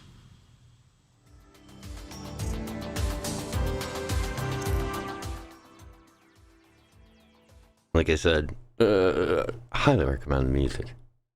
Always great stuff. But yeah, this was the NASA launch this morning, and like I said, it was kind of interesting to check out what was going on with this launch from SpaceX, because obviously SpaceX being a private company, but not only that, this lunar lander is a private company as well. So this is the very first private company. I think she mentioned that earlier. This is the first of obviously at least 2 that they're planning. This first one is a stationary lander, and just going to land, and it'll do sciencey stuff with it. And then, of course, after that is the second one. Is going to actually have a rover on it, was the plan for that one. So, yeah. And then, there's also this whole thing going on as well that you can't ignore. Going on over at SpaceX there's a live feed from spaceflight.com of Starship and Boca Chica in Texas. You can see they've got down on the bottom there. Here we go. We got a booster in the bay and another Starship. Also got the Starship 24 they're working on right now. And they've been working pretty extensively over on the OLM platform. Getting this reinforced, built up, learning more and more every time they do the static fires. And yeah, it looks like they're really prepping hard on 24 right now. They did all of the maintenance work and stuff this week. And, it's looking good. Definitely looking promising as far as stuff they got coming. There's also, obviously, the big news today. What's going on over here? Let's get the audio there for that.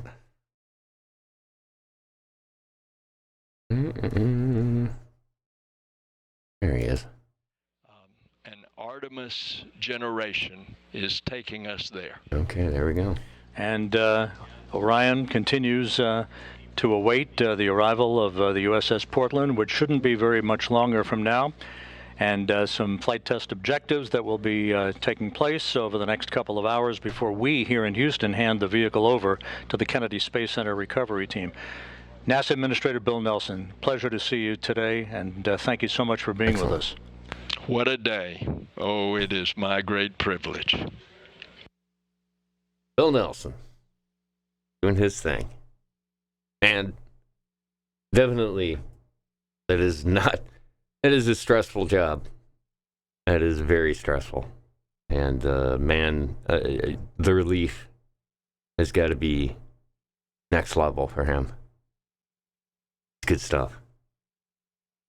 Once again, let me say thanks to everybody tuning on in here to HC Space and trying out something a little different.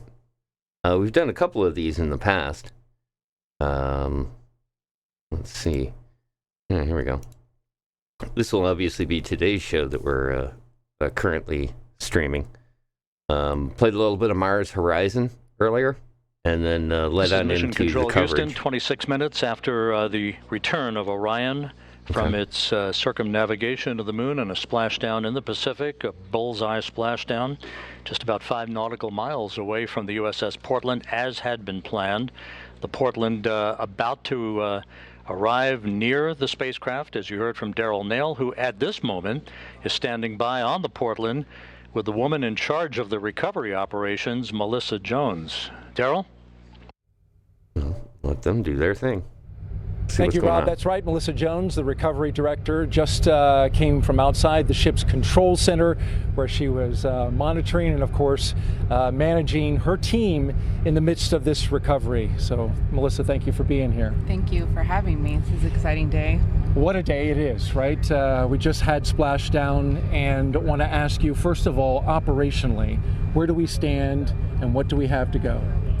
So we had a picture-perfect splashdown, and at this time we're gathering data.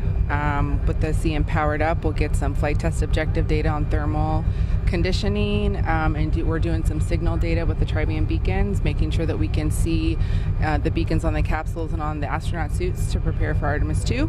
And once that is complete, the vehicle will be powered down by the Mission Control Center, and they'll hand that over officially to us here locally in the Pacific. And then we will approach the capsule and attach some lines to it and pull it into the back of the well deck. And that's a delicate mission, right? Because you will be attaching lines and through the use of Navy boats and then also a winch inside the well deck and Navy sailors on the lines attached to it as well. It seems like a very delicate operation, especially getting in the well deck where waves will be sloshing around. And we've got already 4 to 5 foot seas out here in the Pacific. Correct. So it is a delicate balance to try to control the capsule in the well deck with all the water that we have in there, and to softly land it on the cradle so that we can capture as much data from the heat shield as possible. Now, as the capsule was coming down, just briefly tell me your reaction that moment that it splashed down. So when they called capture from the helicopters, it was the most amazing feeling. It's just been a long time coming. We've been working this mission for a while, and we've done a ton of training. And every time you do training with a mock-up capsule, you don't have any of that. You don't have parachutes. You don't, hear it coming back through the atmosphere, the sonic booms and all of that kind of stuff. And today that actually happened. It's just amazing. And your team, it's worth noting, has been out here a long time. From the moment of launch, you were on console, ready to support if something off-nominal happened, unusual. You were going to be able to recover that capsule wherever it was needed to recover. So you were working that and then stayed through Thanksgiving all the way to now. So it's been a long road. It has been, yeah. Several of us supported launch, and then we deployed out here about 23 days before, and we're out here for Thanksgiving as a team. So we have been waiting for this and preparing for it for a while. And it looks like you're doing a great job so far. Good luck the rest of the way, Melissa Jones, and thank you for joining us. Thank you very much. Thanks for having me. All right, Rob?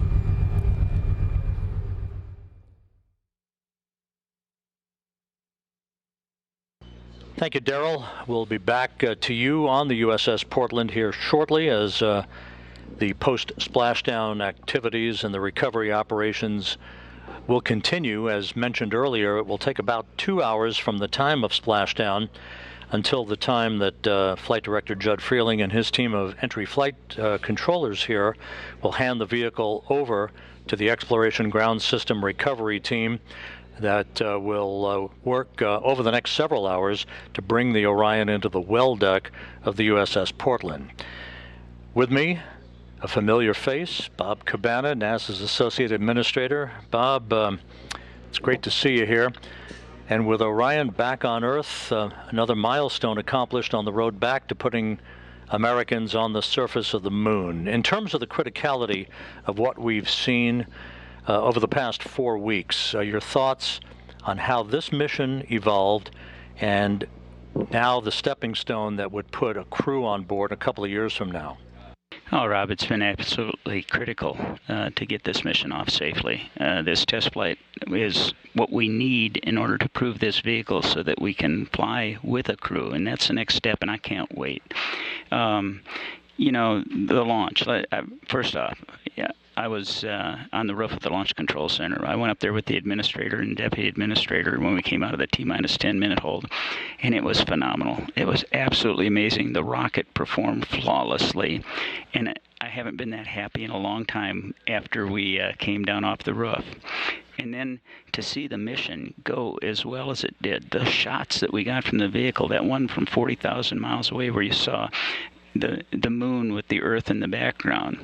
And then this morning, I mean, we've learned how to operate this vehicle. A few minor glitches along the way, but it is performed flawlessly, and we're learning how to work with it, operate it, and that's what this JSC team does. It is so great to be back here in mission control, to be with the ops team. I'm so proud of these guys. Amazing.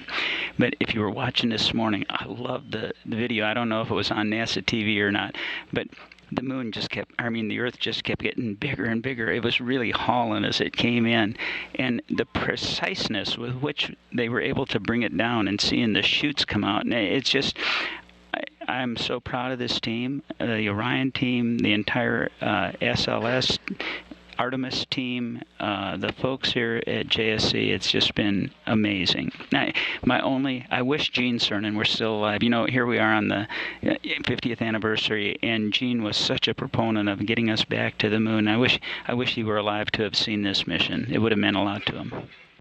I don't want to date you, but I think 24 years ago, at this moment in time, you were building a space station, I believe, with your crew on STS-88. We had so many dramatic, jaw-dropping images during the course of this flight. What for you was the most impactful moment? Oh, I'm not sure I can pick one. Obviously, the launch. The team has worked so hard to get to the point where we successfully launched this rocket. I think the successful burns along the way to actually get that go for the TLI burn and do it and be on our way to the moon again. Absolutely awesome. I think the pictures that we saw, but the splashdown, how can you not? I mean, this was really emotional, going around and congratulating folks for what we did. So it's hard to pick just one. I think what has meant the most to me, more than just watching the mission, more than the mission highlights, is being with the teams at the Kennedy Space Center, at the Marshall Space Flight Center, here at the Johnson Space Center, and just being able to go up and talk to them and thank them for all their hard work that got us to where we are. I think it means a lot to me. And Bob, final question. The next step, Artemis-2, putting a crew on a vehicle to orbit the moon. It's going to be a complicated mission. It's a long road. It seems like a long time from now, but based on what we've just witnessed and based on what we believe will be the ultimate data flow out of this mission, doesn't seem that far away, does it? It is not that far away. It's going to mean a lot when we get the crew assigned. And we see them in training. We get that human face to this. I've seen the flight hardware at KSC. The Orion 2 spacecraft for Artemis 2 is there. It's in build. We got to get Artemis-1 back and transfer some of the black boxes across to make sure that they get checked out and everything works. You know, the rocket's being built. We are on the way. And I think when you put a human face to that, when you actually see that, hey, we're sending humans to the moon again, and we're going to get this one-year cadence eventually where we're doing this on an annual basis, this is our future, and it's different from how we went during Apollo. We're going in a sustainable way.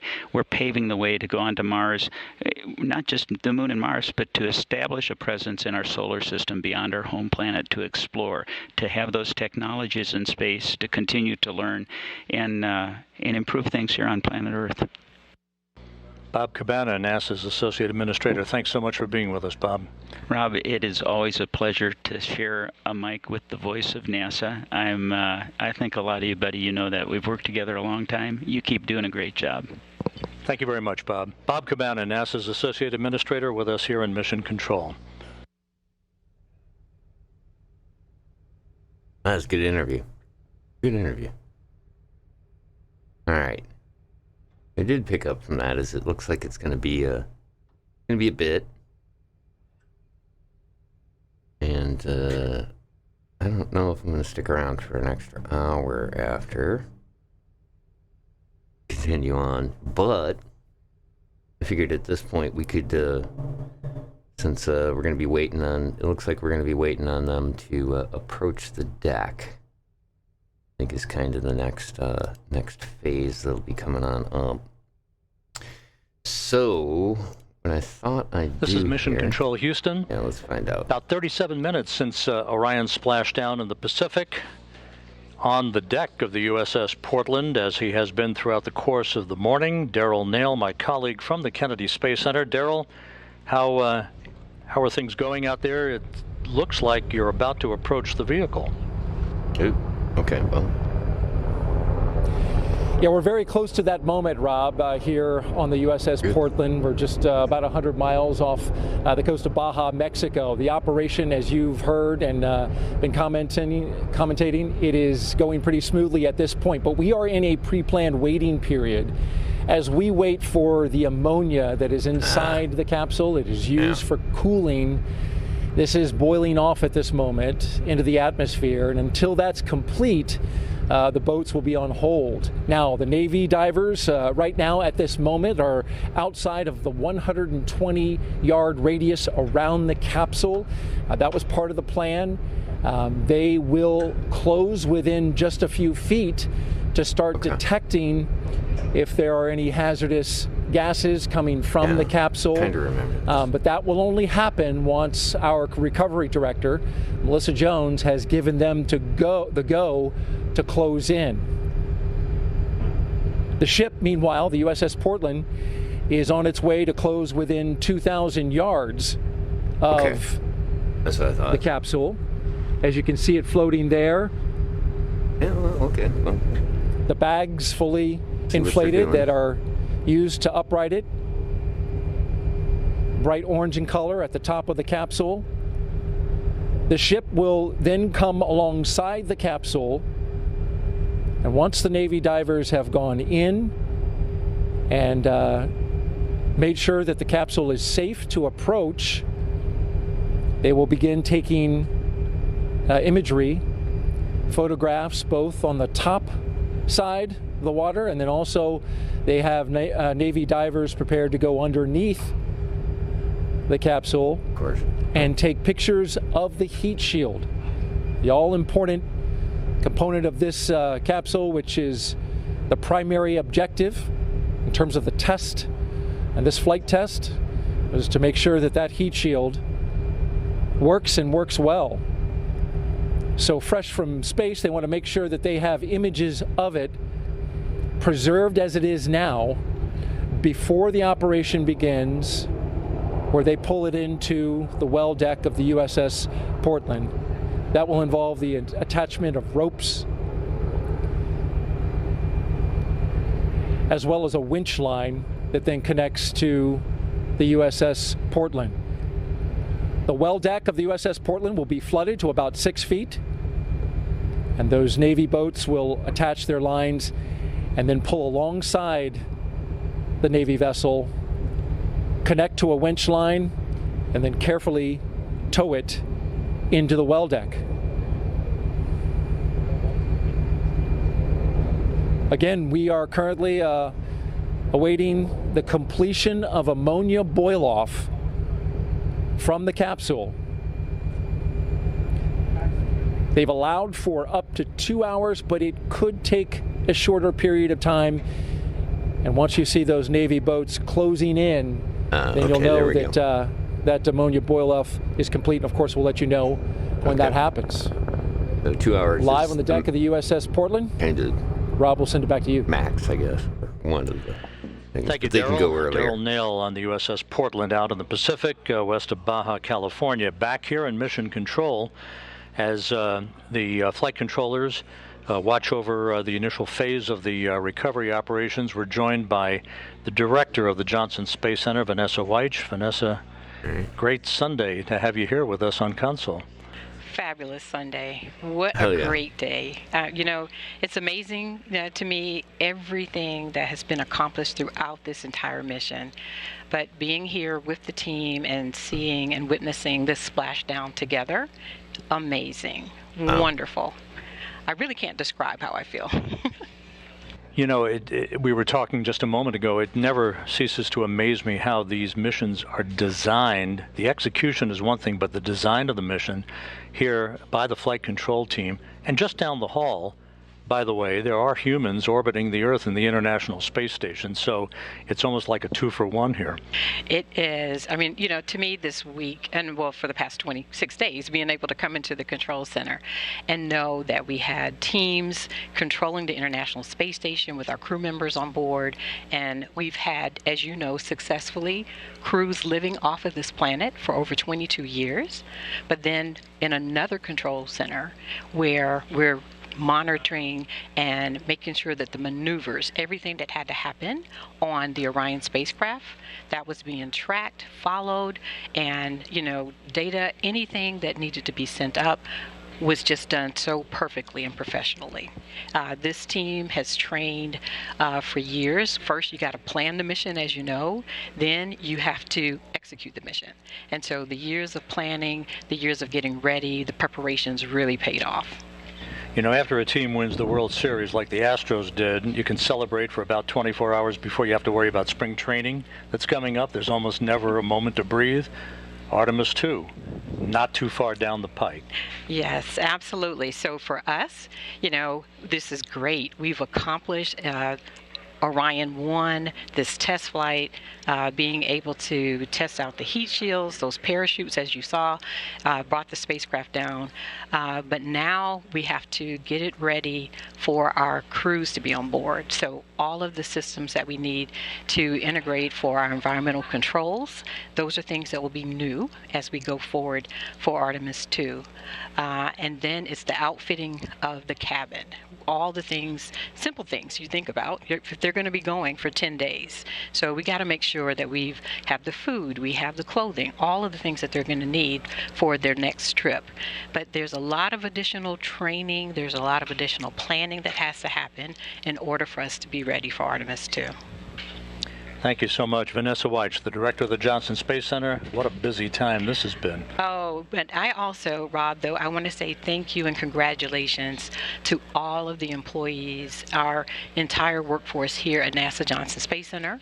But I also want to thank our European partners. I want to thank our industry partners. It took thousands of people to make this possible. And now the recovery that's being done by the Navy, just want to say major thank you to the brave individuals that are out, and they're going to be bringing the Orion spacecraft into the Portland, and then she'll be back going to Florida, and my friends in Florida are ready to receive her. We're super excited and just want to say thank you to everyone that has made this possible. Thank you so much, Vanessa Weich, director of the Johnson Space Center. Time to celebrate just a little bit before we catch our breath and press on. Yes, time to celebrate. Then we got to get ready for Artemis-2. Vanessa Weich, thank you so much.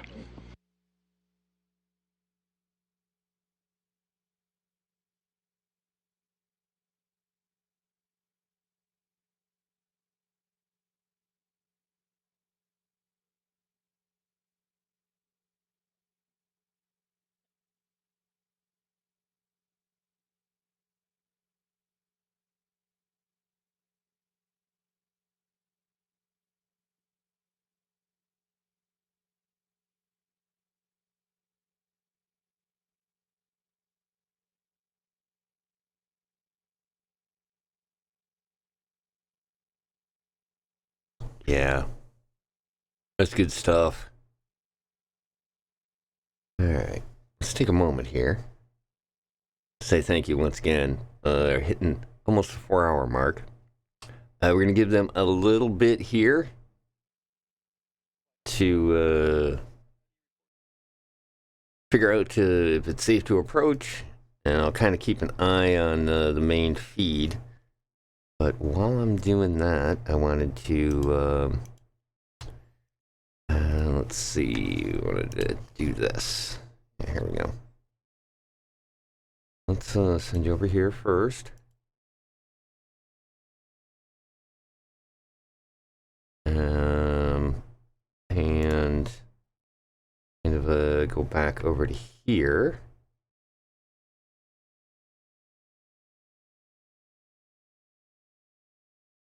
There we go. Let me get it. There we go. And John over to here.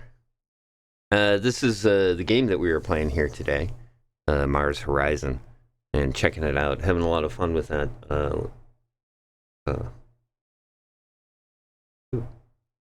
What happened there? 1 second. I wanted to bring it up here on the Steam page and kind of show you basically some of the background stuff on this. The idea behind the game is it's a management game. You just basically you create your own space agency and kind of follow the historical progress of a lot of the space race. The idea is to basically be the first to get to the first to kind of accomplish all of the big milestones in getting to Mars. Ultimately, that's the point behind the Mars Horizon. It on Steam, it's not on sale or anything, but the base price for it is $20. And I can definitely say that it, for me, I find it to be very entertaining and worth it. It's kind of, they're always kind of working on it. If you played it when it first came out, it is a little bit different than it used to be. They've kind of fixed quite a few things. I know one of them was one of them that originally drove Hick crazy there at the very beginning was the fact that the graphics weren't even really touched up. That they had the space shuttle's wheels were out even when it was in space, and a few other kind of notable sort of irritating graphics things. But ultimately, they've fixed that up quite a bit. They've also put in a little bit more of the historical side of it, which is part of what I enjoy about the game. But not only that, I really do find that it's, like I said, it's kind of a fun sort of thing that you can get into and check out. You're going with it. So let's pop back on over there. Looks like they're still rolling the helicopters in. Let me real quick show you what's going on there. There we go. Just did a lower pass by with the helicopter again. So they're no doubt they're being super safe on checking it out. But you can see they got the speedboats out. So the recovery crew is just about ready to get going. They're still bleeding off the thing. There we go. Kind of covering it up, but yeah, they're still bleeding off some more of the oxygen and stuff. So we'll jump on over to our flight deck here, and mission control, and continue on just a little bit with Mars Horizons. And see where this goes now. Let me make sure I got all the audio. Good. Okay. We're good. All right. So where we last left off, there's a lot. As you can see, we're kind of getting into a phase here where there's a lot of stuff going on. Both of these are. This is our company. But Japan is getting a bunch of things going as well. Looks like Russia Russia's doing the Venus thing, which, like I said, I don't usually do much research in that area of the missions. I kind of straight line myself down to getting the space station. It looks like we still have, yeah, I thought so. There was one more space station module to get up. And then we can kind of get some of the things together. Main reason I like this line a lot is because you can get the habitat unlocked. And the habitat is really, to me, that's kind of that to me is the victory. Landing somebody on Mars is one thing, but creating the habitat there is really the big part of it. But again, like I said, you can kind of see this is the whole era of missions. It goes along in that. Not only that, but I didn't point this out before, but they also have the Spacepedia, which has been updated and modified quite a bit. Actually, hold on. Let me pull up the music before we get too far into that. There we go.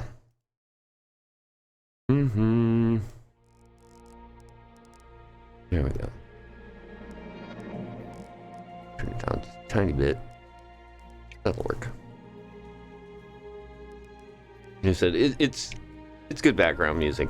Okay, so you can go into like these different things and take a look at like, for example, the Japanese space program. You can read all of the history and stuff on that, kind of get an idea of it.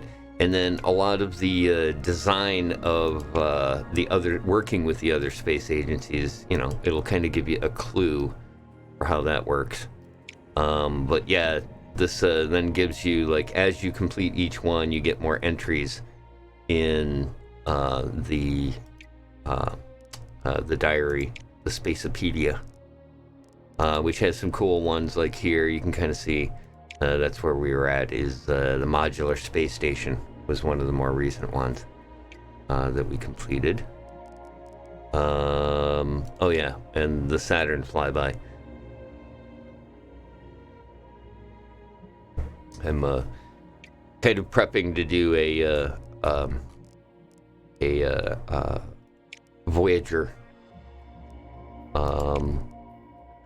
mission, at least one, maybe two, to hit up Jupiter, Saturn, Uranus, and on. Just because it's not gonna. I mean, it's fun, but it takes like about 5 or 6 years in order to complete most of the basic stuff to get it going, because it's kind of a long way out to Jupiter. So yeah, that takes some time. But yeah, we also have, and then once you kind of get so much done, you'll get all of the information, which has got, I mean, it's such a good resource of the facts and all of the stuff in it. So it's kind of a cool little add-on that they've always worked on, is giving the historical context for anything that you're doing in the game.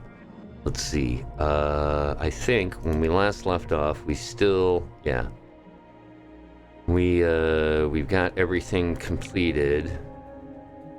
I think this is the next mission we're going to want to hit. What we're trying to do is we're trying to build up a lot of money right now, even though it's 1977, but I'm about 7 to 10 years ahead of the actual time. Everybody else is sort of close to where they were. Some of them are actually a little bit more advanced than they were, just because of the fact that I'm cranking out science like nobody's business. So we got that. What is the active mission? He's just telling me that it has it. I think this new one that's the one that we're going for next. Oh yeah, that's right. There's also a moon mission that came up. We could do another crewed moon landing. Let's get that set in place. That'll be our next thing. We've already completed this once, but you can kind of see who did what. Yeah, they haven't completed it yet. They're 3 months away, and they'll be the third. And like I said, the way the game kind of works is when you complete it, you get kind of bonuses for completing that particular one. I've done both these first. The moon was like first thing. And that was kind of the thing with doing an Artemis, because Hick had asked if I was going to do an Artemis mission of it. And yeah, no, because there is no stopping for 50 years in between when I first hit the moon. We're going all out. So yeah, we got that set. Looks like we got a moon mission that we can take, but right now we don't have anything that we can do. Because everything is currently in motion. So there we go. Our research is complete on more rockets. This is the SRBs for our thing, and then the Werven. That's our heavy lift rocket. That's a good sign. That means we are here now. This is the SLS system.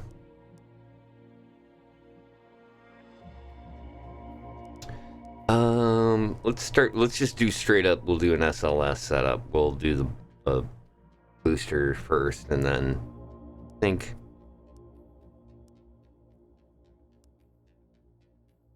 this has better reliability, but I think it's less mass. No, it's actually more mass. Yeah, this is for the outer planet, so that's a big boy. That's our upper stage. Basically, the way that it works is you do a booster as one side, and then you can kind of see over here, these are all the upper stages. But yeah, we got to pretty much once you get the shuttle done, then that just opens up this upper stage section really nicely. Oh, that's what it was. Yeah, the only way you can unlock certain things is over in these eras. And since I'm in era 3 now, the Mars and Beyond era, once you get 15, doesn't matter what order or how many you get, once you get that, you get a bonus for it. And in this case, we got the Werven rocket, that's going to help us out. Okay, so we got the vehicle set up. I want to get that booster in place, and that does it for this month. We'll run a funding review real quick. This is what I was talking about before. This is now, went from 77 to 78. And in the last 12 months, so as you can kind of see here, this is public approval. So this is huge. Trying to keep the people happy. But basically what this means is this will tell you how much you make per month. Okay, and then once you get to level 16, then you're going to make 840. So you get the idea. Yeah, that's kind of how they do this. Is the better the people, the happier the people are. It's really nice because you can get that up there. But I tend to kind of go more towards science and stuff than messing with the people. But I do put in a lot of stuff, like I had kind of shown you guys the base. There's some stuff here. Let's see. This is the Hall of Fame, which gets you positives. There's another one. Where's the other one that I had? This? No, that's the research lab. Robotics. Maybe not. Like I said, I don't really focus a lot on public PR stuff.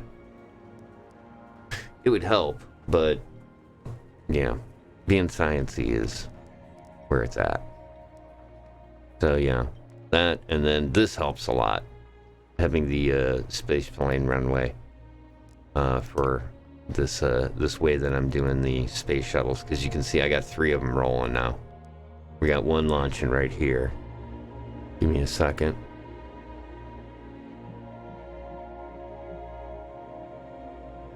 I don't know what we're looking at, so let's real quick see what's going down.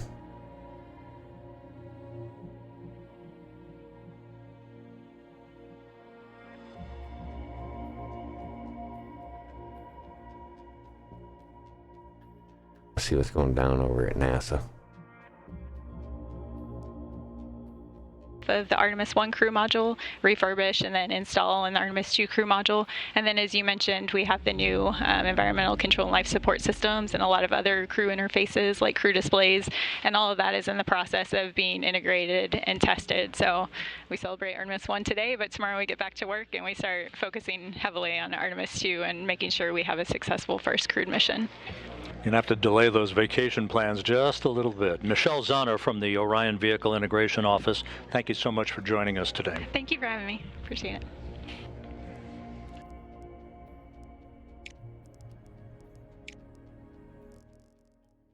Okay, well. Looks like they get some cameras out there on the boats. That was basically what drew my attention to that.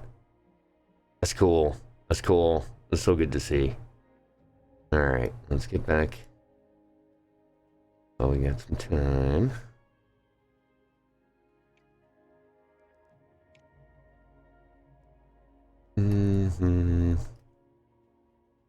Let's head back over to the game.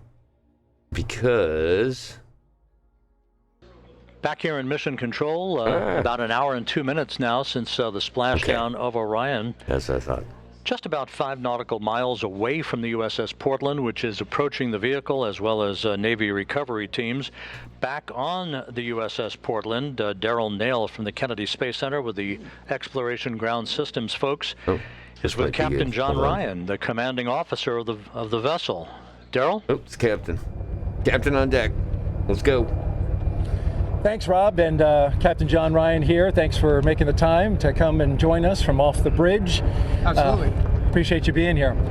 So far, this has been pretty amazing in terms of the completion of the mission. From your vantage point, how did you see it, and what are you seeing now? Right now we have the orbital is in the water. Right now we're kind of in that 2 to 3 hour window where NASA and the Navy's EOD teams are conducting some tests. We're getting imagery and data for NASA, which will help support the future astronaut missions. And from perspective, honestly, I think this is one of the coolest things I've ever gotten to do. I've been in the Navy 23 years. I've done a lot of missions and I've been all over the world, but to be part of this NASA mission today is probably one of the coolest things I've ever been part of. That's impressive, and that says a lot. As we look just behind us, Captain Ryan, and we see the operation currently in a moment of pause where they're waiting for the capsule to vent off the rest of its ammonia using its cooling system. We can see the Navy boats in the water. Currently, you've got the ship on a course heading going around this operation. What has been your instruction to your team commanding the ship? So I just basically wanted to keep the ship within visual distance of the orbital and our teams in case they need anything. It also is providing, let's be honest, a lot of people are out here and they're super excited about this. Let's provide visual opportunities for people to get photos and get their digital part of being the history of this event. So, a lot of time and effort and training and years of work went into this. So I want everybody to kind of get their moment, and we're out here getting ready to we'll be landing the helicopter soon and, just being a part of it. Certainly watching the sailors as it splashed down, they seem to really enjoy the completion of the splashdown part of the mission. You can see they're all smiles, cameras, and so that was good. You provided us with a perfect view of the rest of the operation. I want to talk a little bit about your ship, the USS Portland, and why it was chosen for this particular mission, and what strengths does it bring to this operation? So the USS Portland is one of the newest of the San Antonio class LPDs. So an LPD? Landing platform docking ship. So this type of ship, normally known as an amphibious ship, in most of our missions we'd be working with the Marine Corps to embark their equipment and deliver them to foreign shores. But the capabilities of our ship can also be used, obviously, for missions like this. We have an enormous flight deck with an aviation department that we can land multiple various types of aircraft. We can put, obviously, a number of small boats in the water. And then probably the special feature, which NASA really likes, is we have a well deck, which we can later flood, and we will bring the orbital into the well deck to transport it back to San Diego. those are some great assets that you bring to the operation, and I also know on the next one, in Artemis-2, it'll be a critical component. The medical facilities that you have on board here, you could take care of somebody with any number of injuries, and in fact, I believe even have surgery if you need it. Yes, we have a tremendous medical capability on board. Hopefully not that it will be needed, but we do have a operating room, medical staff, and a lot of ability to take care of personnel should anything not work out as designed. This ship was just recently in Los Angeles at Fleet Week earlier this year. Yes. Got to show it off to the public, and that's a matter of pride, I imagine, for the team. Absolutely. The ship has had a very busy year. The ship returned from an overseas deployment much earlier in the year, supported Los Angeles Fleet Week and also the Rim of the Pacific exercise this summer, which had about 20 nations participating. So it's been a very busy year for the ship, and I think this is really just kind of the cherry on top where you get to do an unusual mission and support history. Tell me about the footprint that NASA takes up on this boat. I'm sure I haven't seen all of it. I've seen a lot of it, the well deck, certainly the equipment that we have running on the various decks outside and inside. It's pretty sizable. Yes, this is a very good sized ship. We have plenty of room. NASA has about 150 engineers and various entities on board, which we have plenty of room for. This ship would normally deploy with upwards of 600 Marines on board, so NASA's footprint really isn't too bad. It's well within our capabilities. Well, there's been plenty of room, and you've been a tremendous host to us, and so thank you, Captain John Ryan, for having us and for successfully bringing us to this part and this moment of the operation. It's been an honor to support the NASA engineers and to be out there and be part of this. Thank you very much. Thank you. Captain John Ryan, the commanding officer of the USS Portland. And as we push out our view here in the Pacific Ocean, just 100 miles off the Baja Peninsula, you can see Orion now as a silhouette, still floating, the Orion Command Module with its CMIS bags. Those are the uprighting bags, fully deployed. It's in a stable condition. And to the right of that, you see the first Navy boat. That's a rigid hull boat. That one is the one that's going to get a little closer and provide a stabilizing tow line once it's been determined that the Navy boats can get a little closer. As we pan just to the right of that, you will see the remaining 4 boats. 2 of those boats are inflatable boats with Navy sailors aboard. Those Navy sailors will put hands on the capsule and secure it with ropes. They will then maneuver to bring that capsule to the rear of the USS Portland. The Portland will then throw out a more than 1,000-foot rope and then several 400-foot ropes. And that long rope will then attach to the capsule. It'll connect up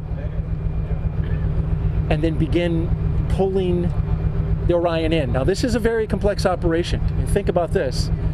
That capsule does not have a keel, so it's a smooth bottom, 16.5 feet in diameter. So when it is pulled, it doesn't track in the water very well. So what has to happen is there are ropes attached to 4 points around the capsule that help stabilize it. Navy sailors, a team on each of the 4 ropes, and then on a 5th rope will be the winch. And that winch will apply enough pressure required, enough pulling force to bring that capsule into the well deck of the ship. Now, at the moment, as we've been telling you, we are currently standing by awaiting ammonia boil-off. This is the coolant that's provided on the Orion capsule, keeps the astronauts, should there, once they eventually go into the capsule and go on missions to the moon. Currently, no astronauts in this capsule, but we've got to vent off the ammonia nonetheless. The allotted time for that is 2 hours. And so we are just 1 hour and 10 minutes into that waiting period. And then once it's clear, you'll see those Navy boats get closer. But currently, we are still standing by, waiting for the completion of ammonia boil-off. That's it, live from the deck of the USS Portland. Of course, we'll have more interviews for you as we go along. But for now, send it back to Rob Navius in Houston. Thanks. Appreciate the interview. Like I said, it sounds like it's going to be a little bit of time before they do the actual capture. And what I figured is I'll play a little bit of the game, and we'll go along. I'll kind of keep an eye on the screen there. If it looks like they're putting hands on a little bit early, it'd be great. But yeah, not exactly sure I want to do a whole lot more streaming at this point. But we can get back into here, because this is the main reason that I wanted to do this. Was because I wanted to hit this next month. We're going to do two things in the next month. One is we've got a launch that will be basically run through. And then on top of that, we've also got our first flyby of Mars with the photography coming into view. And then after that, we'll have a couple of months, but the next phase of the Mars mission comes up as well.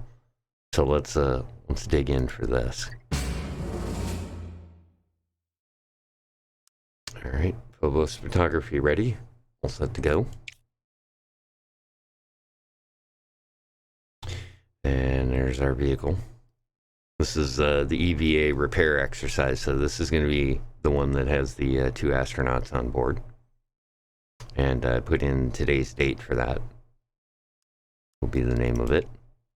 Wanted to get this off the ground too before the end of the stream.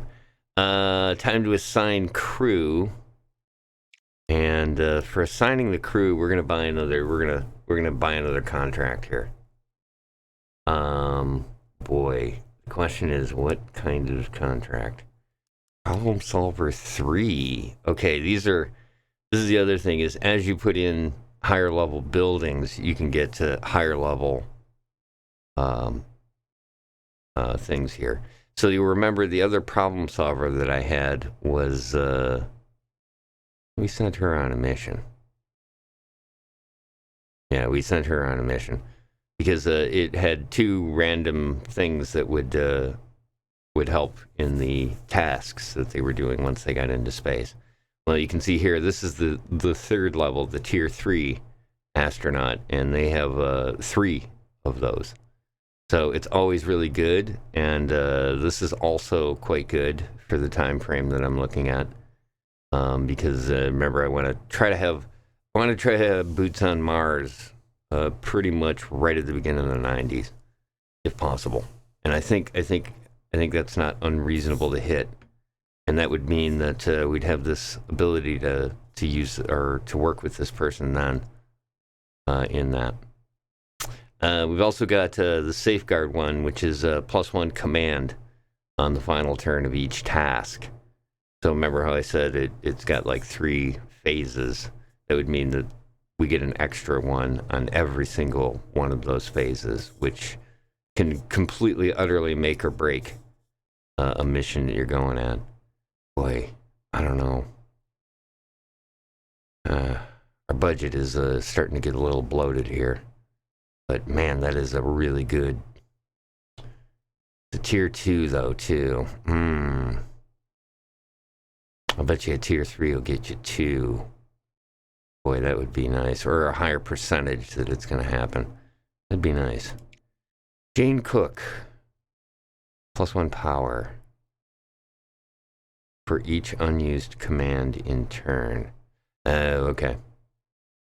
Yeah. That's okay. That's not bad. That's definitely a good one. Fox Hope. Test pilot. Let's see. We have one.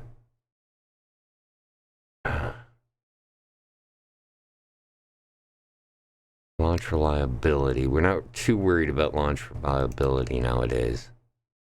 Payload is more where it's at. and this one kind of fits.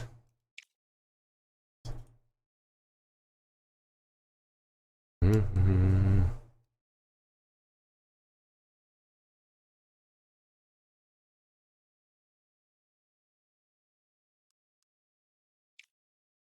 There we go. Jeez. Good Lord. Come at a hefty price. But again, 2,000, so that's great. And payload reliability will be nice for Mars trips. All right. Gonna hire this guy. You better do well. All right, good. All right, so we've got our 2 astronauts that just took that flight, plus, man, we've got a full range of folks here. We must have cleaned out the space station. I don't see any of them. I don't think we can select them. I think they're just completely taken out. But yeah, we've got a crew up there as well. All right, 2 people. Our new engineer will be 1 because we need that reliability. And man, it's hard to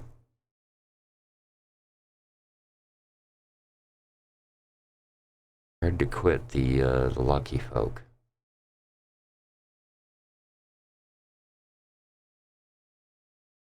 Yeah, we'll send him along.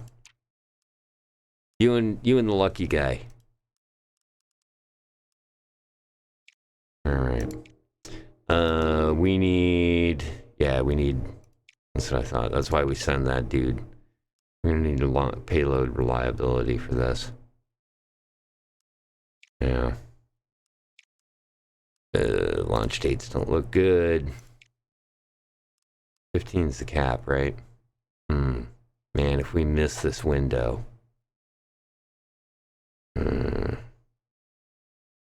Yeah. We'll go with it. Hopefully we can hit that window. If it's raining that day, we may have to roll the vehicle anyways. Risk reward. All right, confirm that mission setup. That's good to go. Phobos photography mission. Orbital probe is in orbit around the moon of Mars. And so we'll do like we did before. We'll have it auto-resolve. As you can kind of see here, there's a 1% chance it's going to fail. Thank you, science. Pretty good chance on outstanding, so let's just auto-resolve this.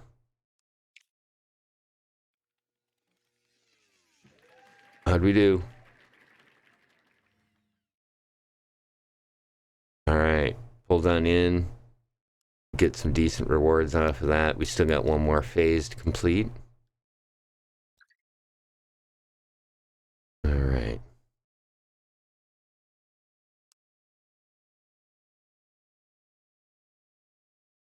Good, so we got that finished. We don't have any open missions at this point, so next month. Okay, that's our second stage that we needed.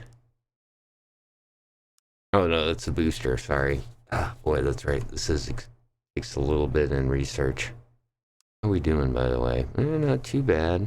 Not too bad. We might need to get some research missions going when we get a chance. Okay, that's... And I think I wanted to go with this one. Well, we're going to get both of those, so we'll just do the research on that one. And go from here. Alright, here we go. Got another, the Surveyor vehicle, which is, this is our visual one. Ooh, man, reliability. Iffy. Unmanned, so we can worry about that, but damn. 66. Ooh, okay. Well, we're gonna have to put it into the reliability. And hopefully, oh man. Yeah. Well, it isn't going to be till next year.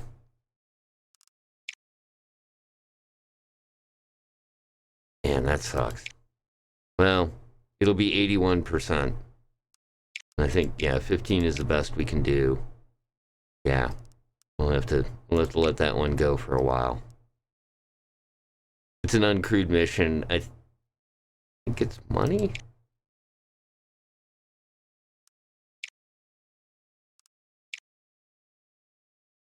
Oh, it's science. Oh, yeah. Yeah, we'll let that baby roll for a while then. It's nice when you put in science, because then you can pick it up a little bit later on. Alright, we're good. Mission control, we completed one of our missions. So we can pick up one of the new ones. Let's, almost want to do this moon landing one.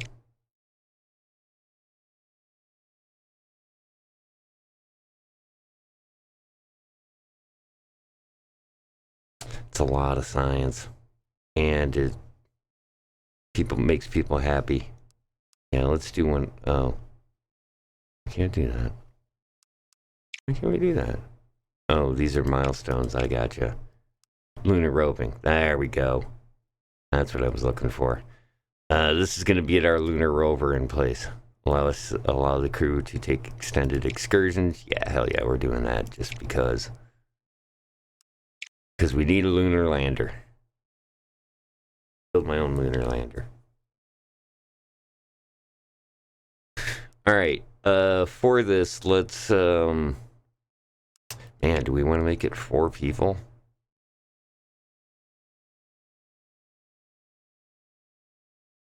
That might be a good idea. Not worried about comms, really not worried about navigation. Yeah, let's do a big crew mission. Only gonna cost 200 extra K for another person. Yeah, we're doing that just because we can. And it's gonna take a while to build, so it won't be till next year, 6 months. Alright. Alright. Yeah, but we're gonna have good size crew on that one. And it's a minimum.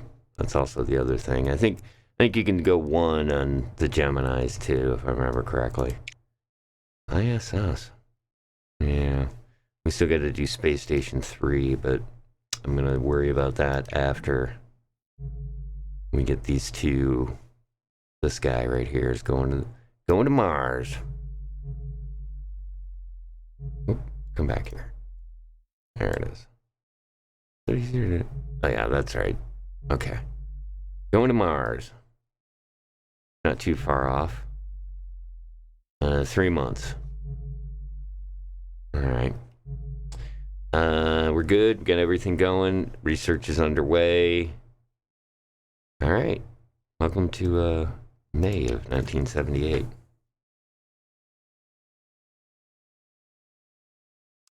Better get yourself some bell bottoms, people. Let's throw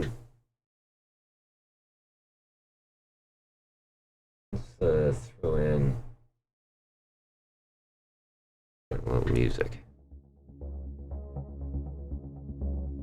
This is some of the stuff I've selected off of Epidemic Sound. Let me put that up here. There we go in the chat. epidemicsound.com. Put together playlists and just use that stuff. It's DMCA safe and definitely worth the subscription if you're really looking for it. Pretty good, neat features. Like I said, it's all different. It's all unique music. And sometimes I find it works pretty well as background. Like I said, the music in this game is fun for about a half hour. And then it just really starts to repeat enough to me that it's like, okay, something new, please. So, kind of like using this stuff. Alright. We've got a launch coming up. And that's it. So, let's do that. It's our repairs exercise. Next phase. This is the Phobos photography.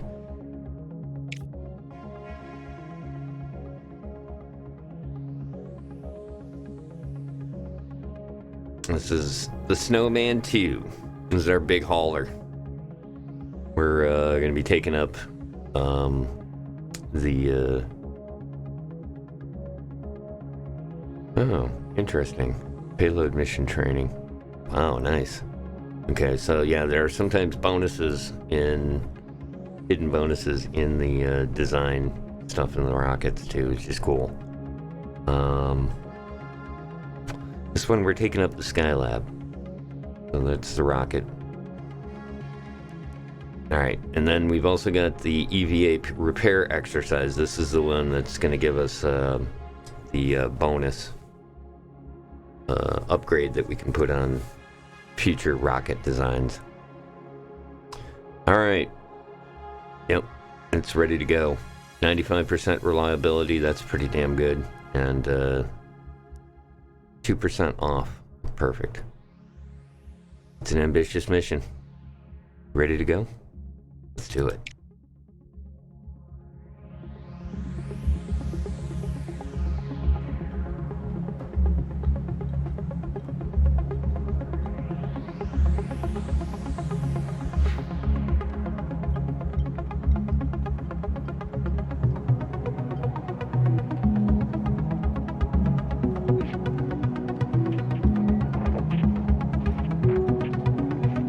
Excellent conditions. Got our launch system, escape system in place. We're go. 5, 4, 3, 2, 1.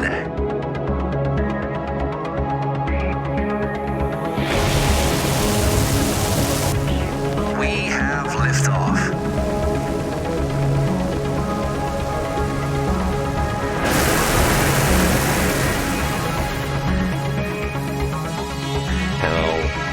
Yeah, baby. That was straight as an arrow, so this is definitely a good launch. We're secure. We're up and going. Leveled up on our Titan 2. And we're already at max level for the upper stage, so yeah, like I said, I knew that was good. Let's auto-resolve this. See what comes of it.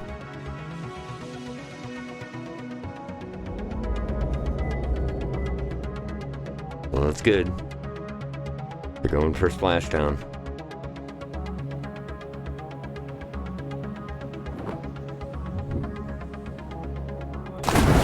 Alright. They made it. That's what we see going on right now.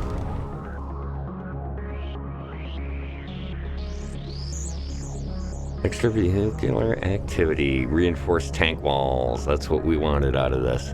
We got some nice, not a bad amount there. A little bit of science for 5 months, so that's this much per each month. And right now, you can kind of see, I've kind of spent my cred in science. So this is real, even though it's not a whole lot of money, I'll take it. Or a whole lot of science, I'll take it, for sure. All right. And there we go. Engineer G.G. Hick Roberts is in recuperation along with Cabrera, the lucky guy. Alright. We've got active missions in place. This is the photography mission. Let's see how this plays out. Auto-resolve.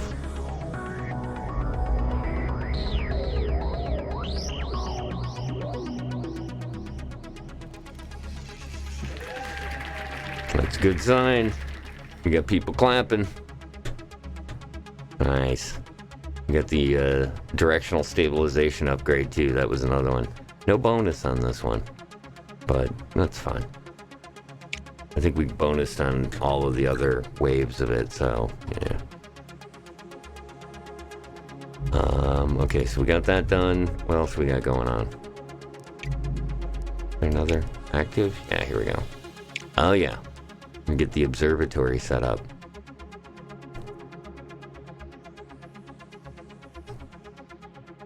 Alright, so who are we going to put on this? Alright, first off, we've got this Ada. Where is this character?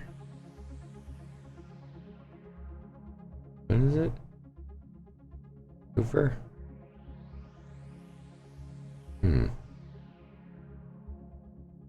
Why do I not see said person?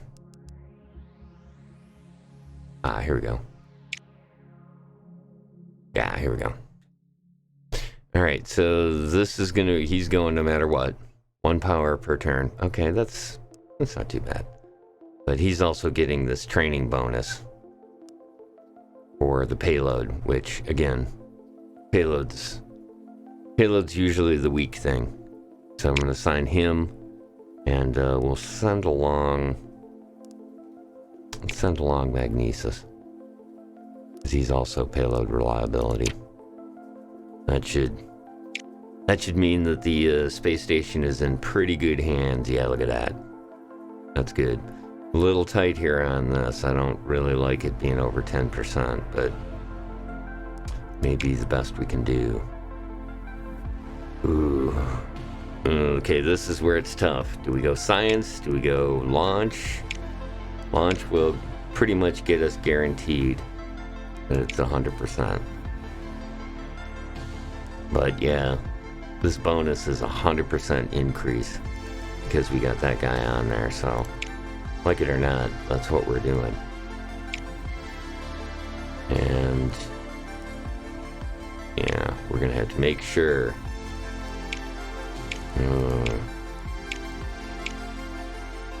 Damn, this bonus is gonna be putting him way over the top.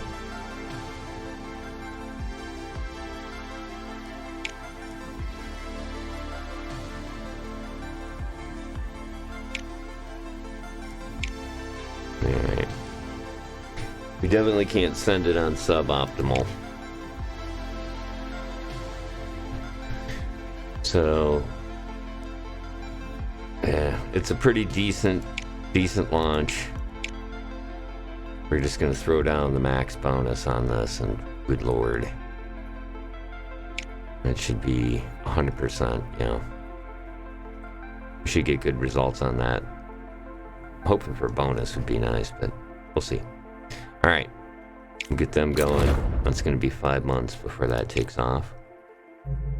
Alright, we got two other missions that we can now do. We got the rover getting up. Take me to Mars. Alright, we got this going on in Mars. That's about to hit. I guess that is it. Alright. The inflatable habitat was cached. We're gonna want to do that. I'm just going straight up. We're not gonna do anything extra to this one. Get that working. And we've got one more here.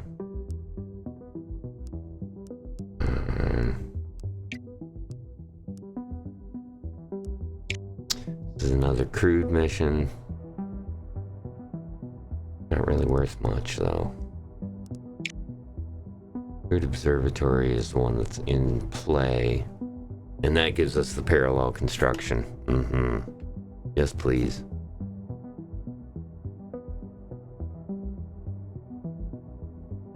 I am out of water. I have to get some of that. Alright, then we got that going. I don't know if I even want to run a mission. I think we may hold off for a sec. See if something else comes up. We got 3 months till Apollo's complete. Alright. A giant Martian volcano discovered. Our satellite orbiting Mars has discovered a massive extinct volcano on the planet dubbed Olympus Mons. And standing at 22 kilometers high It's the largest known volcano in the solar system. So we just gained 300 support for that mission. So bonus. Okay, China just completed, let's see here. I'll show you the events that are going on as well in July of 78. China completed they made it fourth in the crewed moon landing. The Soviet Union came in fifth. They finally finished the Animal in Space project. And yeah, we did these. And it looks like Soviets are going with the money route. Japan completing the Mars flyby at the 5th. That's what they were up to when we first started. Alright. Yeah, we're holding off on anything there. We're going to continue on with Apollo, and while that's doing that, I'm going to take a minute here. Actually, let's do this. Because it still looks like we got a bobbing thing and nobody's getting close. I'm gonna go AFK here for a few minutes. Get myself some water. Get a stretch in. And take a little break. Thanks again for joining me for HC Space and the Artemis-1 landing.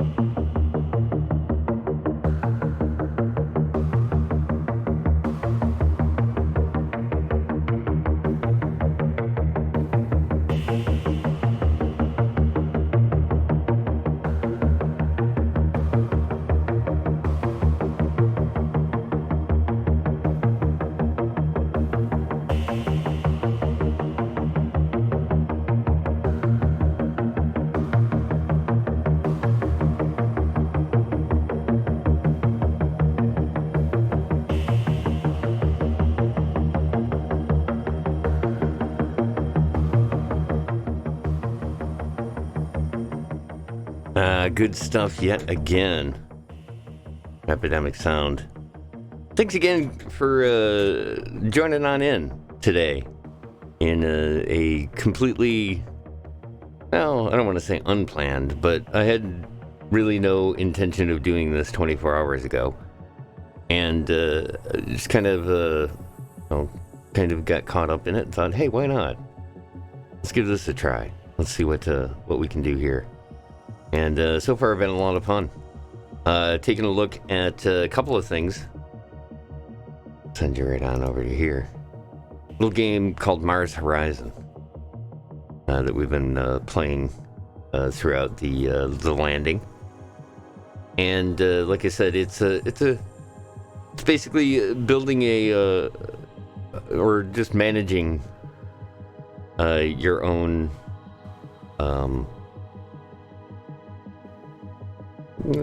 space adventure. And you basically set up your spaceport or your launch pad. In this case, this is the Forrestal station. It's actually built out at Kennedy Space Center location, so this is what the Kennedy Space Center looks like as far as the map is concerned. This is a really tough game of putting the right buildings next to the other buildings in order to get like the highest bonuses that you can get. And then obviously as you research stuff, you'll get different types of buildings that you can put up. There's a few that I haven't put in the Deep Space Network yet. That's kind of it's a big one, but again, this is we're not really going straight Mars yet, but we'll put that in just before we start sending people to Mars, and we're trying to do that as kind of quickly as we possibly can. So at this point right now, it's in 1978, and we are probably about 7 to 10 years ahead of everyone else as far as the technology and stuff goes for it. We got one successful mission that we've already run out to and around Mars and got photographs. It was so successful, in fact, that we got some bonuses that will pay off when we get to our funding review in 5 months. We've also got we're putting together a rover mission, and it'll be 2 months to get the capsule completed for that, and then we'll have to build a rocket, probably another 6 months after that. And that's going to need to be a big one. So we're doing research right now on the SLS rockets, but we're not going to be using those yet, I don't believe.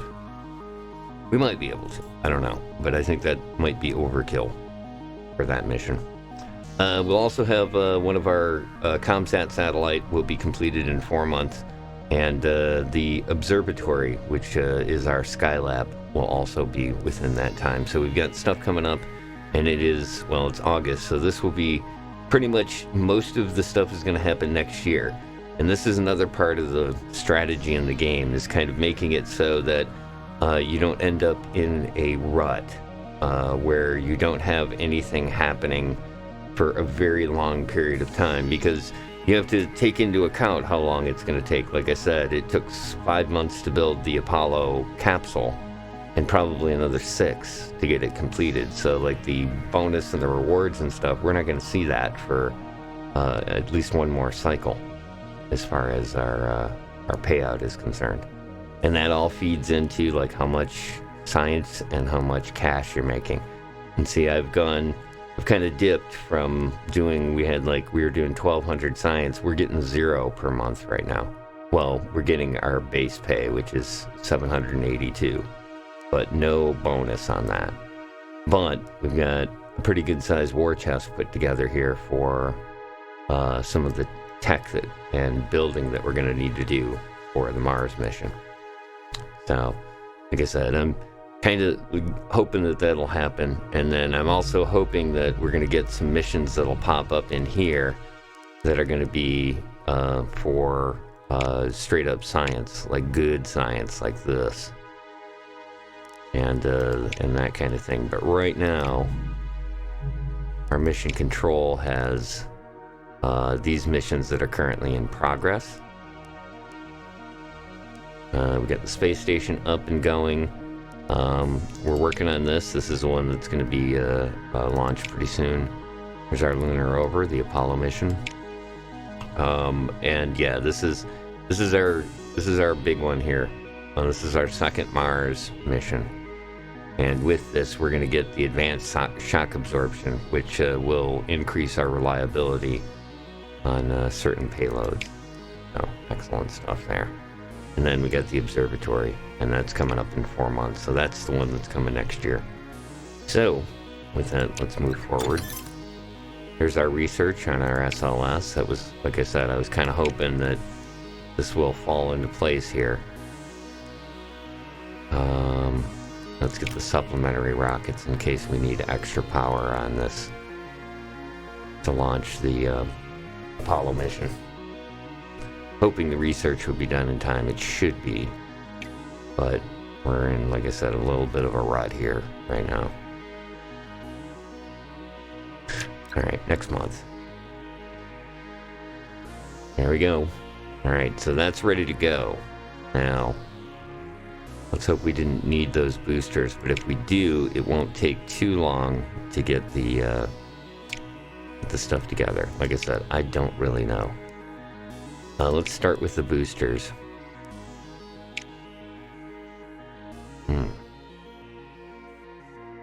Yeah, this is overkill.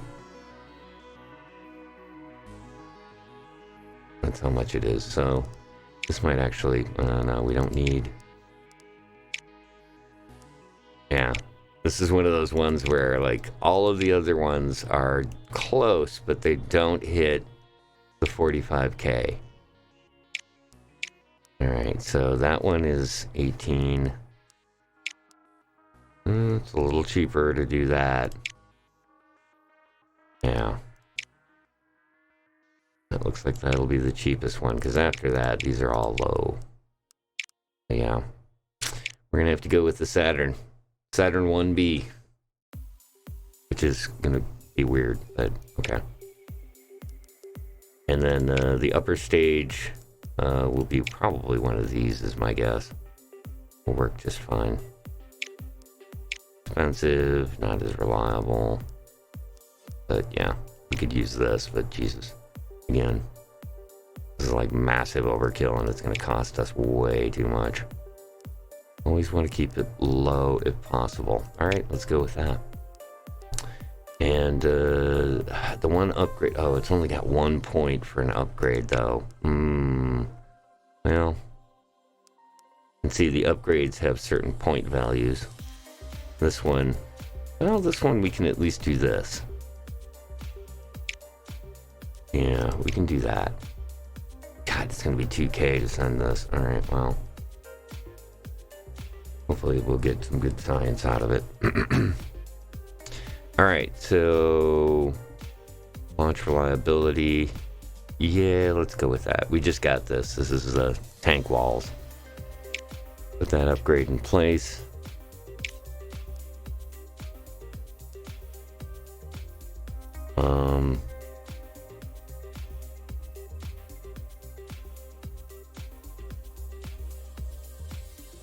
Oh, what do we want to call it here?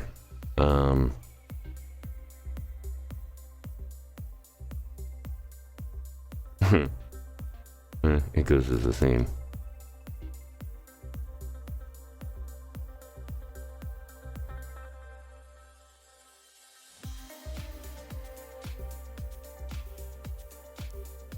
We got the snowman, so,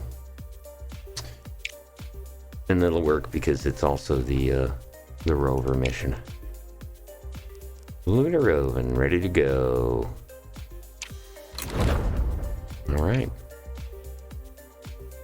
One mission slot available. I really think I should.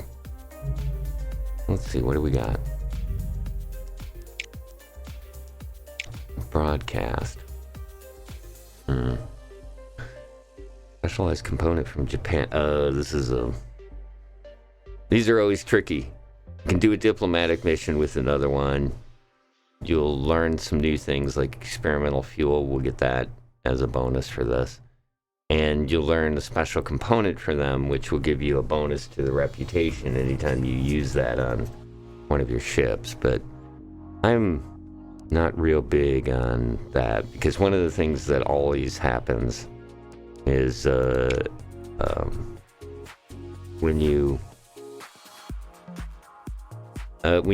get diplomatic setup with other countries, and a lot of the time it ends up that they just siphon off your science and make it hard to get the first completing something missions. Yeah, this controlled systems check is really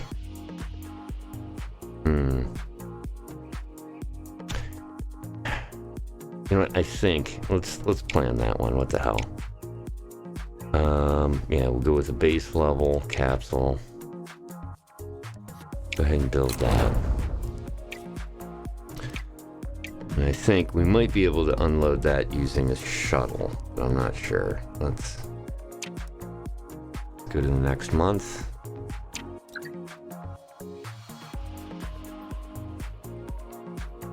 And while we're doing that, let's head on over to control.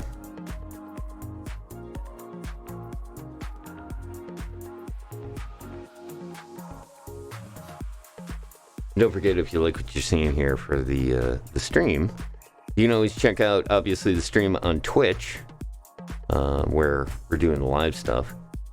That'll be up there for 7 days, and then it gets dropped. But you can always head on over to the YouTube channel, youtube.com/Atomos, I've got a whole archive of all the stuff I've done over the last year. A bunch of HC Space stuff, but I also do stuff that's related to my radio show, which is on trekradio.net. We got a show coming on up tonight at 10 p.m. I'm going to be hanging out in Q's Winter Wonderland and doing that. Should be a lot of fun. All right. Let's go to here. Chew this down a tiny bit. See if I can find a good one for this. One sec.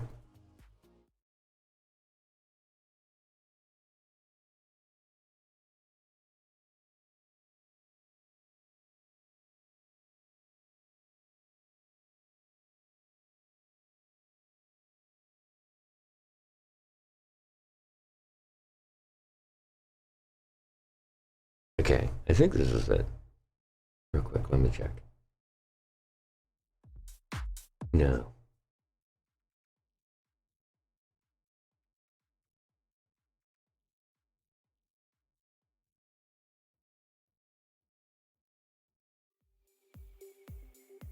No.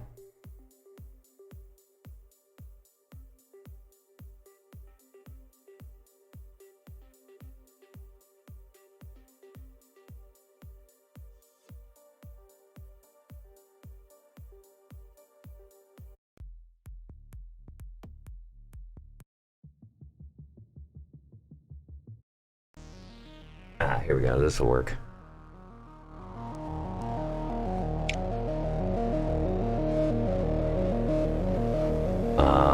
Bummer. Let's see how bad it is. Ooh.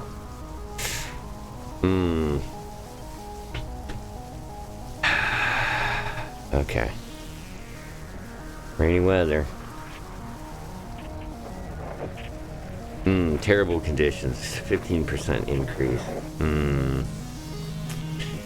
Yeah, we can't do this. Let's reschedule. Damn, that kind of sucks. But yeah, not with a crew. It'll be next month. That'll work. There we go. Alright. So we'll get that next month. Let's see what the inflatable habitat needs. A rocket. Can we use a shuttle for this? Let's try this one. Can we? Oh, hell yeah, we can. Okay, cool. Yeah, we'll do this one.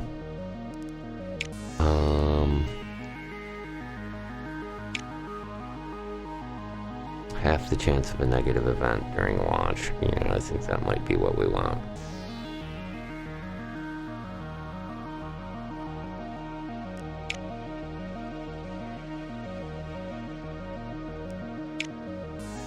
These are exactly okay. The same thing. They're just different things to kind of teach you the other things. Do the auxiliary propulsion system or the improved directional? Yeah, let's improve the directional. We haven't done this one yet. This will half the chance of a negative event during the launch, so that's half of 1% then. Improved directional stabilizer systems reduces flight path deviation, lessening the chance of launch errors. Yeah, we're going to do that. This will be Star 1. Yep. 3 months. That's the nice thing about having this set up. And only 700K to launch this, where it would be probably about 1,500 if it were just a regular rocket.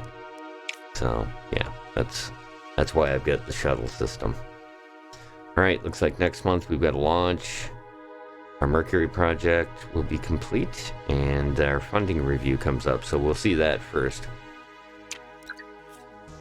Budget review from 1979. Yeah, we did okay. There we go. Yeah, we went up a level. That's nice. 840K a month. That'll help. But it wasn't a huge bump, but it was just enough to get us up a level. So that works good. Like I said, this is kind of a slow period here for what we're doing.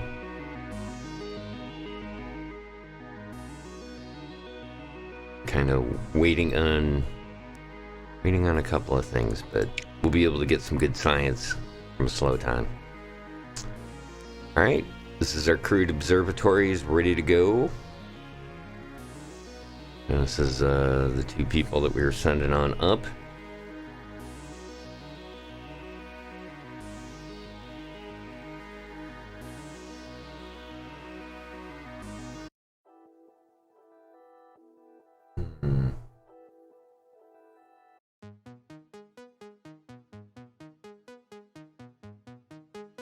I think we did that one last time.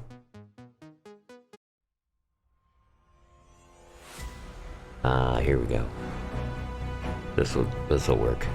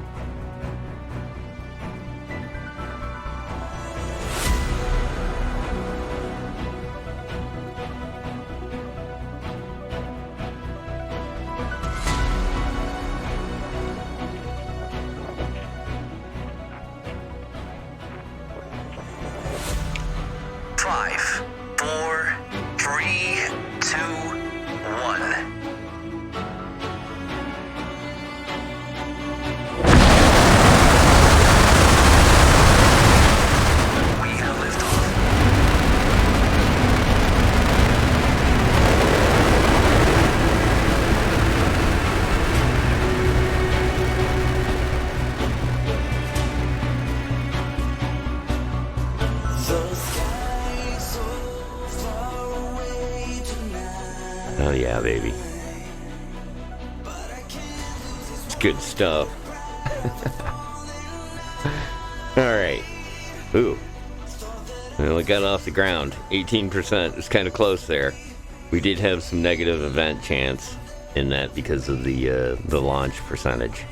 That was what we hit with that. So, not bad. Not bad at all.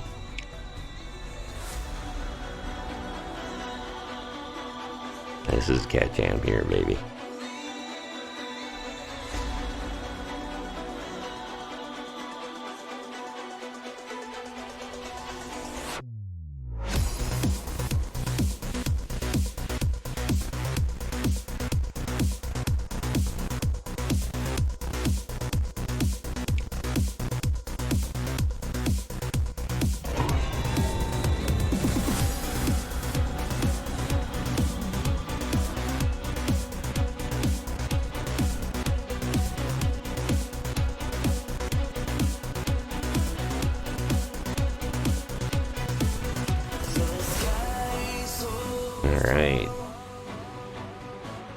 Get a little bit. 136 for 25 months. 2 years. Nice. And we picked up the parallel construction. Kind of made some people happy. More than last year. That's entirely more than last year. Along with that, we've got these two. They're going to be on the space station for the next 12 months. That's where our science is coming from. Get this control system check in place. Yeah, we'll run the watchtower on this.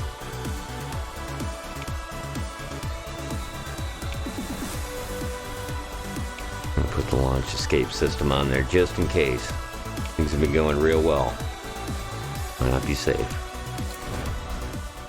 Just to be safe. They'll be in 3 months. That's ready to go. Alright. I think that's it. We're good to go. Now. Another month. And nothing. Okay. Here we go. There we go. That was what we needed, but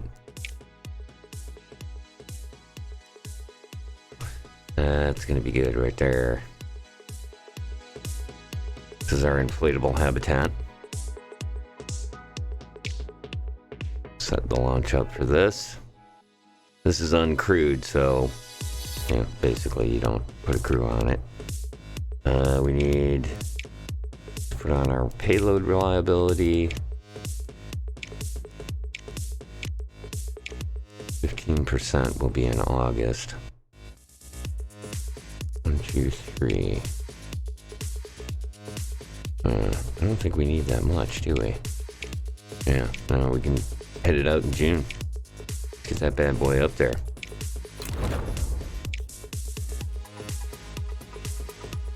Alright. We had a milestone challenge coming up this next month. I wonder if I got that. Yeah, we'll find out. Block 2 booster. Let's get that baby going. That's going to cost us a lot in science, but that's fine. We got stuff coming up here real quick. Alright, let's see if we got this. I think we did. Alright. Vehicle's complete and ready to go. We set that one to June. Oh, this one's only taking crew 1. Who are we gonna send?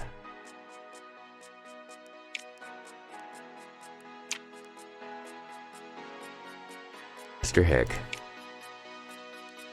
Solo mission for you, sir.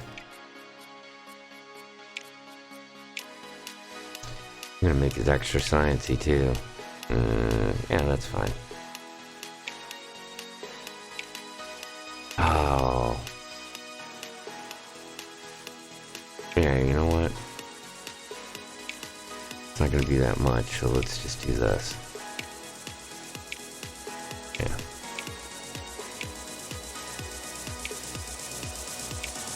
Excellent.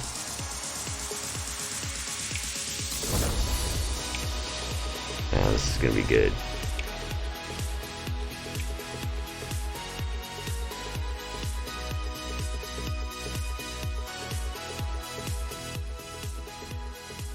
Alright.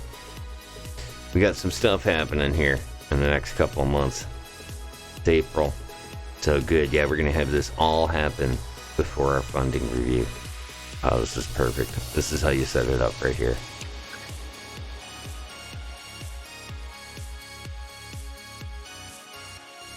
Global Surveyor, ready to grok.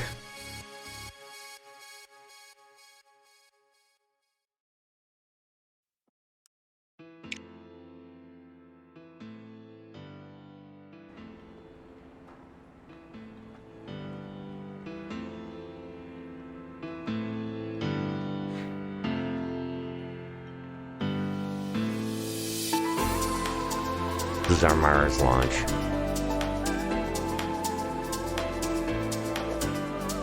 Good conditions. Not bad. Let's do it. 5, 4, 3, 2,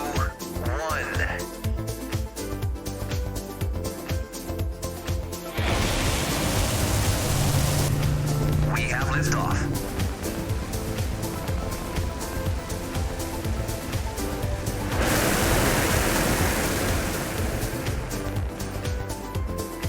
Bye-bye. Headed for Mars. Not bad. 49%, not too bad. All right, let's get it into orbit. We'll have it resolve that on its own.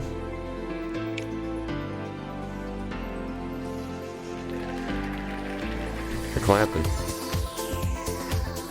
Phase 1 is complete. A little bit of rewards for that. Again, it's nice. It's starting to pile up. We'll see that here happening more and more.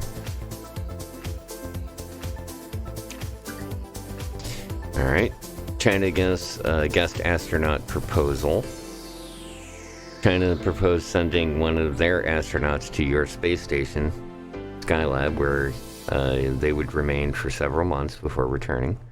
China would be responsible for funding and operating the mission and have stated that it would strengthen ties between our two great agencies. Your station crew believes they can accommodate an additional astronaut and said that they would welcome the extra supplies brought by the mission. Your advisors note, however, that China would certainly gain science from accessing the station. Yeah. I'm sorry. Yeah. Oh, we lost 25 reputation. Oh, well. Not worried about it.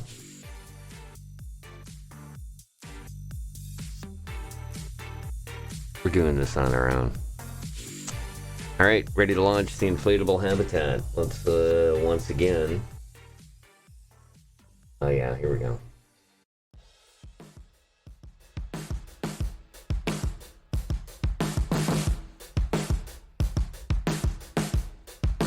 In good conditions.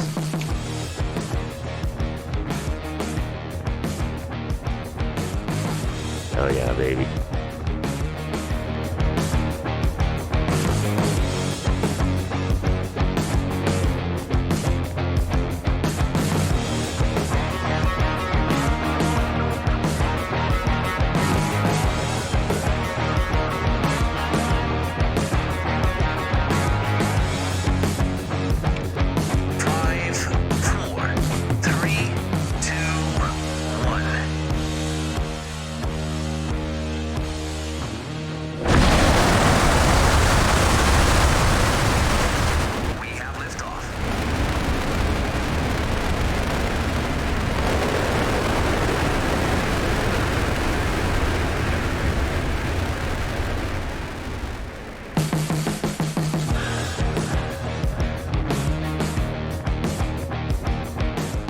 That's what I'm talking about.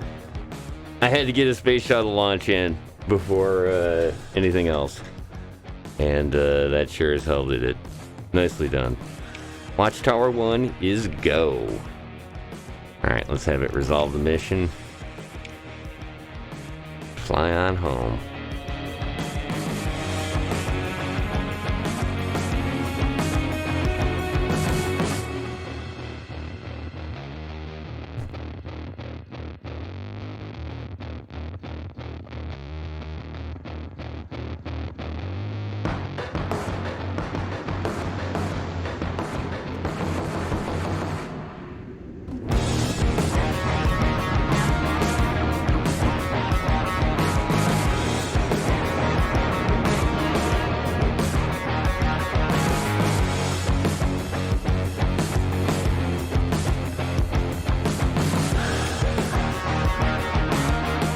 Nice. Got the 50% bonus as well. Hooking us up with extra science and extra public favor. GG Hick. Bringing it on home. Nicely done, sir. Got a bonus and everything. Well done. All right, what do we got? The Global Surveyor. Okay. So we got basically like a couple more things here. We're actually going to we'll run the rest of this year. And then the feed from NASA is basically saying that they are going offline for at least another half hour. And then they're going to come on with press conference-y type stuff and everything else. And I think I'm going to call it before all that happens. And you can catch, obviously, the rest of that over on NASA. All right, let's get this inflatable habitat rolling.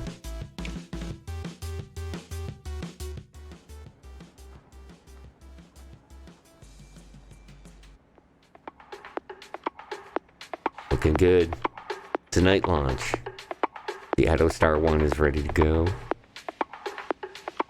June 1979.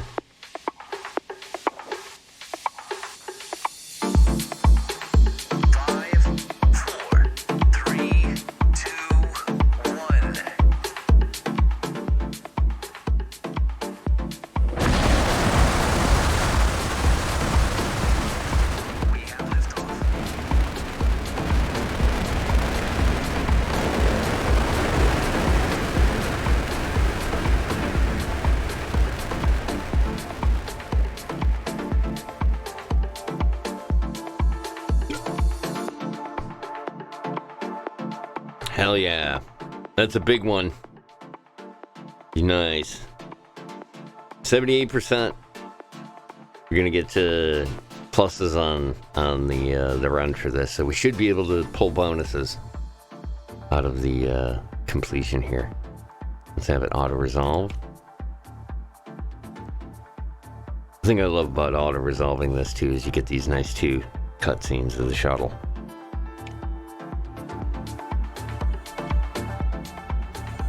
Got our satellite up. Uh-oh. Uh-oh. Oh no! No! Satellite! Ah, look at that. Mission failure. Told you, it happens.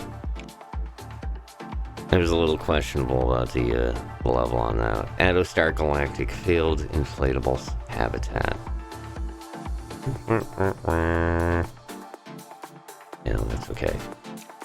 We got a good launch out of it, and that was fun. All right, we're good. All right. Next phase, Global Surveyor. All right, Global Surveyor is our Mars mission, and what we'll have to do here is this particular phase of it is another. When we auto-resolve this, what it's doing is it's doing the braking maneuvers around Mars and putting itself in orbit. So let's see how that played out. Come on, be good. All right, clapping again. All right, so it's in orbit.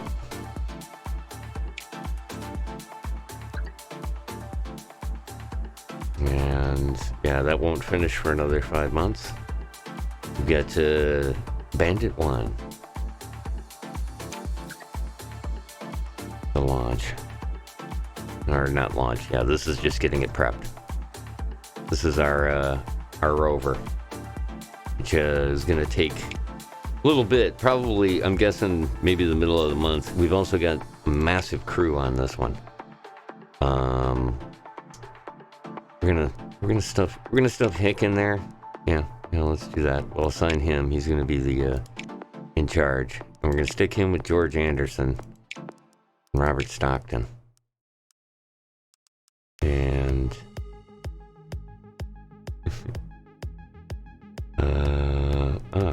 we'll need one of the two lucky guys. Let's see, 2000. Okay, he costs a little bit more. Let's earn your money there, Cabrera. Alright, there they are. They're going to be running the lunar rover. And for this, let's see, we got an 85% chance on the rover. So let's boost those stats. Yeah, this is what I was afraid of. Oh, look at that. You're kidding. Oh, yuck. That's not good. That's not good. We can't do that. We gotta do something else about this. go back. What is the problem?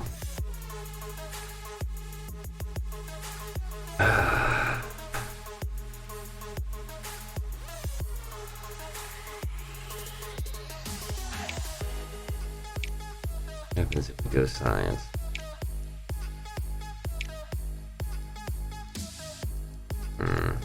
Yeah.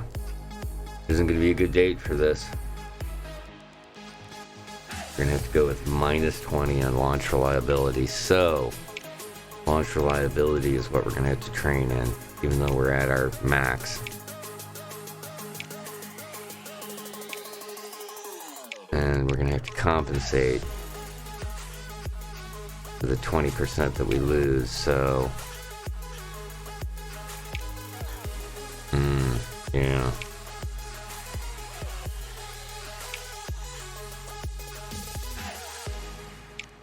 March is a better...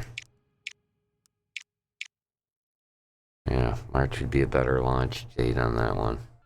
Damn. That's tough. That's gonna be a tough mission. Ooh. Stacking it. Yeah, do what you can, right? Confirm setup on that. Go to the solar system, let's see. That is, yeah, that is pretty much it. We can set up some more missions, but I think we can kind of see where this goes. Let's have you head over to the funding event. You can kind of see how this plays out.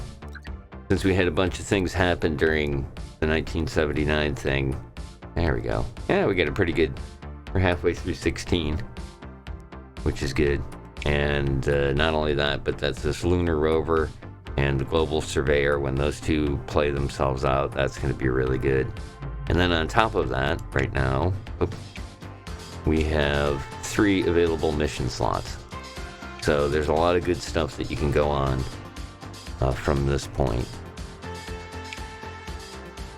So we will, just in case we want to come back here and later on. HC space.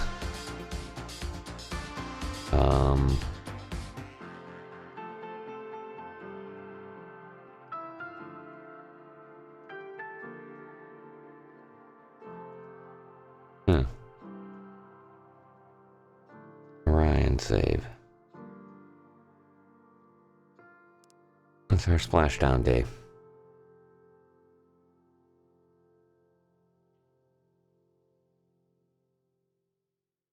Okay, that'll work.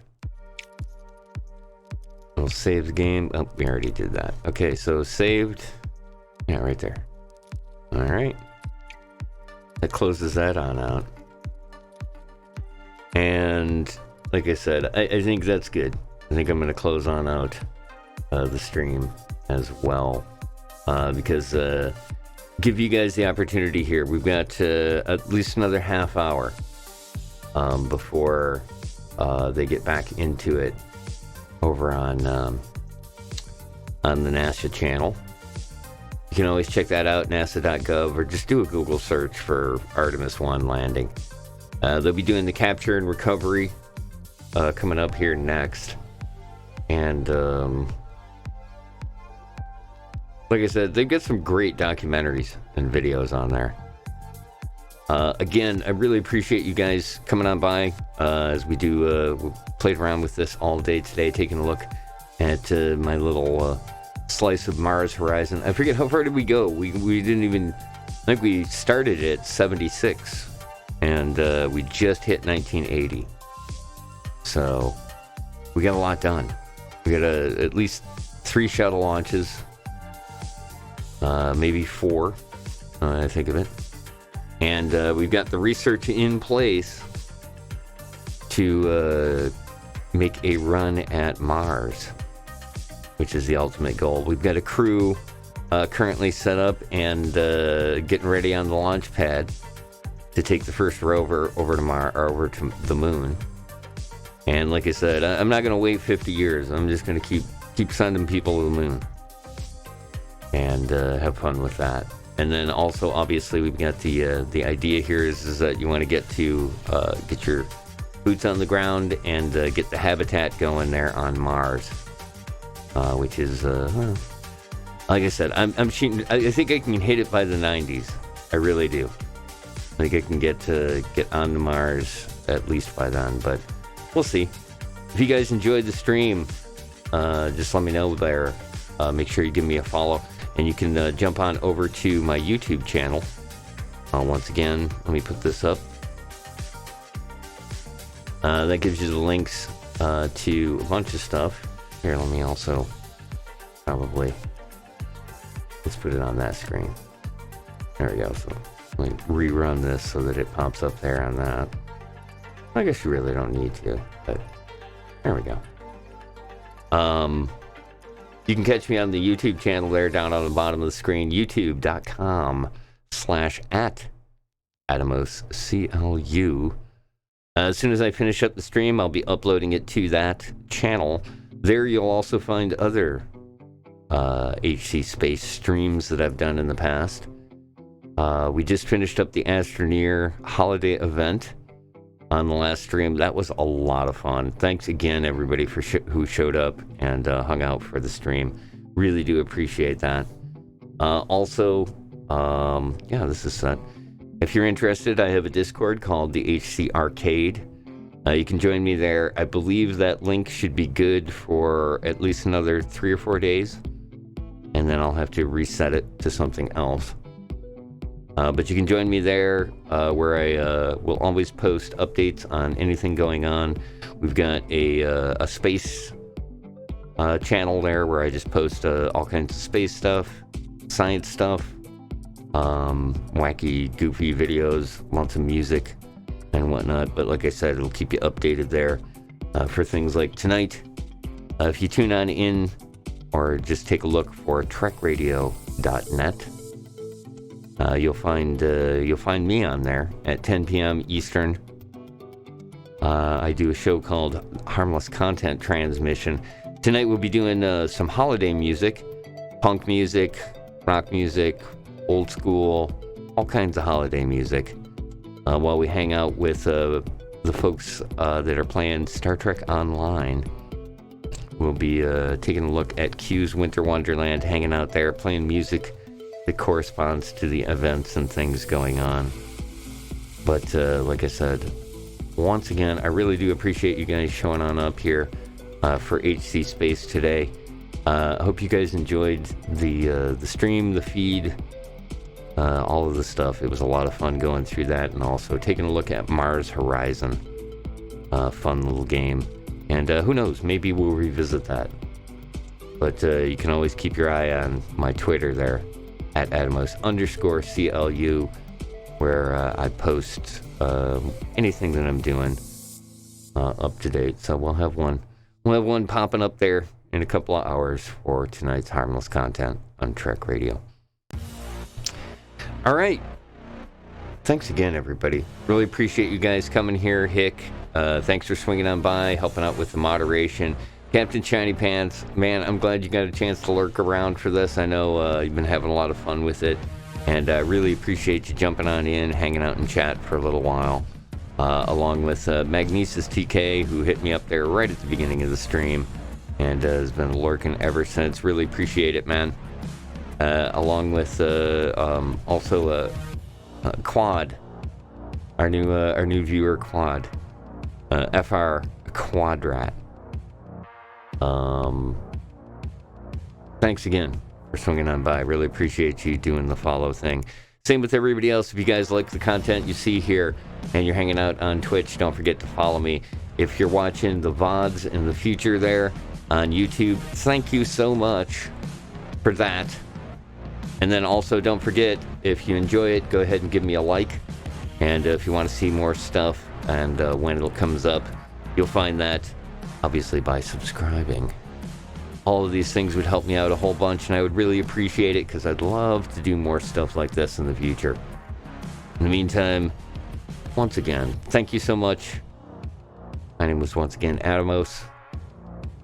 Have fun, and man, here we come, space. It's the future.